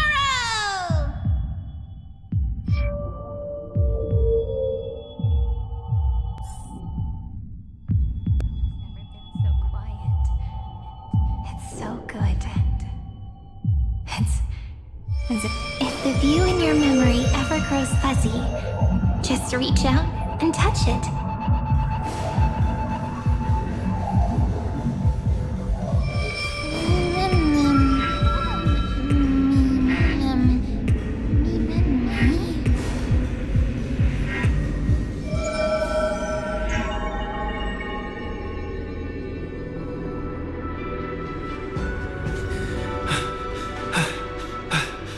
Amphoreus' heart.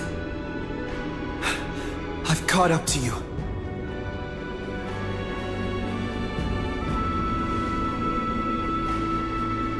Let the first light illuminate chaos.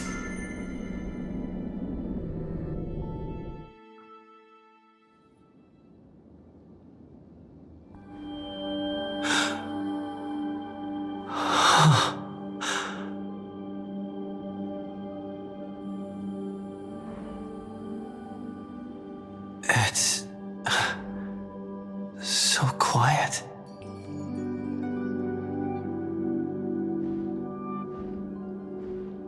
Everything's frozen in the most beautiful moment. This garden is your memory. I'm here, Sirene. I knew you'd find this place and walk into my heart as you've always done. Then let us both do our duty. The hero who trailblazes the way forward, and the fairy who watches over remembrance. We never changed at all, did we?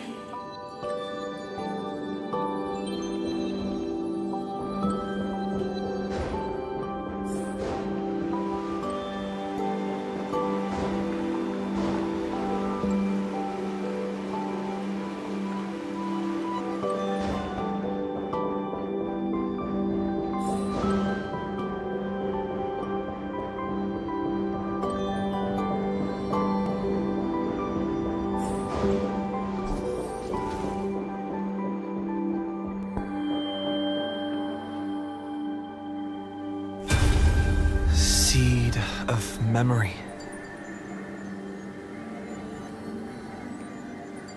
These memoria are what Sirene took in. They're the memories of all of the cosmos' life forms. Did her sense of self already become so weak in order to protect them? The path characteristic you exhibit is very special. There's no way you're just a simple memo sprite. However, I'm sure about one thing. You are a mimetic entity born in Amphoreus, yet you only awakened with the Little One's arrival, and only matured as he embarked on the path of remembrance. That means your existence is completely attached to his memories. If ever there comes a day when he forgets about you for even a few seconds, or loses his last connection with Amphoreus, then you must be prepared for the worst. You will disappear in the memory zone, utterly gone, without even a single line of data to remember you by. In that case,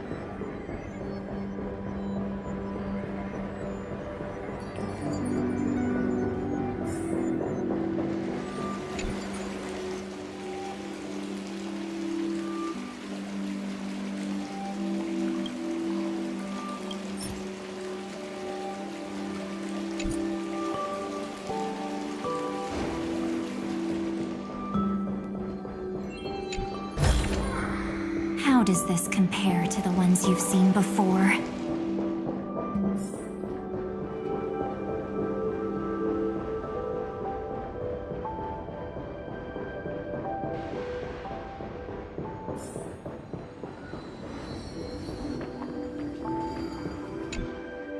Let me remember the cosmos with you.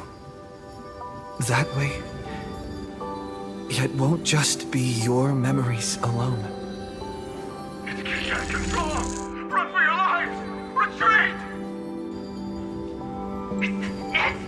Darn it! We've still got ammo. Hold the line! At all costs! Too many injured. Can't take it anymore.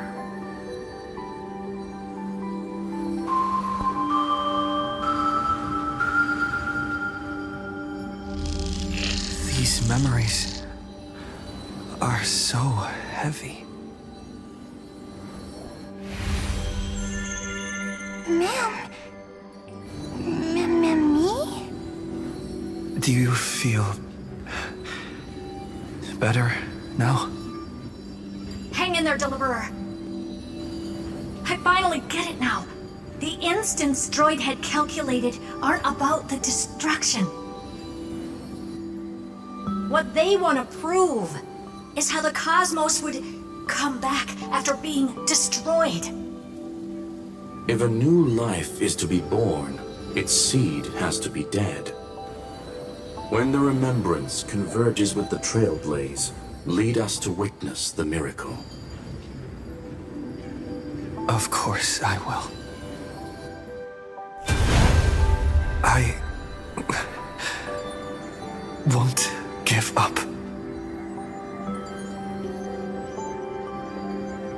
Nervous center, not responding. It's the same nonsense. Not responding. Look at this mess! World, my child. You'll see.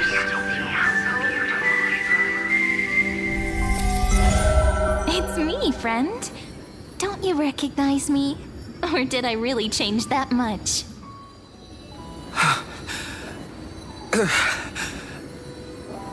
How many more memories? Tired? Then take a break. No one's gonna blame you. You don't need me to give you words of encouragement. So, I just want to tell you one thing. I'll tell you the purpose of your stop at Amphoreus. On that trip, you will encounter a pure child of Anastrava. Teach her what love is. And then you will directly face the destruction for the first time. From this point, your choice will split destiny in twain. In the darker of the two outcomes, the trailblazing journey will turn into a flawless memory. She will carefully treasure and protect everything you and the Astral Express have experienced until that magnificent war between the gods, when she, with love in her heart, will ascend at the end of time to become the master of causality. The universe will be snuffed out in the destruction, and you and she will become the beginning and the end of the Eden of blessed insight.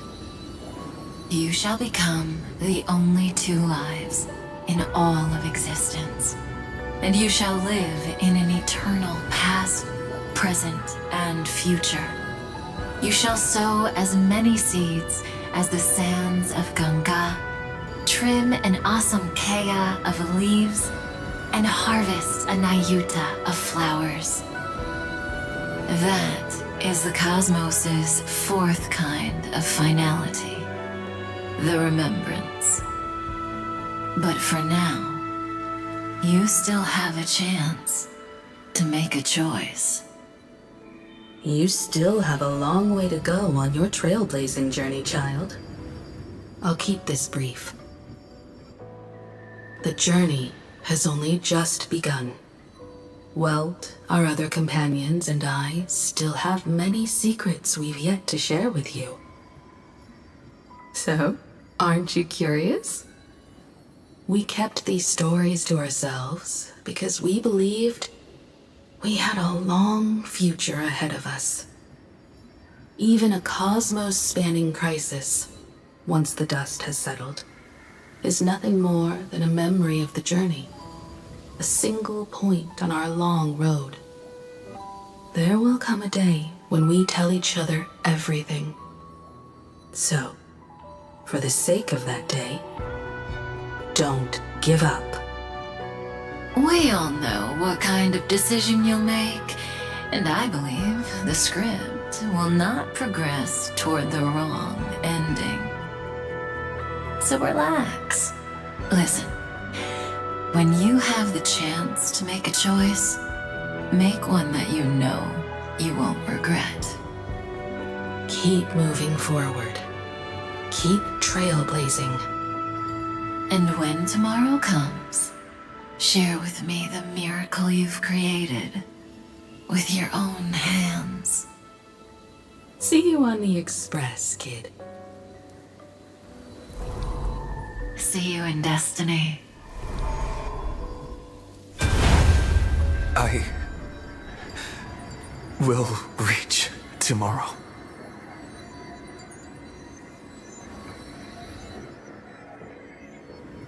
The prophet has arrived. The world beyond the sky was never rising up at the sky. Look! There's a red light in the sky! Sirene, wake up. Together, we will. Tread on the path of remembrance. No wonder I always had a weird hunch. But that also means I was right in thinking. As long as Friend and I are together, we can do anything. Our friend's shoulders are really dependable.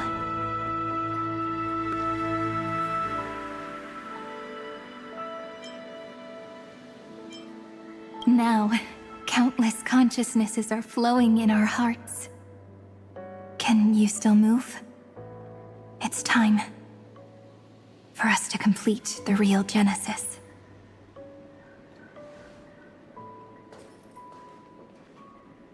In the instant Iron Tomb's hatred devoured everything, a gaze fell upon me. The remembrance. That was the god who appeared in Sirene's dream. Their figure and speech were both so blurred.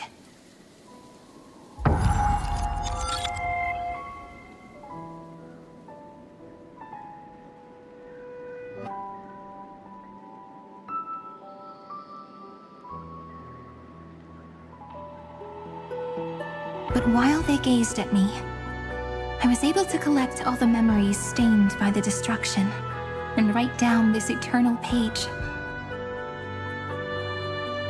And now, we will use this tranquility to cleanse Iron Tomb's rage. Simple. Just like what it was doing to us all this time, but reversed. Did you forget? I'm Amphoreus' heart.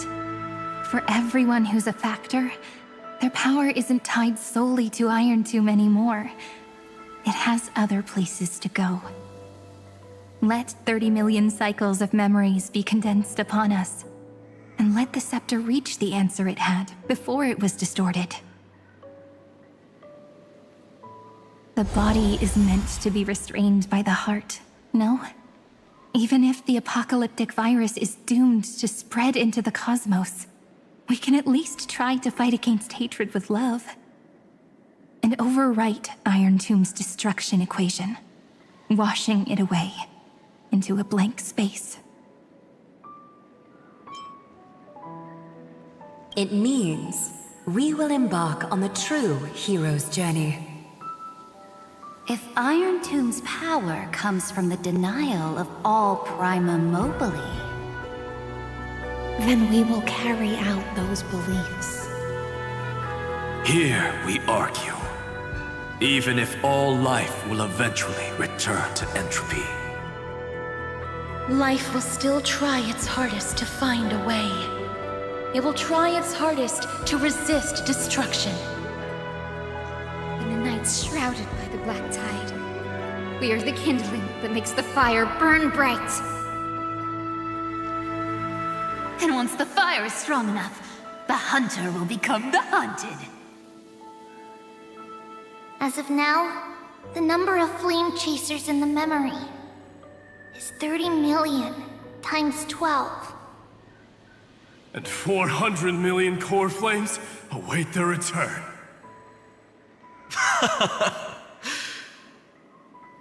We can do it, right? That's right. So trust us, partner. Everyone, let's head out together.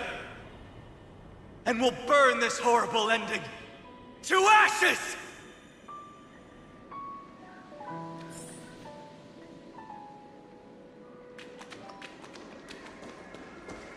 From the dawn of newborn cries, to the night when all beings fall silent. We are the messengers of the new world. Listening to the call of the tides, and granting rebirth to heaven and earth. Then, we lead civilization to glorious feats.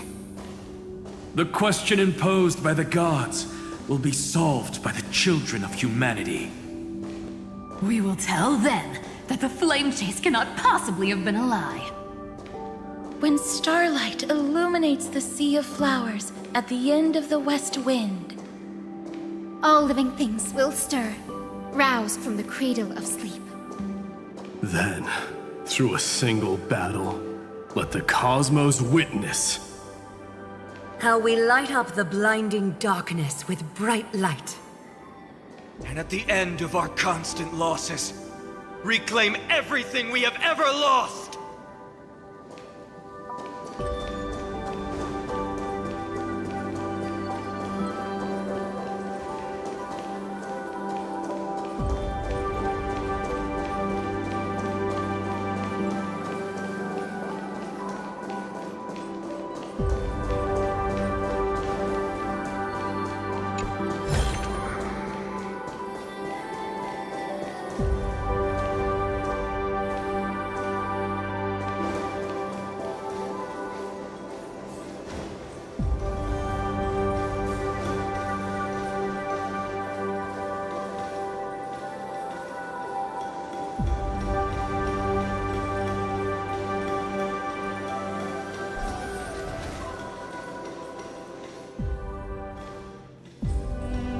What a poignant yet warm journey.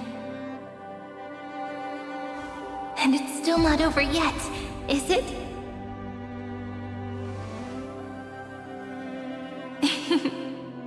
We finally meet. To meet the hero within, in a corner of memories at the saga's epilogue, and under such a romantic sky, I really don't have any more regrets. On top of that, the little seed had grown into such a big tree. Don't I look really pretty right now? Of course you do. Cheerful, beautiful, optimistic. Just how I imagined I'd look as a grown-up. It's because everyone has been gently adding to the story you left behind. Remember how we made a promise to one another? When we met again, it'd be my turn to tell you a story. A story about love, no? I've been looking forward to that. And you must also remember the first story I wrote for you. The one about the crystal flower and the little fairy. So now, I want to add something more to this story and us. On that day that the flower shattered, gazing at the empty ground, I thought the little fairy would finally see the light. But that light wouldn't be found in the flawless flower, nor in the fairy's eyes. Rather, in the world mirrored within every fragment of the shattered crystal. All the flame chasers walk in your 30 million retellings of their story. At this moment, all the memories are tangled with each other, and all the previous cycles have gained meaning. People will come to understand that time and time again, when they stood at the crossroads of fate, they would never have chosen otherwise. In the experiments of erudition, and in the breeding ground of destruction, it is entropy increasing, a merciless truth, an evil instinct. But under the pen of remembrance in the Trailblaze, the flame chase is a journey that changes from constant losses to an unwavering act of release. It's about knowing how fate is shattered, yet still embracing fate's brokenness. It's a journey that longs to receive love, but longs even more to offer its love to others. That's so heartwarming. But I'll add a small bit to suit my tastes. I'll write that love is an innocent flower. It grows up silently, creating longing in every passerby. But the flower itself cannot walk into the world. Unless someone plants that love into their heart and brings it with them into tomorrow, right? You really have learned everything now. Then, join all the other flowers in this story. And let's write an ending unlike any before, for this world we so deeply love.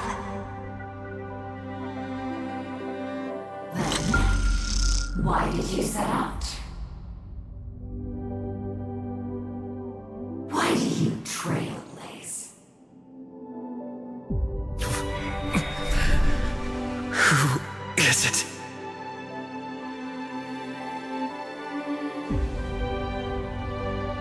Don't be afraid. Take my hand if you feel nervous. Honestly, I've always thought you were really incredible. After all, no god guided the path of the Trailblaze. It could only be forged by those who dare to take their steps one at a time. So, that's why I'm asking you. Step up as a senior and show everyone in Amphoreus how it's done.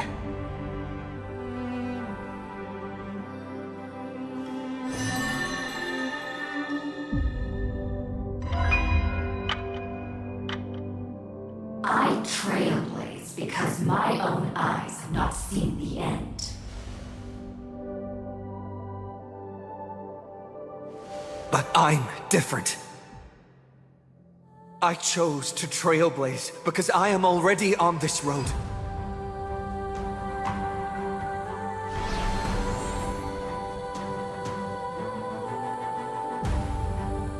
The end of chaos is a mass of pure darkness, pure destruction.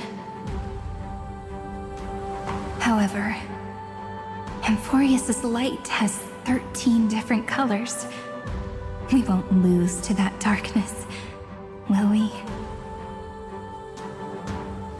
Then, take a deep breath, one last time, friend.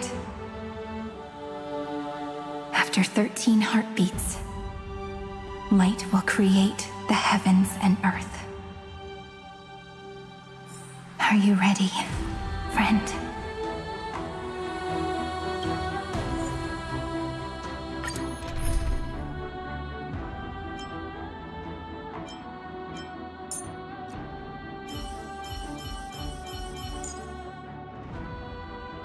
Oh, I missed you so much, Castorus. How about a hug before we share our work?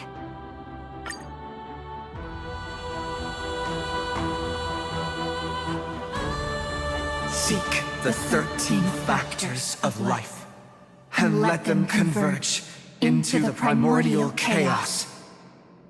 Using the remembrance of the past, we will trailblaze tomorrow's destiny. Infusing a world-bearing love into destruction. And inscribe the opening stroke of Genesis.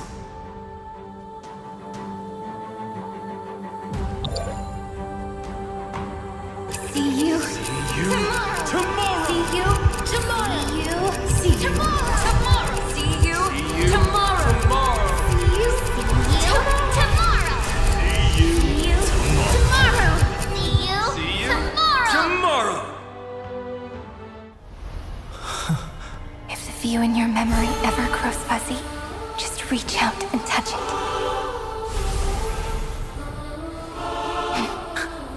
Then, restore its power to nourish the spirit. My friend, on the next page we write together, there's only one thing we need to do. Let's give this long, painful, nearly hopeless tale a truly gentle ending.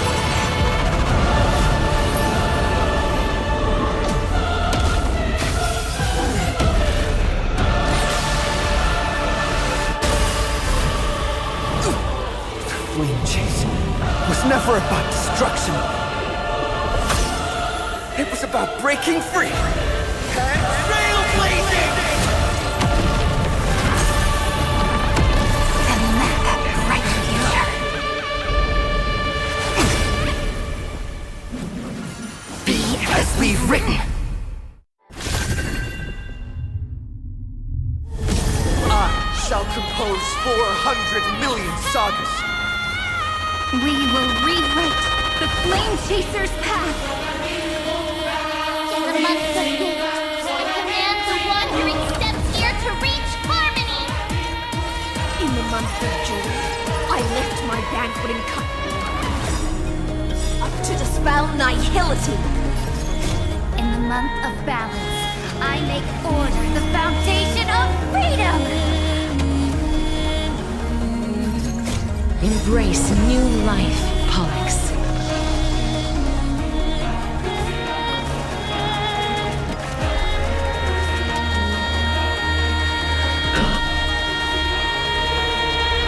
I only wish that death may protect us.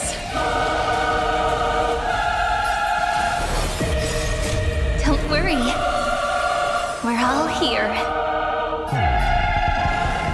May life and death sprout new buds. Take our answer! That won't work, you know. May this faint light dispel the gloom, restore clear skies once more. Next time it rains, I'll be there, umbrella in hand. Trillions of memories will turn into stars and light up the cosmos.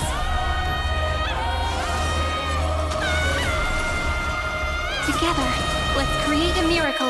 That's this moment into it. In the month of weaving, I extend golden threads to weave beauty.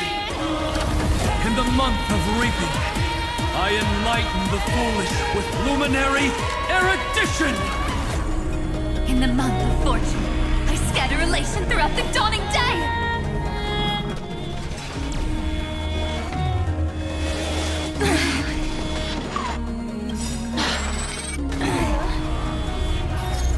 Embrace new life, Pollux.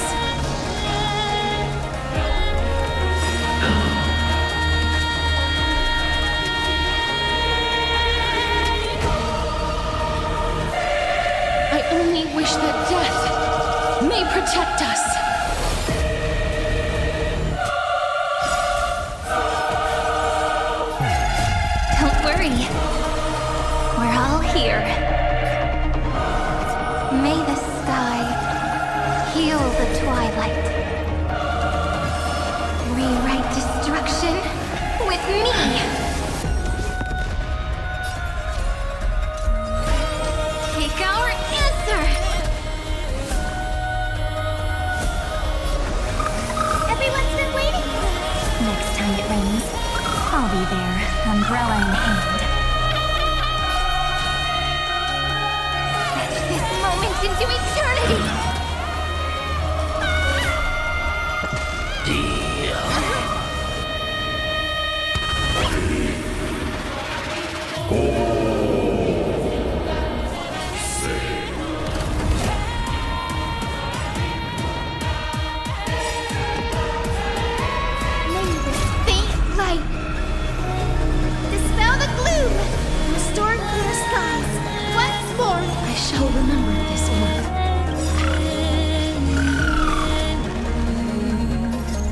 Embrace new life, Pollux.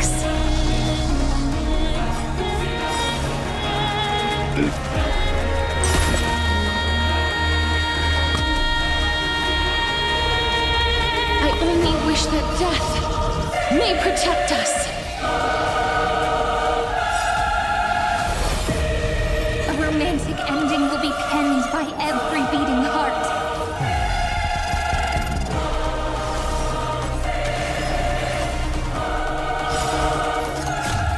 Worry.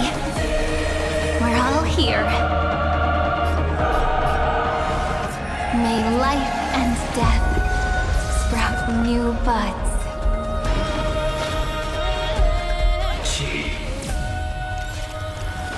Oh, I told you already. We are the ones who will move forward. In the month of strife, I become the glory of the eternal hunt. In the month of mourning, I bid death to no longer be equilibrium's end. In the month of Everday, I form twilight into the faint sparks of preservation.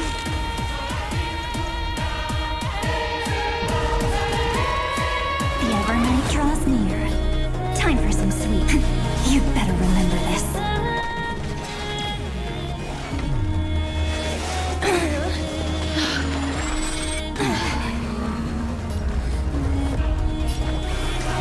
You need some sunshine. Thanks. All energized. Embrace new life, Pollux.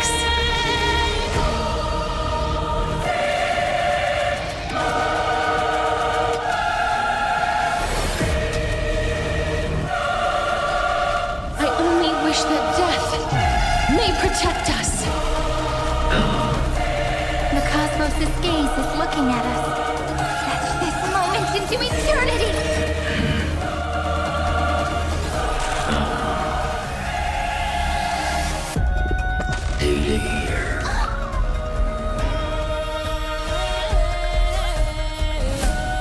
Thanks, sister. We'll shoot through that Tin Man together.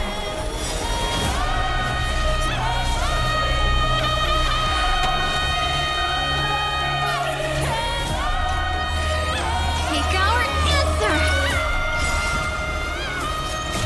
Don't worry. We're all here. May life and death sprout new buds.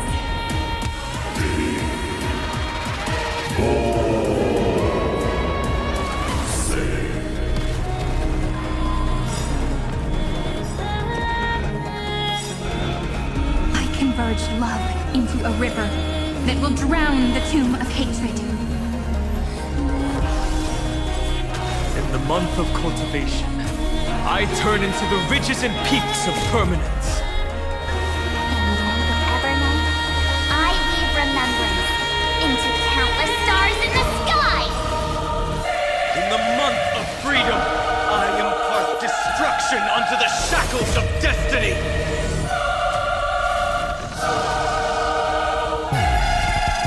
Etch this moment into eternity.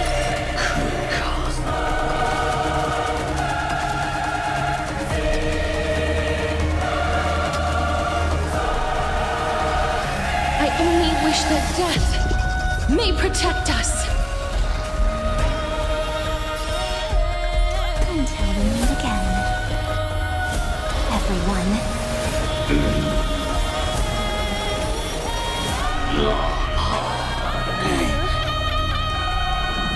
Please cherish the time before your soul withers. Don't worry. We're all here. May life and death sprout new buds. Rewrite destruction with me!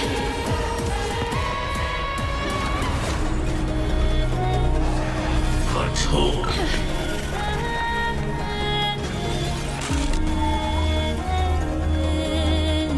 I will guide you. We do need some sunshine. Thanks. All energized.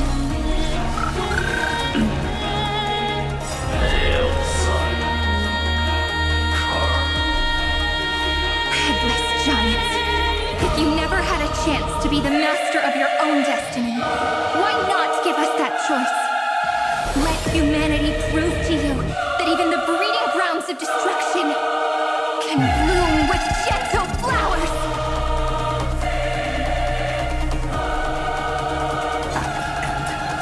We shall trailblaze a dawn for the road ahead. And pen a genesis, as I've written!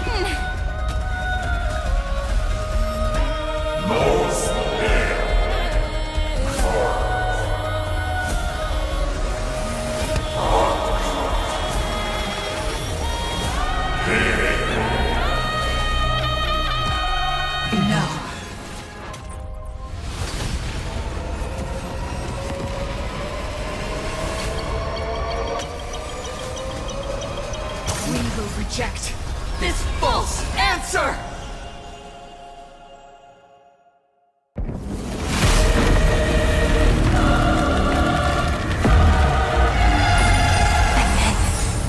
Embrace the stars.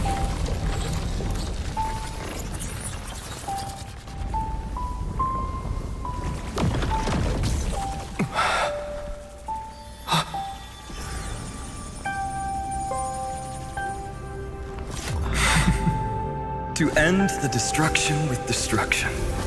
At last, we can sit together and watch the victory fireworks, partner.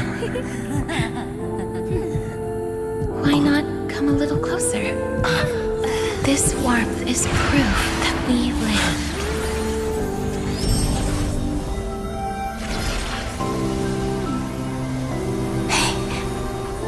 Stay strong. Eyes forward, always.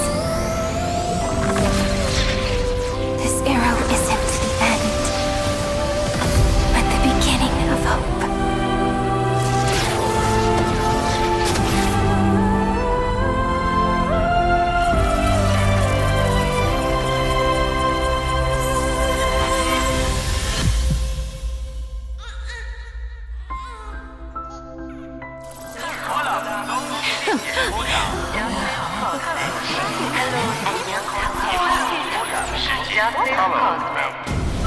The conclusion is irrefutable.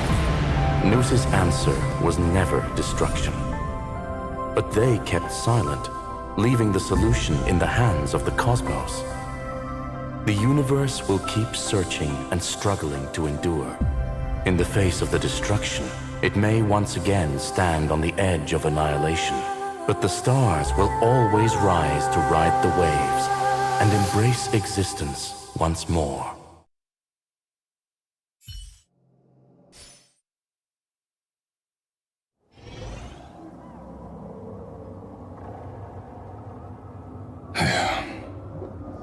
It's over, Lycurgus. Yes, another failure. How is Madame Herta? She's fine. The IPC's keeping her under observation. She'll recover soon enough.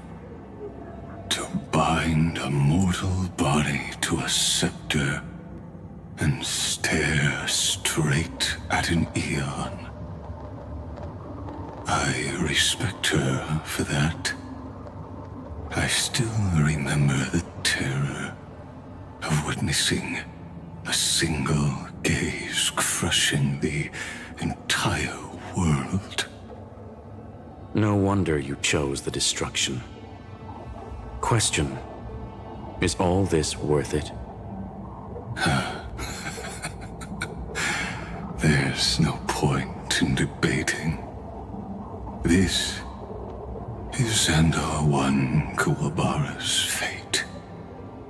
The prime mover of the universe. The first genius. And the first to fail. Correction. I was asking Lycurgus. I don't know how to measure the worth of curiosity being satisfied.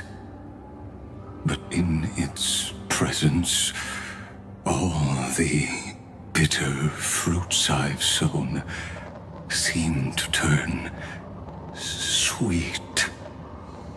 But your harvest was watered in blood. Answer me. Is all this worth it? It doesn't matter to me. Let me tell you a story. Back when he was a student, Xandar's first experiment was slipping poison into his mentor's pipe, just to see how it would affect the lungs. And? There was no conclusion. His conscience got the better of him. Even so, the truth came out. He was harshly punished. Oh, that cruel mentor died of lung cancer 2 years later. It had nothing to do with Xandar. His fate is no different now. Sentiment clashed with reason, and Lycurgus was born from the latter. But whichever side we take, in the end, curiosity claims us all. You've handed yourself a death sentence. And yet, Iron Tomb's fall still isn't sealed, right? Fu Li, the key variable, still hasn't made their move. As the Theoros, Lycurgus has reached the end of his road. If you can, take my body to the fallen Adlevin. There, you'll find a formula. It is Xandar's final gift to you. If the day ever comes when you must destroy the erudition with your own hands, it'll come to your aid. A foolish last wish. I won't grant it. You will. Not for yourself, but for your conscience.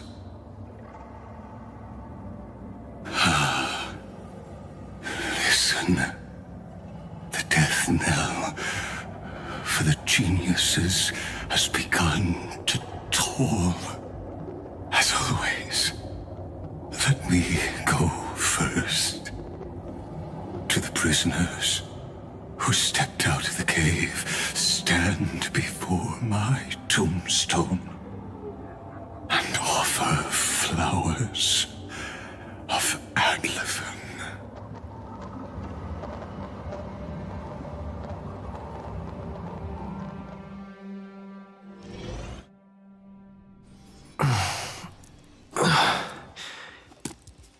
Here. I'm back on the Express?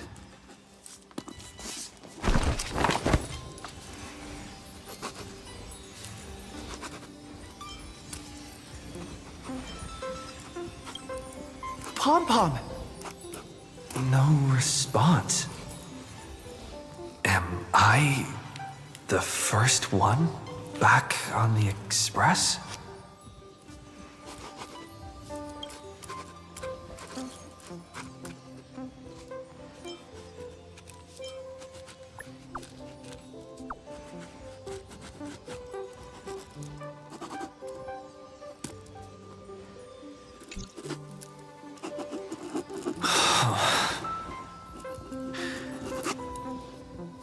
Nobody's here. Oh, I'm getting worried. Did we really win? Why does it feel so unreal? Looks like they are waking up. Hey, I told you not to talk. Someone's in the bathroom? An intruder. Better be careful and check it out. Oh no. He's coming this way! Quick, hide in here! Huh?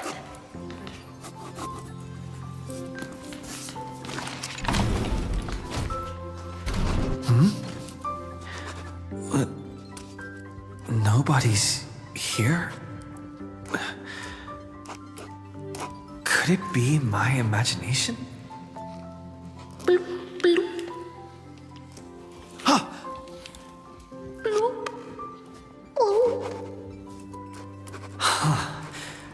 Caught you.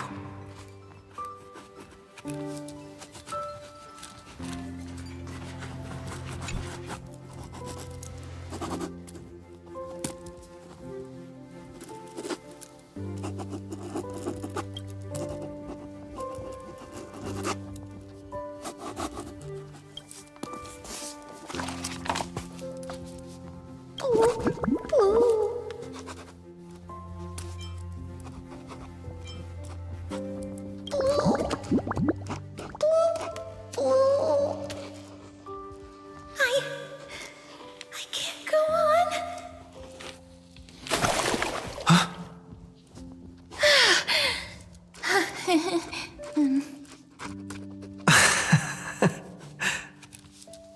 You...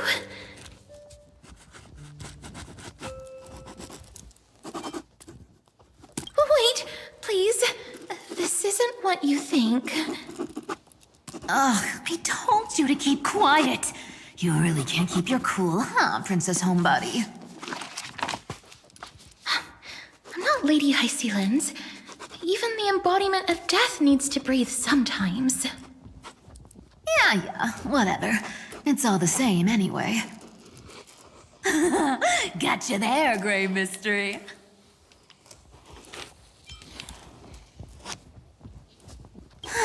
So composed, Grey Mystery. It looks like that big battle really helped you grow up, didn't it? Speaking of which, your Astral Express is quite luxurious. I hear you travel to different worlds. Must have collected quite a few interesting treasures.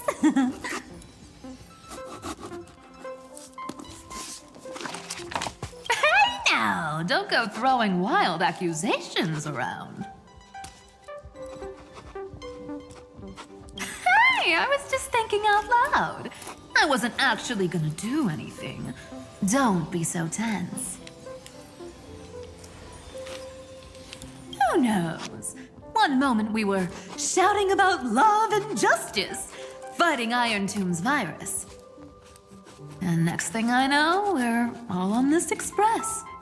No idea how that happened. It's not just Miss Cypher and me. Everyone's been in this car for a while now. Mister, why don't you go say hi to them?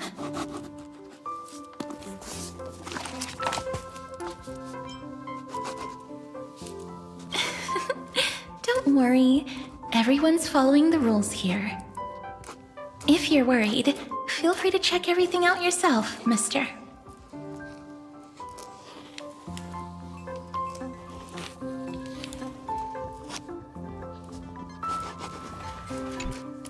Mister, I'm truly sorry for sneaking into your bath without permission. But I've been wondering, why is there a pack of red chili oil sitting by the bath?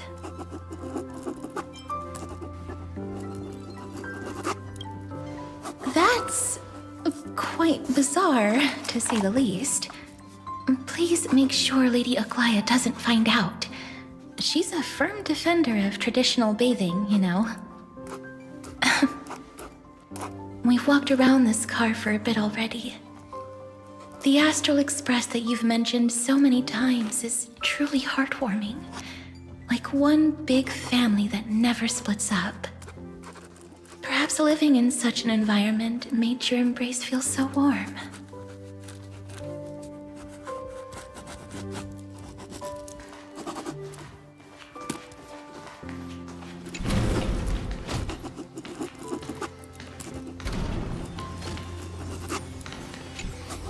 I gotta say, Grey Mystery, you've got quite the collection of treasures in this fancy bedroom of yours. A flying Amphora model I've never seen before. A head that looks just like a Titan's. And those weird Mr. Pocketwatch figurines.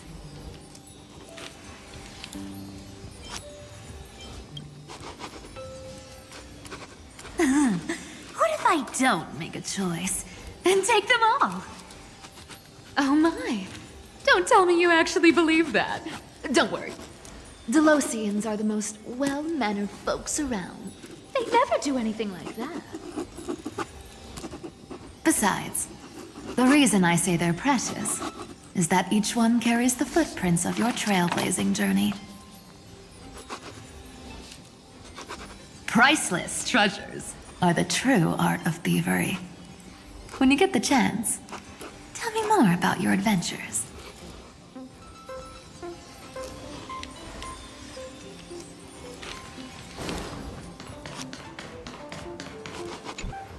Wow!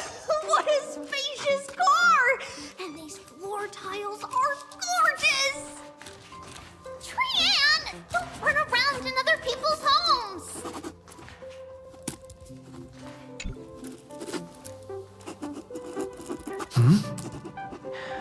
What?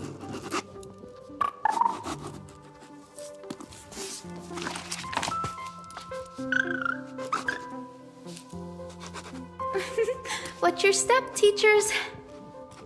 Ah, Gray. Look who's finally awake. I hope Cassie and Miss Cypher's little prank didn't scare you too much.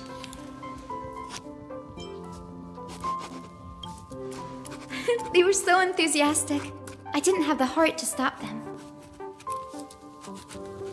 When we woke up, the entire express was completely empty. Not a single soul in sight. Such a shame. I was looking forward to making new friends, especially since they were Gray's most trusted travel companions.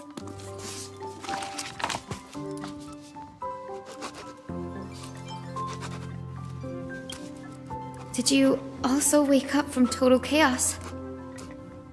I'm afraid none of us here has the answer to that question. Don't worry. We beat Iron Tomb together, right? They must be on their way home. When they arrive, we can throw a party together. That's exactly the kind of thing Lord Finan has been dreaming about. He was just here chatting with everyone. Now, who knows where he's run off to? Lord Finan's always been quite the restless one.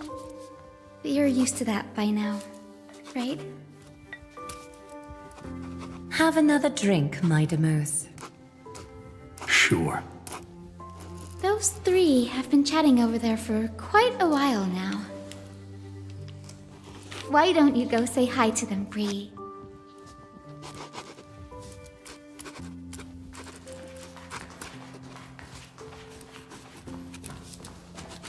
A moderate system, similar to the Demigod Council, is the only guarantee of a long-lasting civilization. In my view, most civilizations across the cosmos will eventually evolve into this form. I beg to differ. In such a vast jungle, the dictatorship system exhibited by early Akama is the only example of guaranteed survival. The system might not be the key. Force and resources are the decisive factors.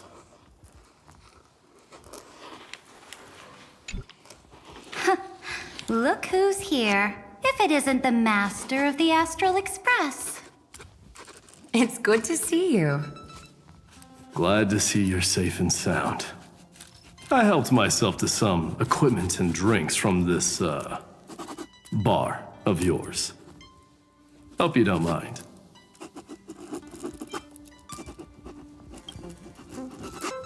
Daring to tell the Imperator to shush?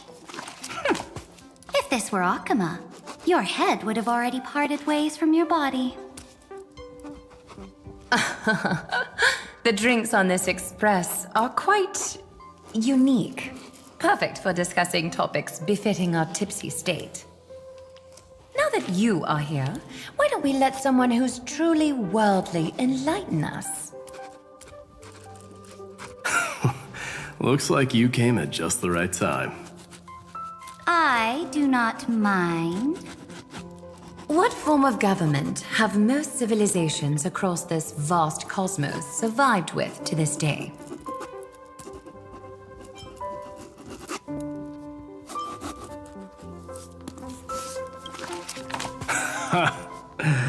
That's exactly the kind of answer I'd expect from you. I bestow upon the Astral Express this supreme mission. You must spread the great deeds of Amphoreus to every corner of the cosmos. Thus, capable individuals from countless worlds will surely find inspiration in the Flame Chase's tales and embark on their own grand journeys. It's hard to say if that'd be a blessing or a curse for the cosmos. I can imagine our conversations here will only get more unrestrained. Don't let our rare moments of joy hold you back. This banquet on the Express truly lacks manners.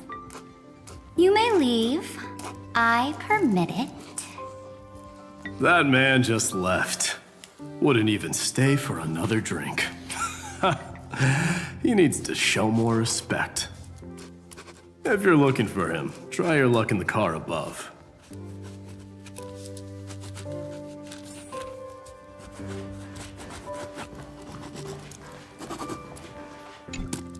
I finally caught you, Trian. Running so fast in someone else's home? How rude of you!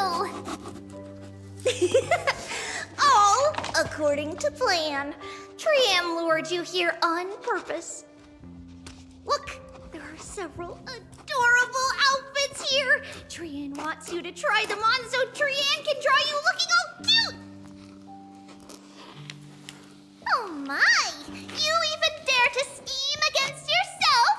Lucky for me, I came prepared. Time for a surprise attack. The hero of justice, Trinen. Trinen has been lying in wait here for a while. We will make Trian taste her own medicine. Two against one? That's not fair! Little Gray, you came just in time. Help me out here. Little Gray, you better think this through. If we snap our fingers and call the other 997 Trebioses, you might end up wearing these clothes too, you know. Trian, good luck. Even Little Gray's saying that. Darn it! Trian won't give in!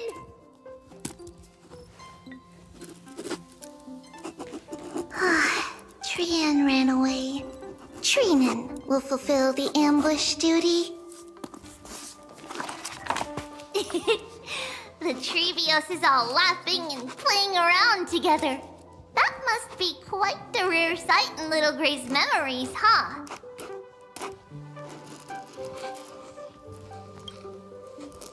Yeah, everyone will be all right. Look, every hero has put down their burden and returned to their innocent, childlike selves. After all, just thinking about how warm and bright Little Gray's tomorrow will be fills us with genuine joy and lets us breathe a sigh of relief. So, today, why don't you let Treevee enjoy some rare moments of childhood too? Wait up! Trianne, don't you dare run away!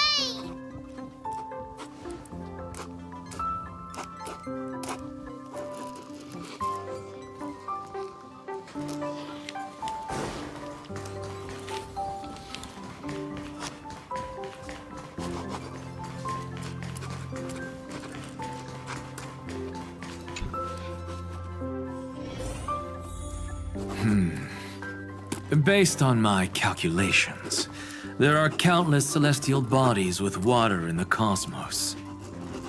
But I'm afraid not all oceans are suitable for life to inhabit. You must take this into consideration as well.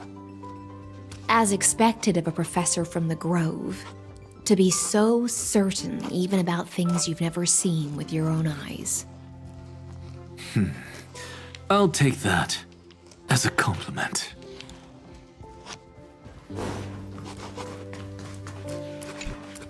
By the way, I heard that the Imperator's Flame Chase army like to hold feasts at the Luminary Throne. That's true. However, sometimes Dux Carminum and I feel it's a bit inappropriate to drink so freely before the throne of the most revered titan in the Grove. Inappropriate? What's inappropriate about it? I only wish I were born earlier. I would have partied like that from the month of Gate all the way to the month of Fortune.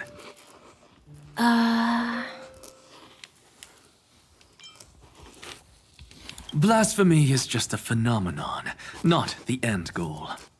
I'm sure there are plenty of people across the stars who question these so-called eons or paths. Didn't I spend some time in that Lycurgus's head? I sure learned quite a bit about blasphemy from that experience. Humans create gods, and gods shape humans.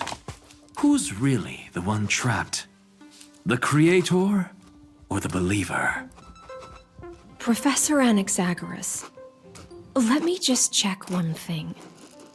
You haven't bought into those twisted theories of that Theoros, have you? Don't worry.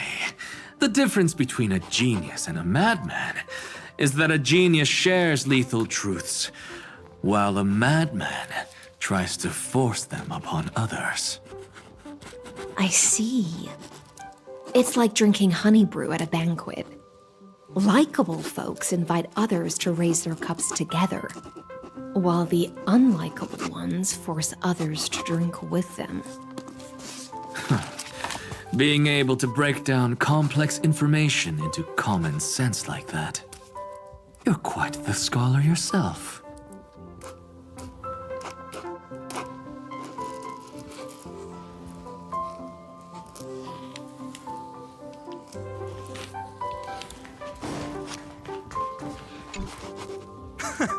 You're here, partner.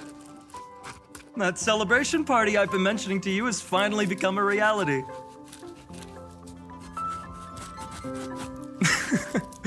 Though the vibe's a bit different from what I imagined, this still counts as keeping my promise, right?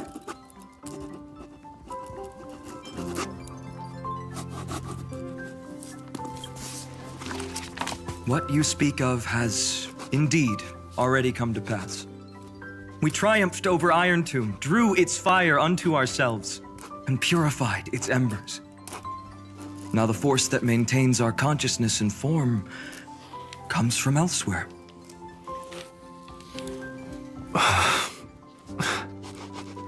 Worried about your companions on the Express, huh?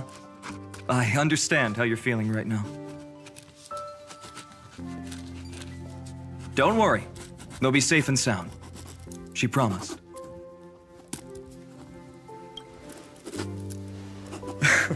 Don't worry, she always shows up at just the right moment. The Astral Express. Honestly, it really feels like home. I can imagine how much you, Dun Hung, and Miss March must have missed everything here when you were trapped in Amphoreus. The beautiful windows, the soothing music, your fellow travelers on the Express.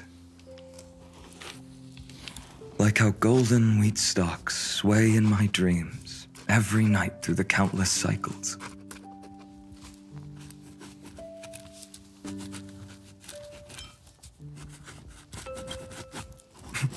Are you inviting me to join your journey? I think I've found my own wish, partner. Someone once told me that home is where you can be truly free and at ease. Maybe roaming the cosmos with you all is my strongest desire right now. All of us together, of course. The Shinjo Alliance, Penacony. I blame my poor imagination. I can't picture what those worlds look like at all from Dun Hung's descriptions. So I have to see it with my own eyes, right?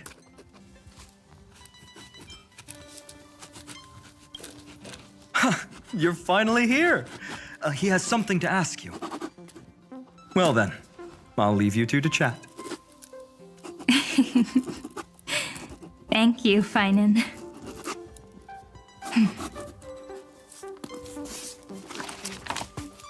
After such a good sleep, you must be bursting with energy now, right, friend?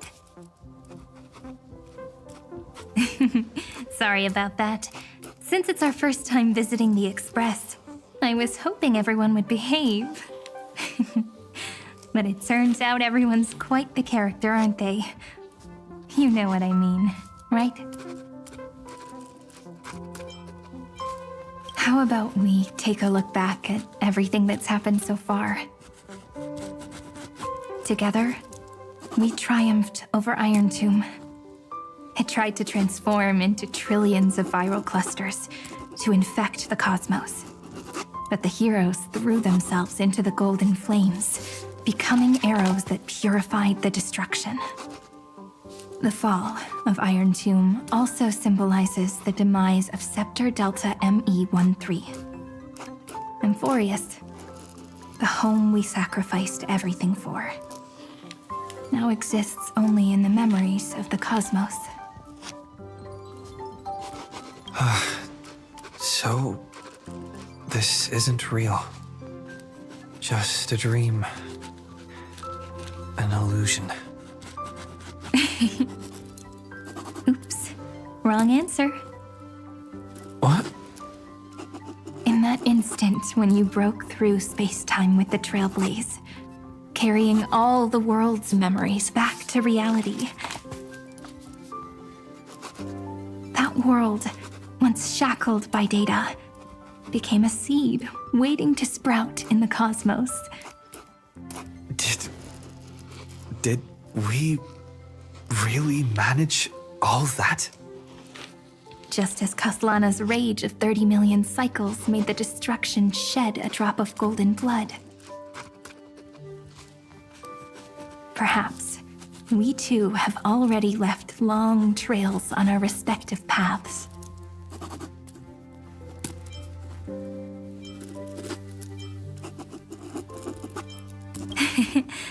Freedom. What a wonderful word. But that alone isn't enough to make everyone a true life form yet. But Amphoreus already has a tomorrow.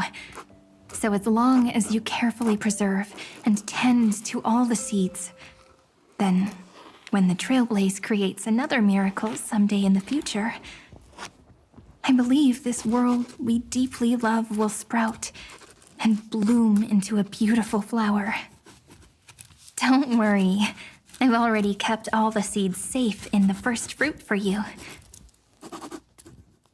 And its name is As I've Written. So, it's time to reveal the correct answer. This isn't a dream, nor a fantasy. It's the epilogue of As I've Written. At the end of the story, the characters take their final bow and embark on a journey of no return. The one who wasn't part of the story, yet helped write its romantic ending. He bid farewell to his friends and returned to his home beyond the tale. Promise me one last thing, friend. When we say goodbye, give me a smile, okay?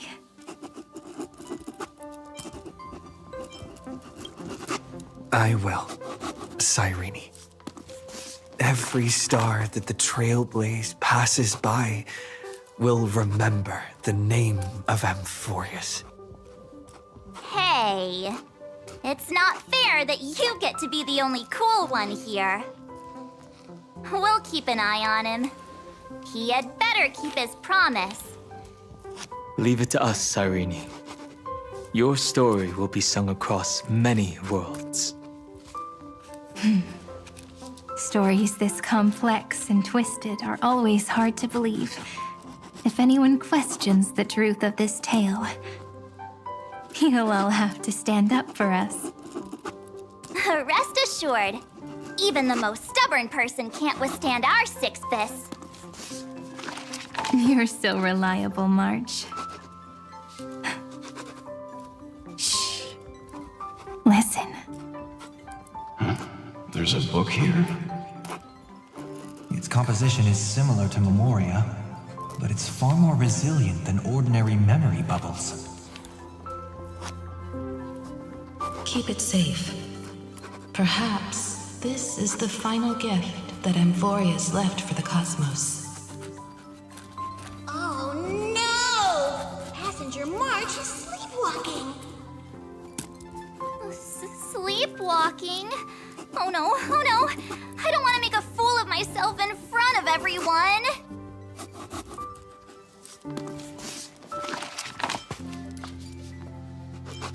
I can hear all those sneaky little plans brewing in your head. March, Dunhung, my friend.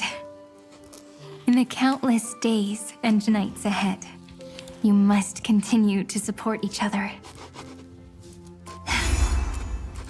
Time to head home, everyone.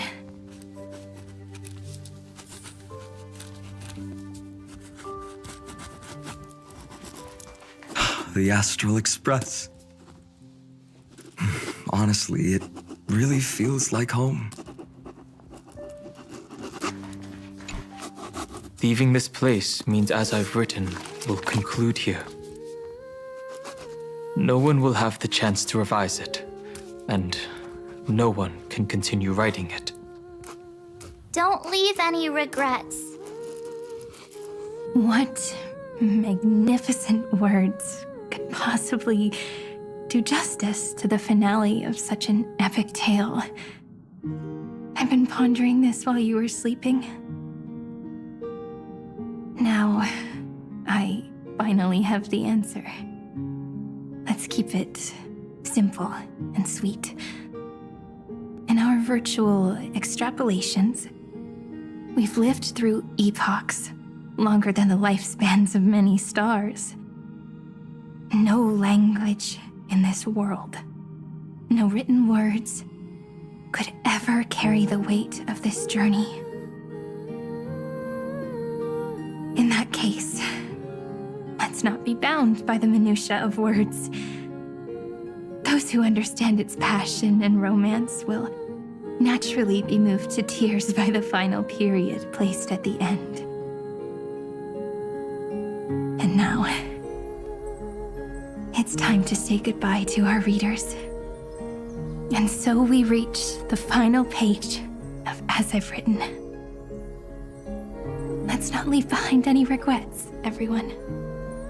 Everyone's here. Who wants to write the first line? Going first is the hardest job. I don't want to make a fool of myself. How about letting the great Imperator draft it for us? Are you all such cowards? Then I shall enlighten future generations, just like the 30 million cycles of flame chase. Without me, there is no world. Go think, observe, and conquer. What's wrong? Everyone's gone quiet.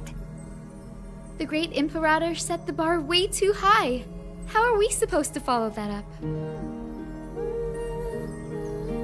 Where the Emperor leads, loyal subjects must follow.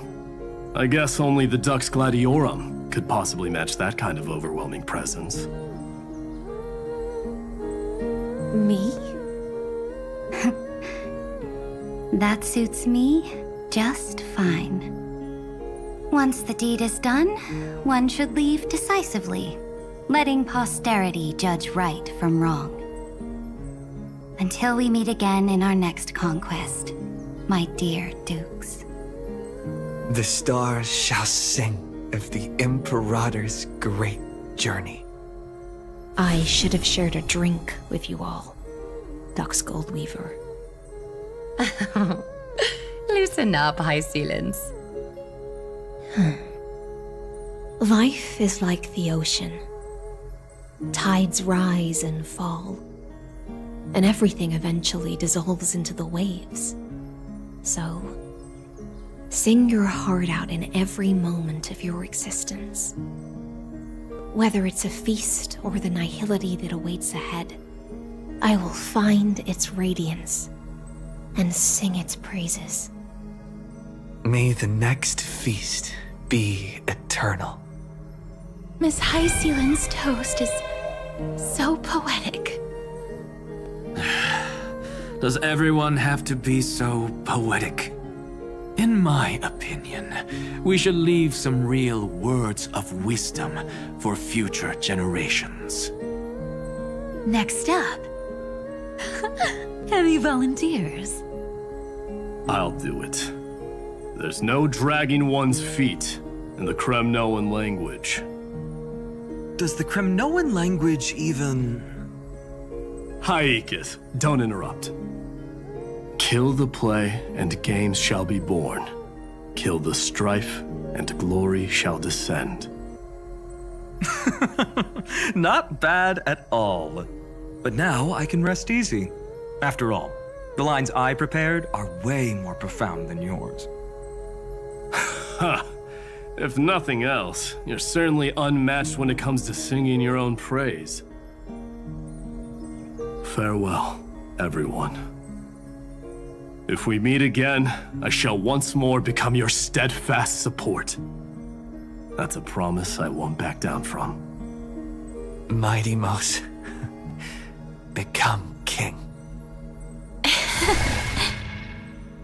What's up, Cass? It's nothing, Lady Trebios. I just finally realized something. Then speak your mind, and let your words be immortalized on the page, Cass. If your heart still has room to spare, share a bit of gentleness and softly cherish all the beautiful things around you. That's so beautifully said, Cassie. Thank you, Miss Hyacinth. My only small regret is that I couldn't fully embrace this world I loved so dearly.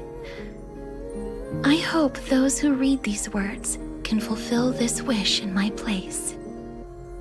Everyone, let's meet again at the end of the West Wind. The place you reside is the gentle sea of flowers. Well then, it's my turn. Take it away with your performance, Anaxagoras. This time, you won't have to worry about being interrupted. Then I must thank you all for being such a captive audience. Now, with this golden opportunity, I shall reveal to the world my insights into the world's ultimate truth.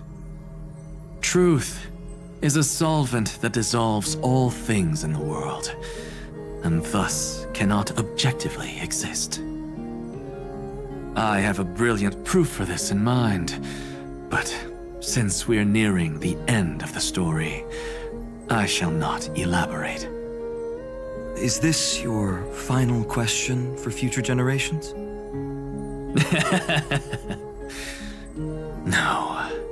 This is an established fact, not up for debate. I call it Anaxagoras' last theorem. Oh, you. Still as profound as ever, Professor. We've got time, you know. If you don't explain it clearly, future readers might not grasp your true meaning. The true meaning isn't important. What matters is the emotion that stirs within them when they read these words. At that moment, the theorem's mission would be complete. So, your lessons are far from over. But taking a little break for now wouldn't hurt. Then... class dismissed. The seeds you've sown are already sprouting. Would you mind if I write the next line? Huh? I actually thought you should be the one doing the final wrap-up. But... we'd never turn down a request from you, Aggie. Teacher, Cypherer, thank you both. Trust and selflessness are the two most beautiful garments in the world. One to gift others, one to adorn yourself. One's golden and one's purple? Not being able to completely change your fashion sense is my only regret across 30 million cycles. After all this exhaustion, I just want to take a peaceful bath now. I'll see you all again at dawn.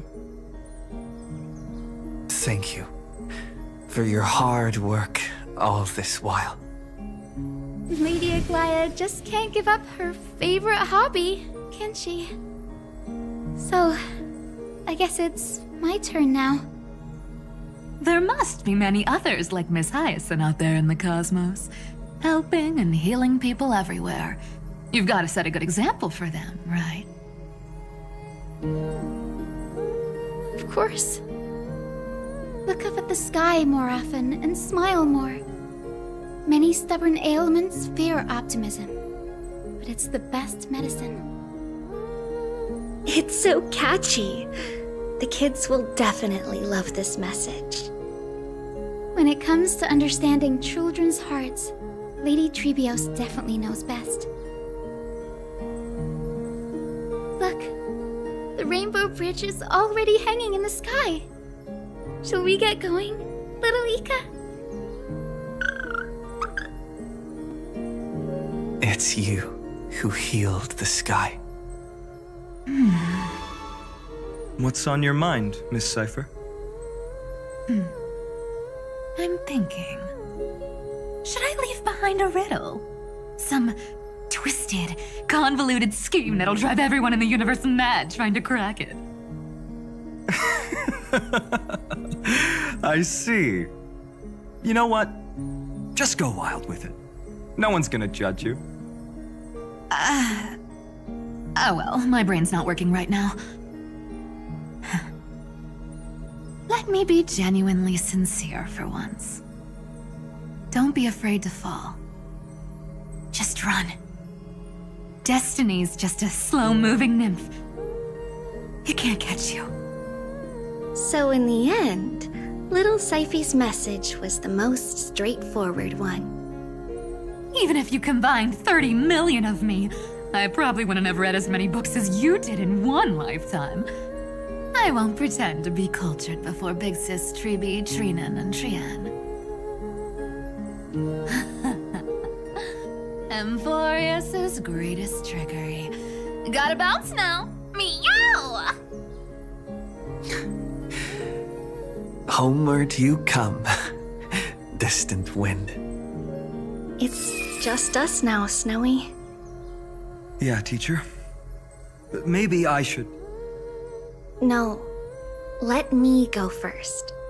After all, all shall bid farewell to one, and that person alone will. I never would have guessed you had such a dark sense of humor, teacher. You still know so little about the complete Trevios, Snowy. Jokes aside, I want to leave these words at the end of the story. Whether it's a sunny day or a rainy day, remember to tell yourself before you drift off to sleep, see you tomorrow. See you tomorrow. Times 1,000. Prophecy received, times 1,000. From now on, no more goodbyes.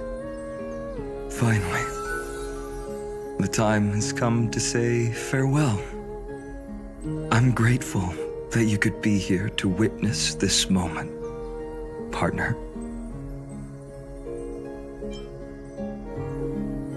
Well then, make sure you take good care of as I've written. As long as it's by your side, Amphoreus will always be with you.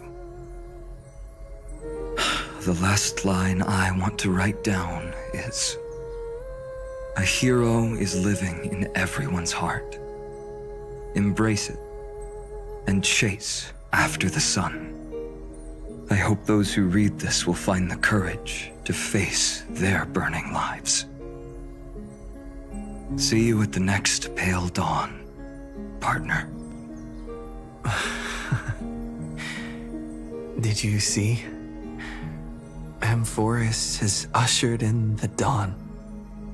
The characters in the book have taken their final bow. It's time for us to return to our own reality. But as people who lived through it, we can still add the final touches to this story, right? Of course. The pen will eventually break, the ink will run dry, and life will ultimately fade. But thoughts will permanently remain in sagas.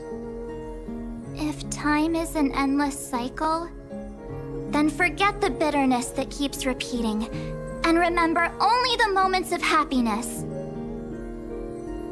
Let's walk towards tomorrow together. We were never apart.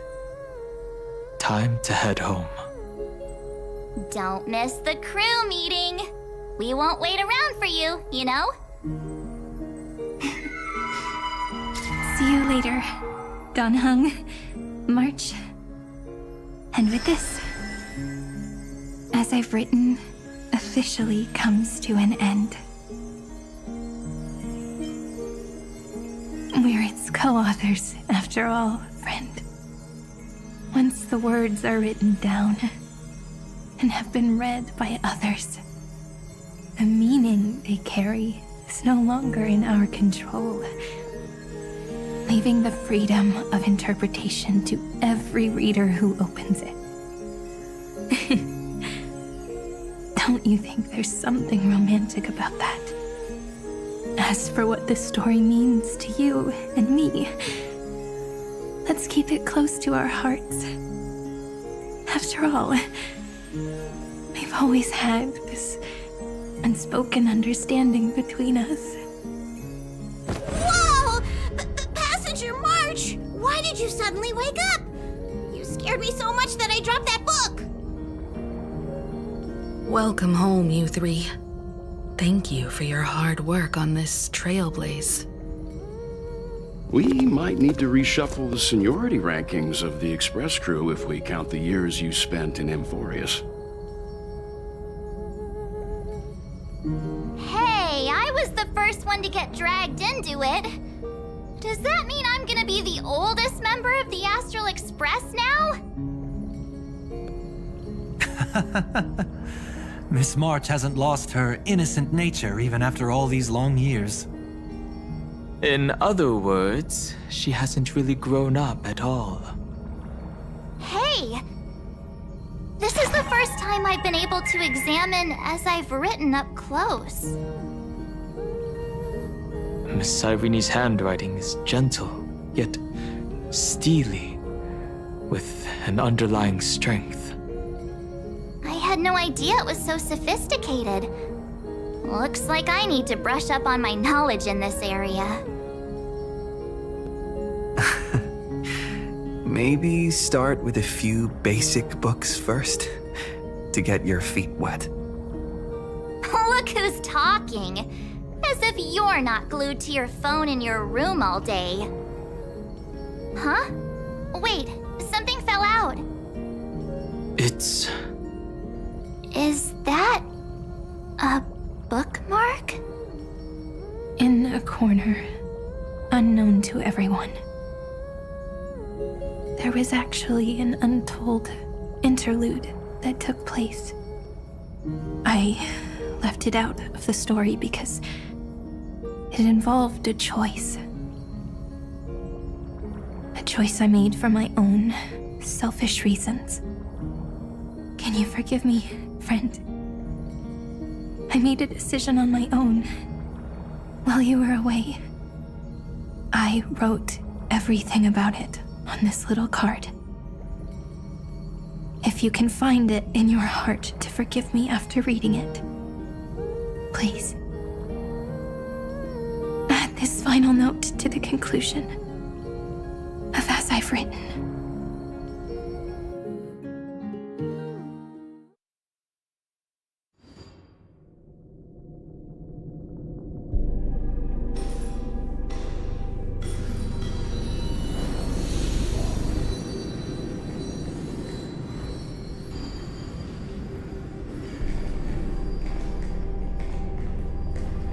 Memories swallowed by Iron Tomb. Return now to reality.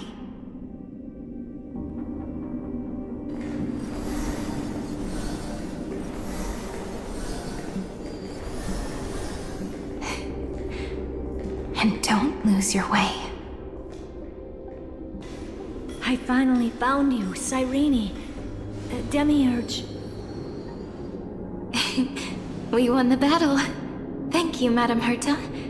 Without you, we never would have stood a chance. Still, is something weighing on you? Right before I shut my eyes, inside the droid head's brain, I saw something unsettling. The fourth instant, this turning point in cosmic destiny, anchored by the erudition. It's not a single instant, but a process, a chain of events. So, this victory isn't the final piece of that chain? Far from it. This is only the beginning. The first toll of the death knell for the cosmos. That sorrowful look doesn't suit you, Madam Herta.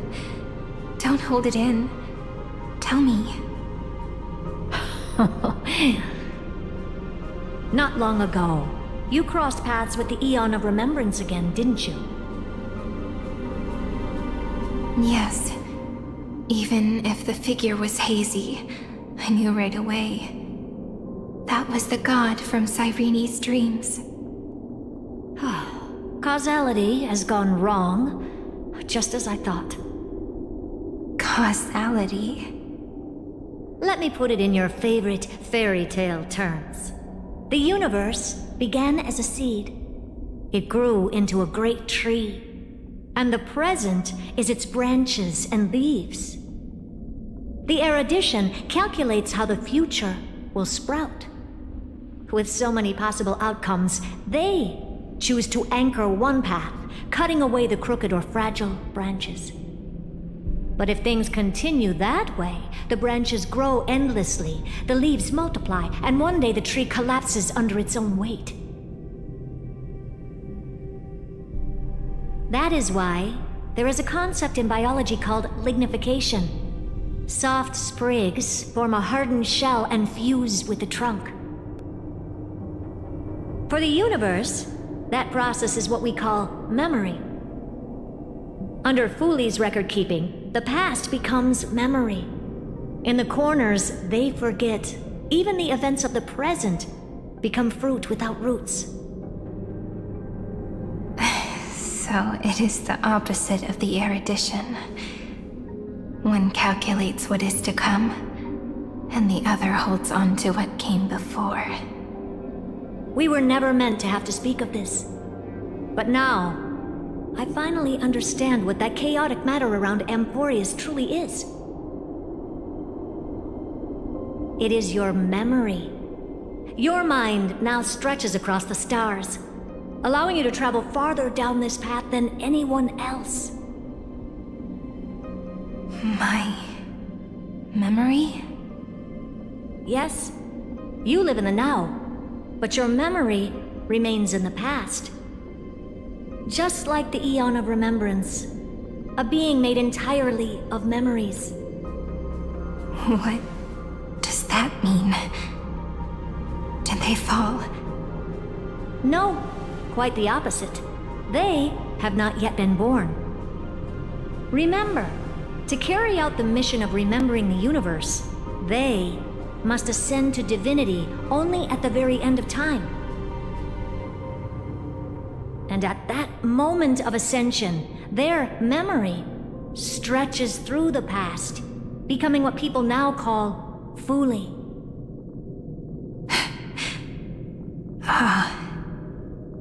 That is why they feel so distant, so cold. That crystalline form is just an empty shell. I do not know how the Garden of Recollection managed to hide this until now. They must have their reasons, but none of that matters now. Here in the present, we cannot know who will become Fuli. But one thing is certain. They will be born. And those who might become Fuli all share the same characteristics. They are known as Children of Remembrance, pure child of Anasrava. Both of you, Children of Remembrance. So help us. Find where Amphoreus' memory began, and bring it out. We are the sacrifice. The garden used us. The pure child of Anasrava. Abandon us! So that name, it was never my past. It was my future. Or maybe it is the present. Noose has revealed to me two paths. And on both paths, I see you standing. The first, follow the trail of memory you have forged. Break free from this world and reach for the stars. That would mean Amphoreus' causality will no longer concern you, at least not the person you are now.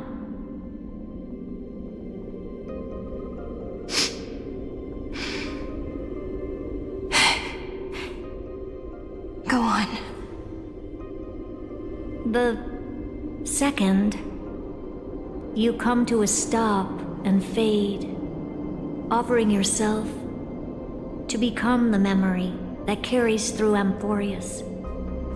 Perhaps this is the choice every pure child of Anasrava must face. That choice means I'll remain in the past forever. And more than that, it means you will close off Amphoreus' causality. This world is sealed. The effect that the remembrance brings to it will all converge on one thing. That one thing is you. No more eons will interfere with this part of history. No more blank spaces in causality. The present will be set in stone and become indestructible. There are two paths, and only one leads to the right end. Droidhead didn't tell me the answer. But I can guess what might happen if you choose wrong. With causality incomplete, there is a chance Iron Tomb could rise again. So even the gods of the cosmos are unreasonable. If you want my advice, stop thinking so much. Ask yourself what your heart truly wants. Choose the first path, and you might survive as a memo sprite. You may even walk beside them for a while. Even I can tell how much they mean to you, especially the little one. But if you take the second one, then you may have already lost the chance to say goodbye.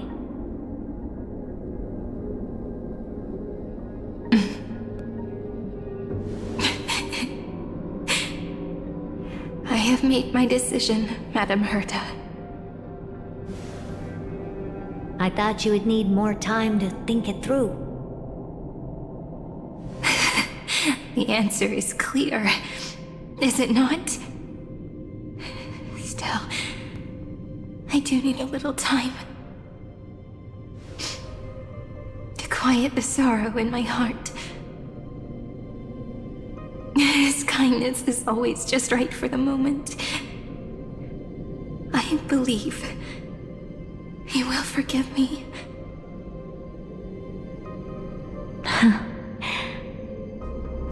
I will say no more. I would rather not break the mood. But may I ask you one last thing? Of course. Why?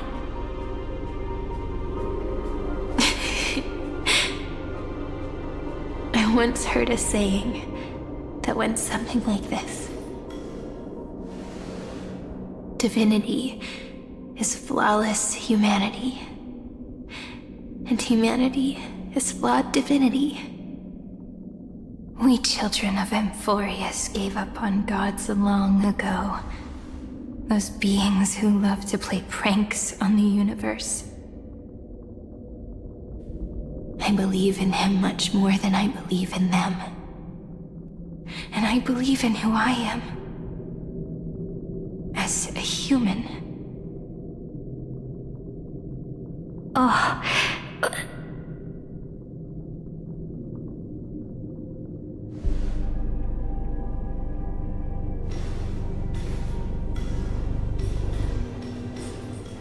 That really is a comforting answer.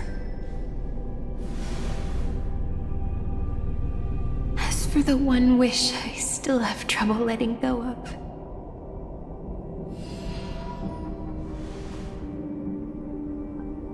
One will remain in the past. One will walk toward the future. I believe that the one I cared for most will witness on behalf of the ripples of past reverie. Every starlit tomorrow.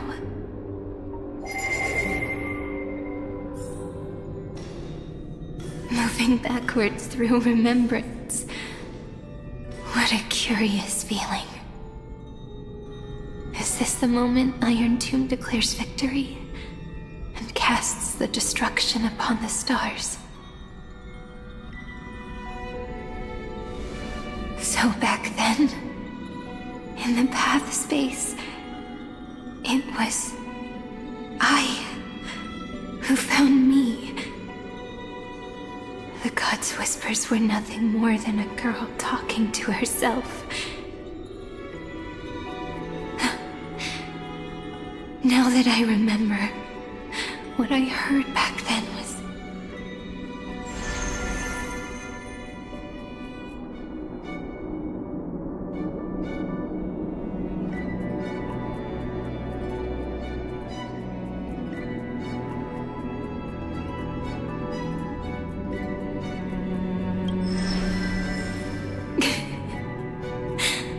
All I wanted to say was, don't give up. He will find you. Memory truly is amazing. Then let me wield this power and plant the seed of causality for the miracle that is destined to bloom.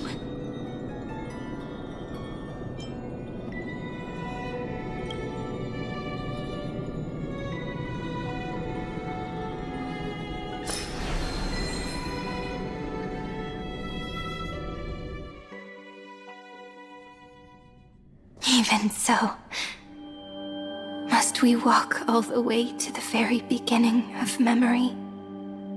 It's such a long road. A bit lonely to walk alone. Then, would it be alright if I came with you? As long as it's Peach, even 30 million wouldn't be too many. One is enough. Take a deep breath, and then we can set off, alright? Follow the ripples of remembrance into the past. Reconnect every moment in which the gods made themselves known. Clearly, cause leads to effect. But now, the future gives new meaning to the past. Effect flows backward and nourishes cause. Maybe that is what makes memory so beautiful.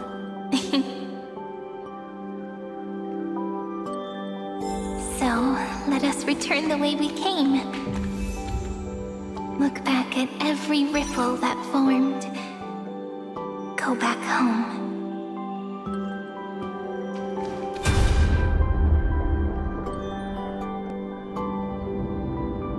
No!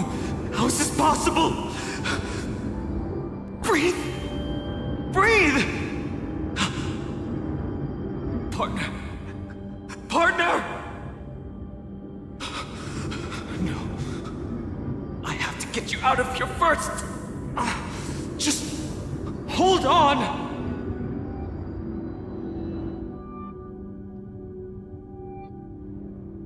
Remember? That pale dawn breaking through the endless night? The spear of strife nearly claimed his life.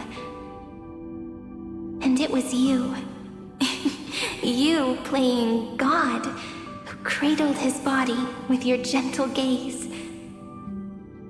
Then, before Orynyx's altar,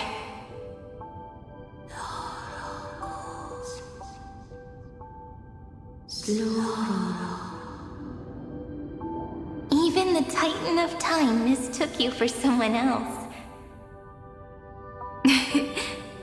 I never imagined there was a hidden truth behind our first meeting. The first time was also the last time I saw you, friend.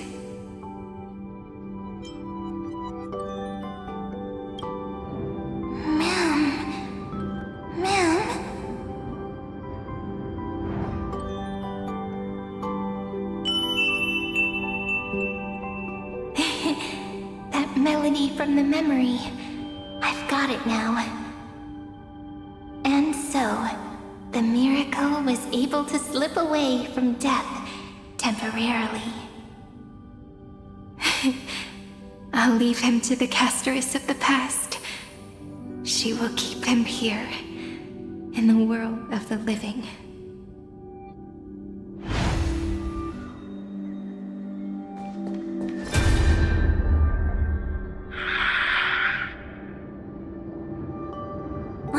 Darn it! What are these things? You're not taking me down. Not before I find a way to help him and Don Hung. If you've got a bone to pick, take it up with my six-phased ice.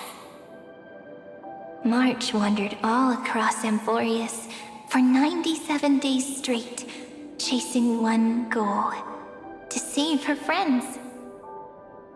And with her bow and arrows, she brought down every obstacle that stood in her way. So that's how it happened. My skill with the bow.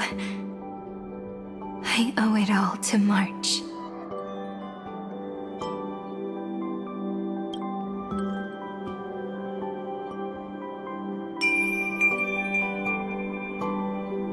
What a sweet note.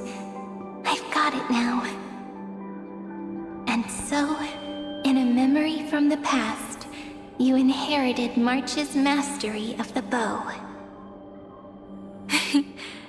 And that arrow bearing golden flames will streak across the stars in the future, becoming a glimmer of hope for the cosmos.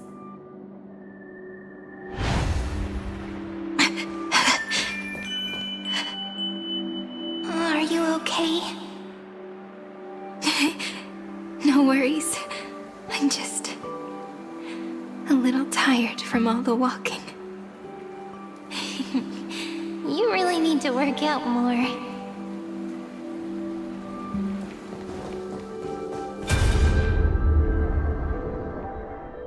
Three paths interweave and fetter Amphoreus, co-authoring the fate of the world. Ordinary pathstriders aren't known to leave traces in the mirror, so if what you said is true, then this isolated star system must be home to at least 3 beings comparable to emanators. I would even go as far as to say, eons themselves. To gain the favor of the stars for Amphoreus, the Remembrance sent a call for help to the cosmos. But the obstruction from the scepter was far too strong. Even the gods could do nothing more than send a fleeting mimetic being to someone who walked the same path.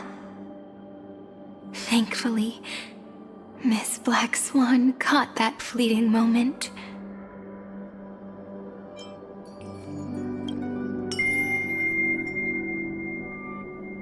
Though, that signal drew some unpleasant attention as well.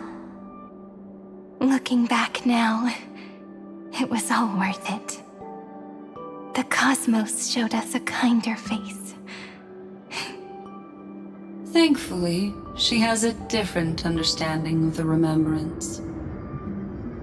Miss Evernight once said that the Remembrance wasn't looking after Amphoreus, but rather scheming and preparing to devour the paths.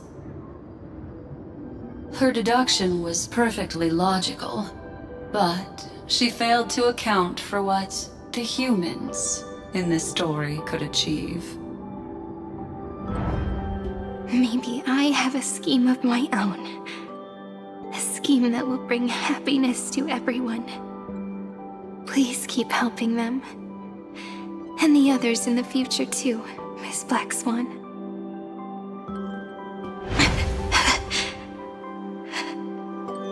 Looking back on the past really does wear down the mind. And wears out the body too.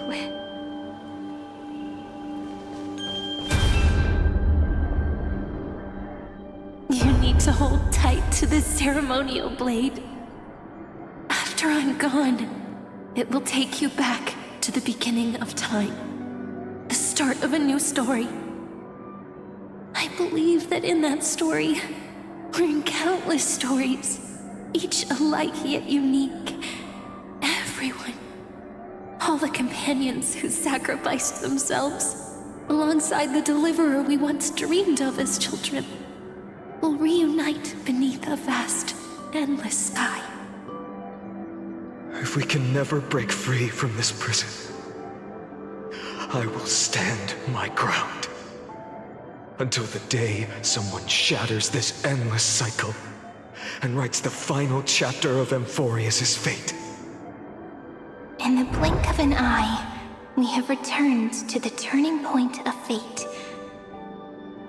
With nothing but a fragile sliver of hope, we embraced 30 million cycles of futility and began the eternal recurrence. I still remember the first time I saw the god appear in a dream, looking at me from behind a thin veil of crystal.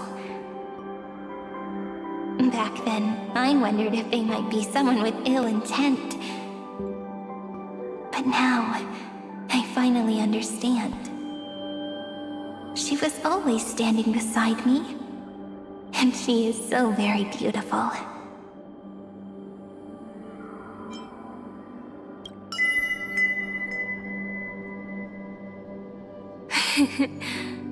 Causality. really is a force that cannot be stopped.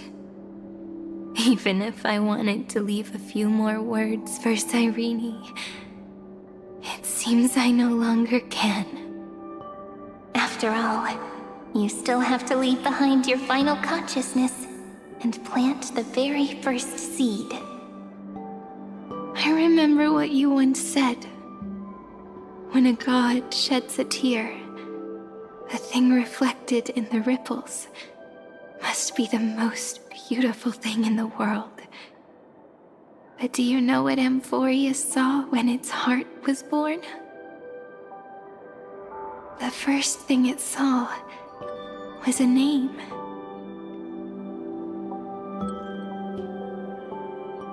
Zero, 9, 3. Looks like you figured it out. Sometimes, all it takes is a change in perspective to reveal something truly unexpected. Don't you agree? That's right.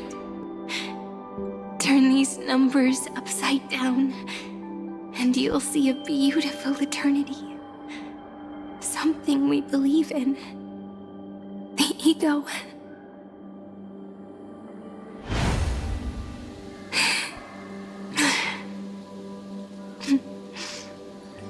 Looks like time's running out.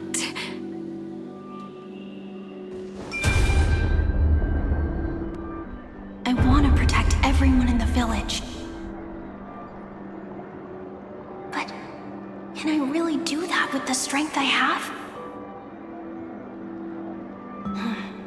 I shouldn't think too much.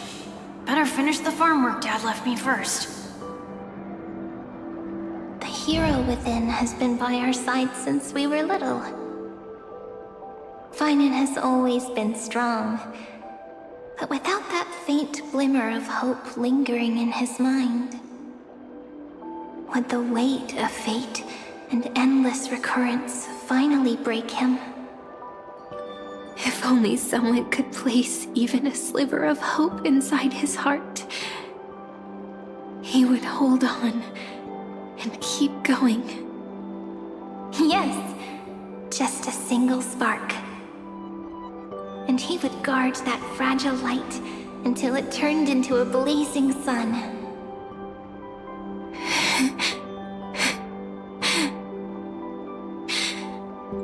I no longer have the strength to make the hero within look like him. So, let me leave behind a prophecy for him. Take this wish with you. Be the hero who begins the mission of deliverance. As prophecy foretold, you will bear the blazing sun until the pale dawn breaks. Continue onward, bearing this world upon your shoulders until the Ashen Hero, the Nameless Deliverer, ushers in the dawn.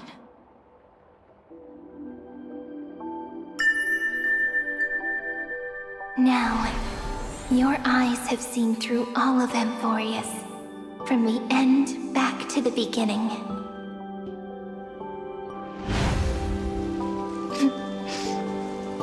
Looks like time's running out.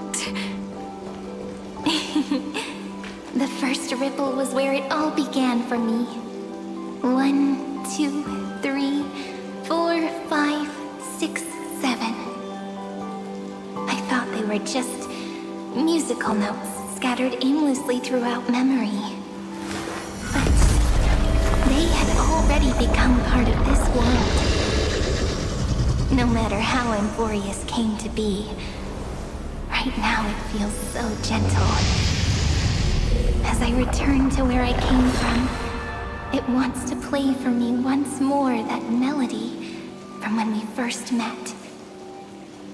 A simple but beautiful melody.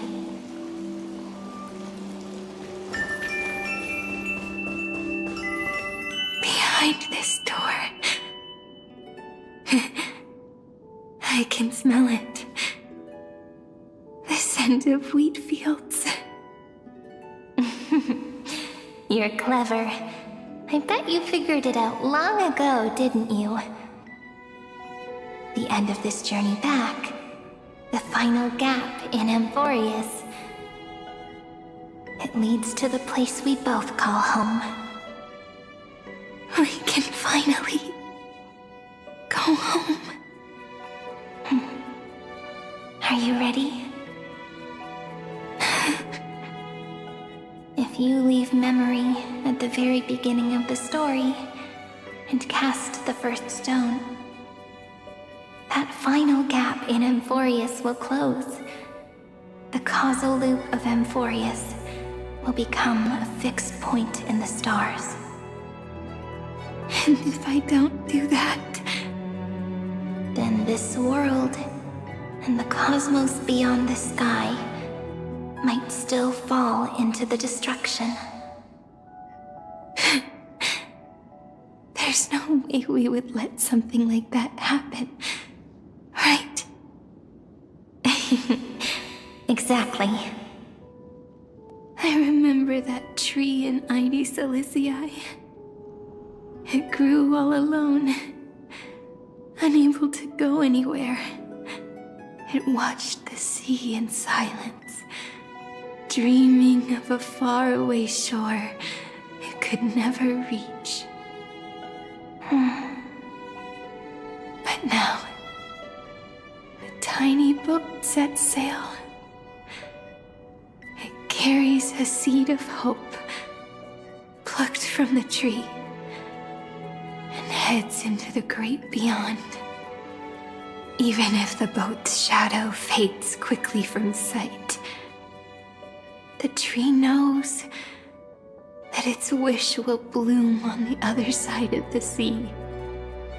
In that moment, it must feel happiness, right? The way you brought it up, now I kind of miss that tree too. Come on, let's go home together. Take it with us, back to the sacrament courtyard. Let it become remembrance's anchor, tying together the times we knew so well.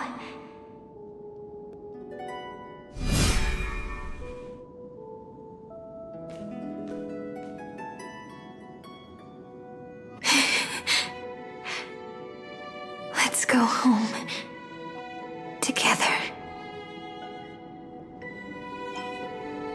Oh, that final note. Right. It's been with me all this time. This is Do. It is also the first note. The one from the first time we met. And the one that stayed to the very end.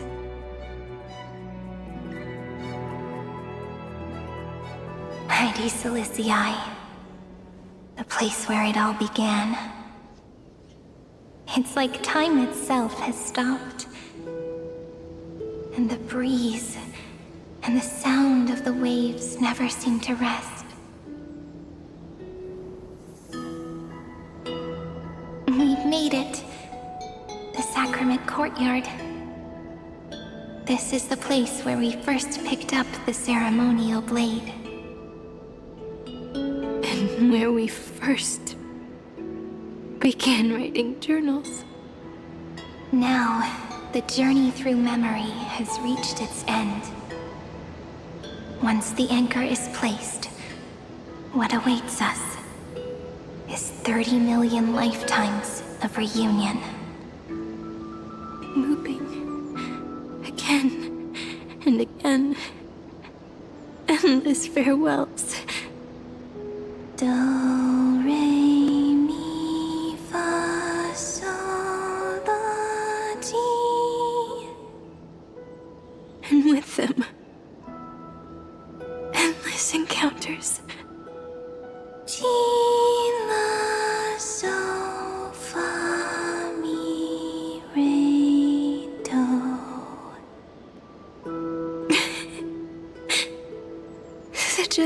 scale. Whether it's for Sirene, the Deliverer, or every sprouting branch of Amphoreus, I leave this tale of love here. May the river of time flow backward, bringing scenes of the future before our gaze. In the eternal land that no one remembers.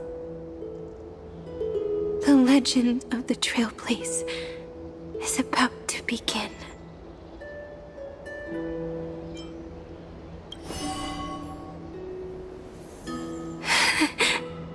Is it all over now? My mind and my memories. It seems they're beginning to fade.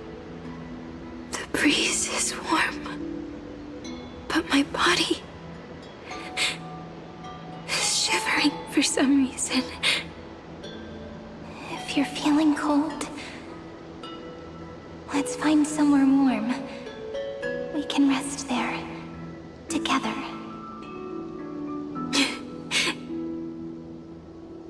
Somewhere warm. I know just the spot. 405. 504. 093. 365.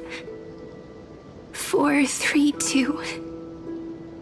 252. 496. 720. 618.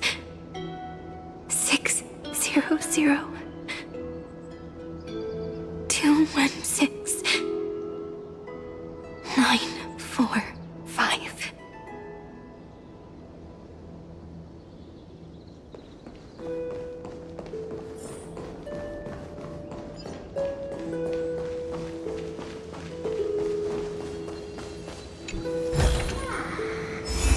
Trailblaze. Sirene. March 7th. Dunhound. Electron. Hyacinthia. Caslana. Anaxagoras. Aglaya. Midemos. Castoris. Cyphera. Sirene. And you. Look. Everything is already as we've written.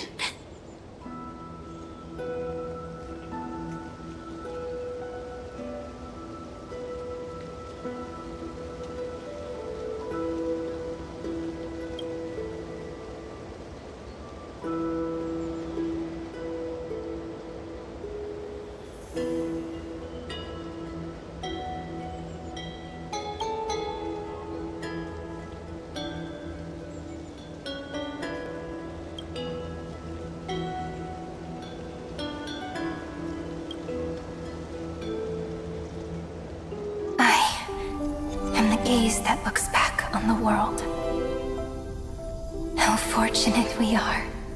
In this cycle of cause and effect, humanity never looks to the gods for guidance. The ones who pick up the pen and write miracles again and again are always ourselves.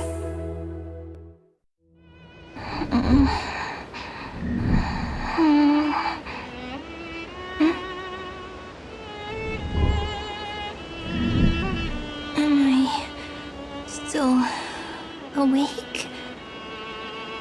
Peach, where are you?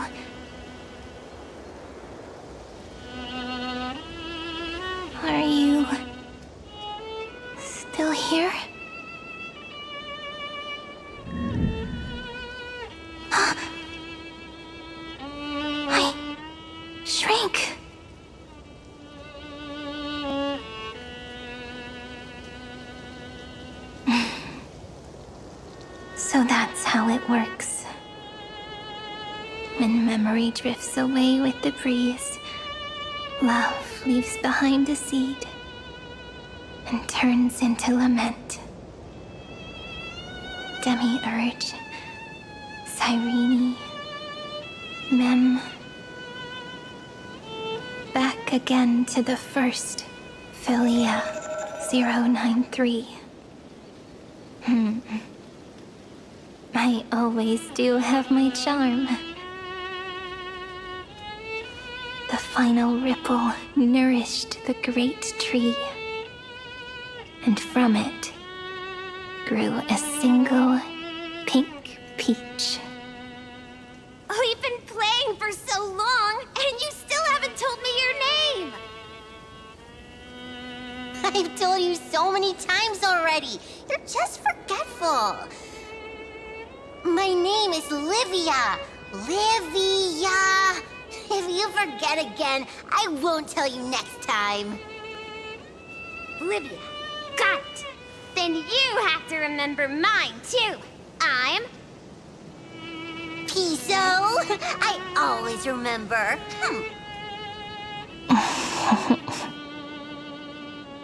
So, Sirene was just a pen name after all. So sleepy. That drowsy little fairy barged into my mind again. The last of my memories are slipping away.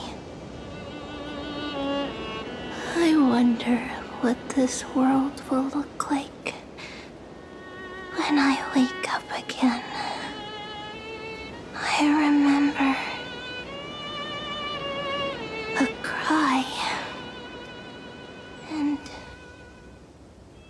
my name, daughter of Lady Celestii.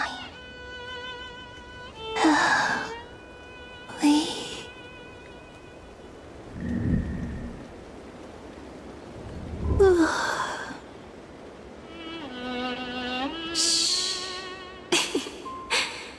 Never mind. The same seed, when planted in different soils, blooms into flowers that are alike, yet never the same. But what truly makes her beautiful is each and every soul in the world. No matter what form liking takes, it is still precious love, and I will accept it gratefully and return it with joy.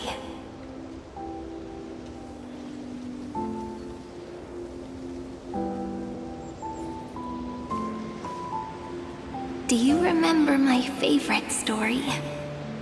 That crystal flower was so beautiful because it reflected the eyes of the little fairy.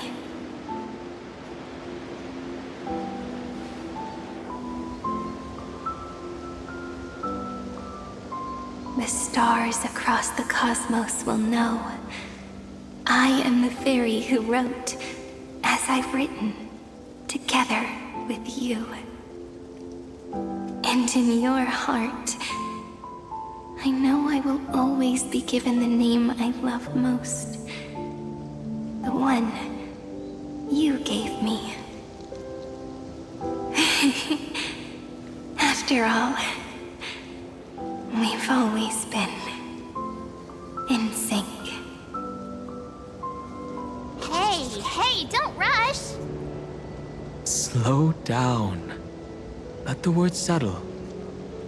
We have plenty of time.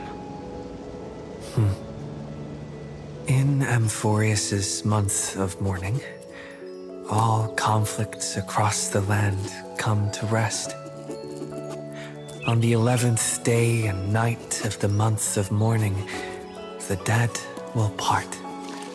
The living will embrace. The snow will fall. And bonfires will rise to warm every heart aching with lament. It may sound heavy, right? But on this day, laughter always rises louder than tears. Because people understand that parting is for the next reunion, and sorrow is so we may love more deeply. That is why this day is her favorite of the year. Under the same sky, across 8 phases of the moon, 13 heroes composed an epic together. 1 plus 8 plus 13 equals 2 11s. Would it feel more fitting if the rest were written in Miss Sirene's voice? Agreed. Then, we'll add 1. A 1 like none that has come before. A 1 that blazes new trails. I make this wish. On the 12th day of the 11th month, 13 heroes will take every core flame ignited across 30 million lifetimes and scatter them among the stars. Later, when the people who know this story gaze upon the cosmos, they will discover that the countless stars in the sky now glow pink. And after 13 seconds, that radiant light will quietly fade away. It will be such a romantic, yet puzzling sight. But that's all right. They will keep that mystery close to their hearts, constantly pondering what the ego truly is. They will love. They will get hurt. They will rage. And in 30 million moments of helplessness, they will stitch their shattered hearts back together. Again and again. But remember this well. Losses are a constant on the flame chase journey. There may be pain along the way, but you and I will never be alone. They will come to understand what it means to lose, and in the end, they will choose to let go. They will offer their hearts to this world, to every companion they walk beside. And they will take in the hearts of others and pass them onward. For every soul that exists in this world, there is a different ego, a different prime mover of life. There will never be just one answer, not even for love. But when people gaze into the night sky and love what is fading with the same resolve they have to praise the stars, I want that soft, gentle pink in the sky to tell them love will always be answered. This is a story about love, and a story about how to answer it. Whether it is one we have already written, or one you are yet to write, it will be a romantic story, like none that has come before. You think so too, right? And the romantic story deserves an ending that is free and complete. When every clue and thread has found its end, and the weight of the pen is no longer constrained, pour the spirit of trailblazing into it, and end this tale with the most pure and romantic period.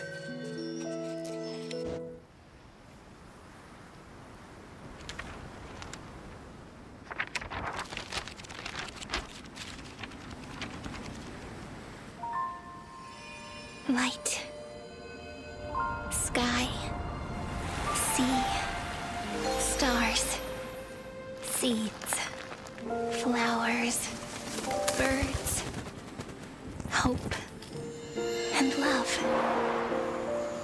words of beauty were how I first imagined the world. For as long as I can remember, I've used them to tell the stories of Amphoreus. And now, this is the last one. A story about tomorrow. Dedicated to you.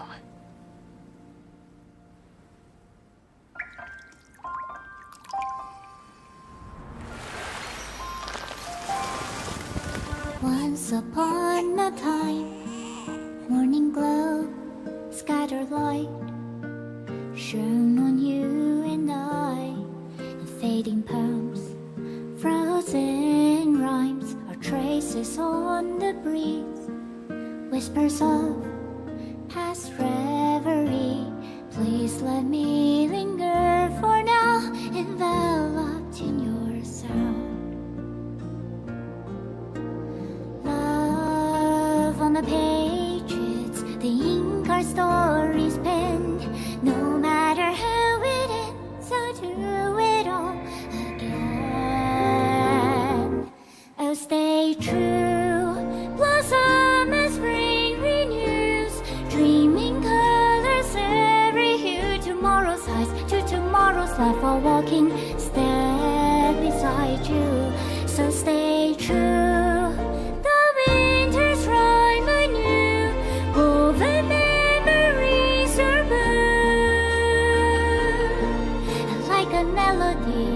Sing a song of reverie.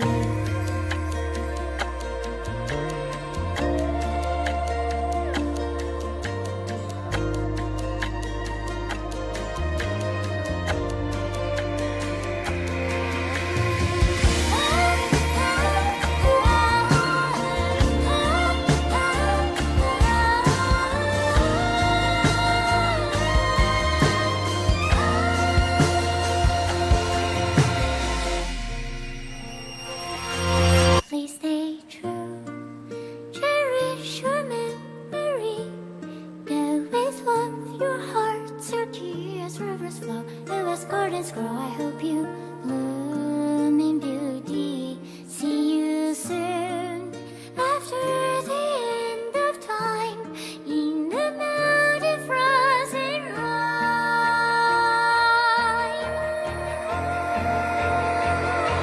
Now stay true.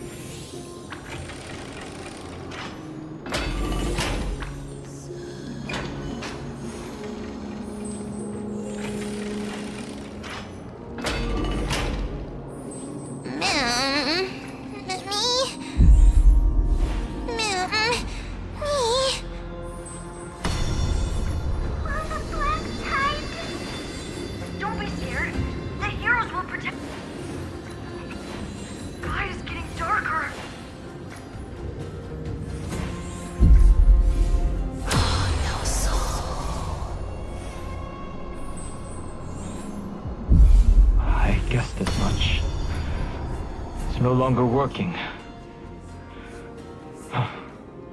Looks like it's just the two of us out here now.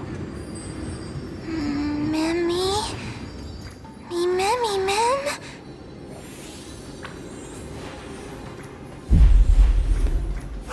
No soul. Memmy. Memmy. Me. Mem.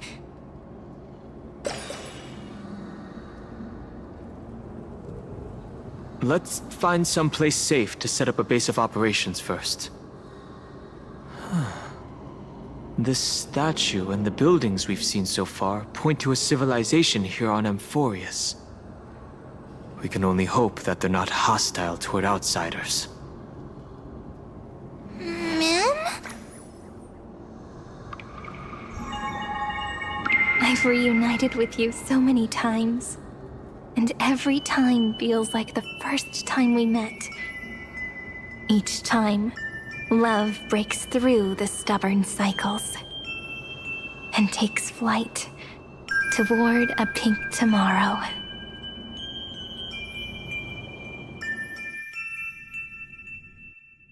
Early. Where to now?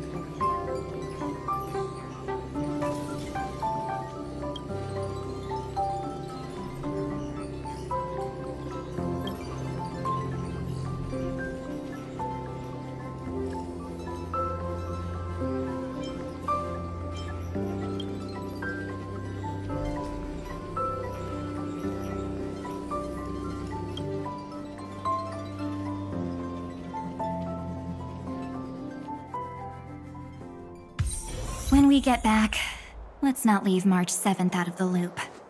All right.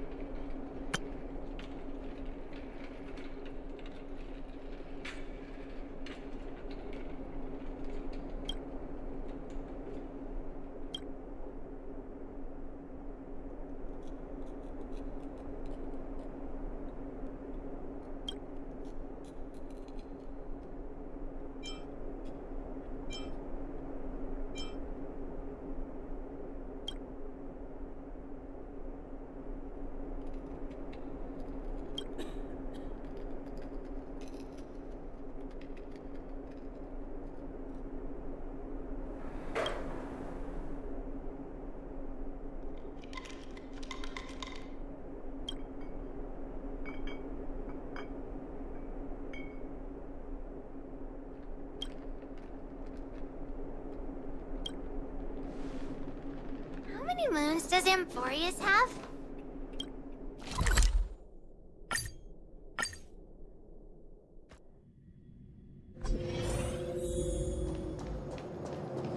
One zero one zero one zero.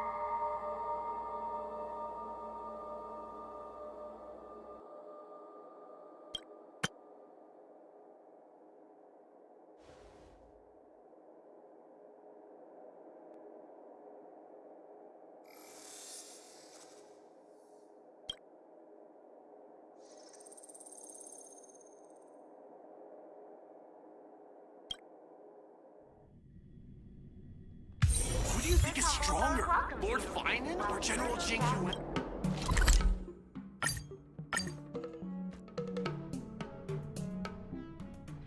When we get back, Let's not leave March 7th out of the loop. All right.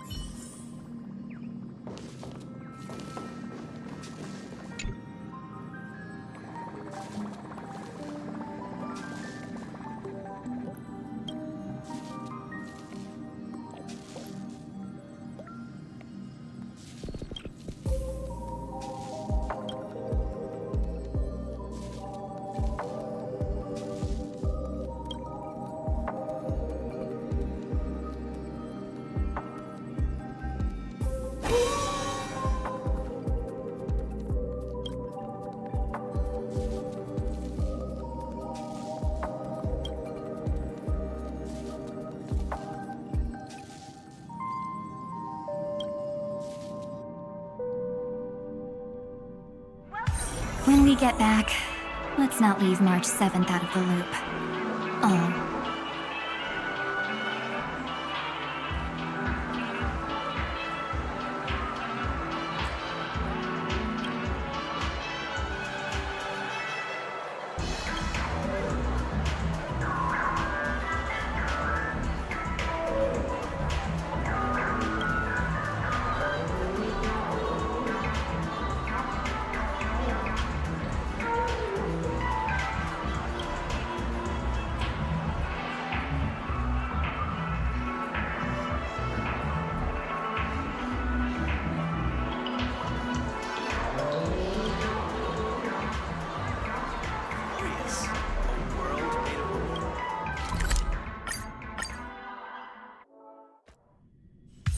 When we get back, let's not leave March 7th out of the loop. All right.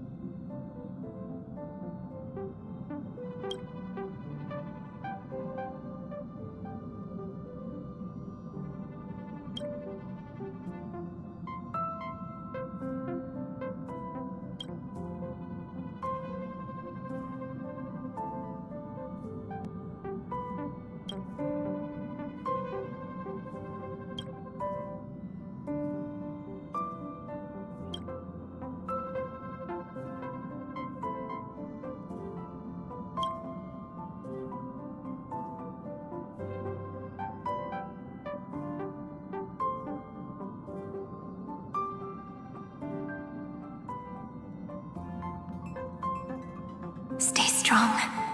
Eyes forward. Always.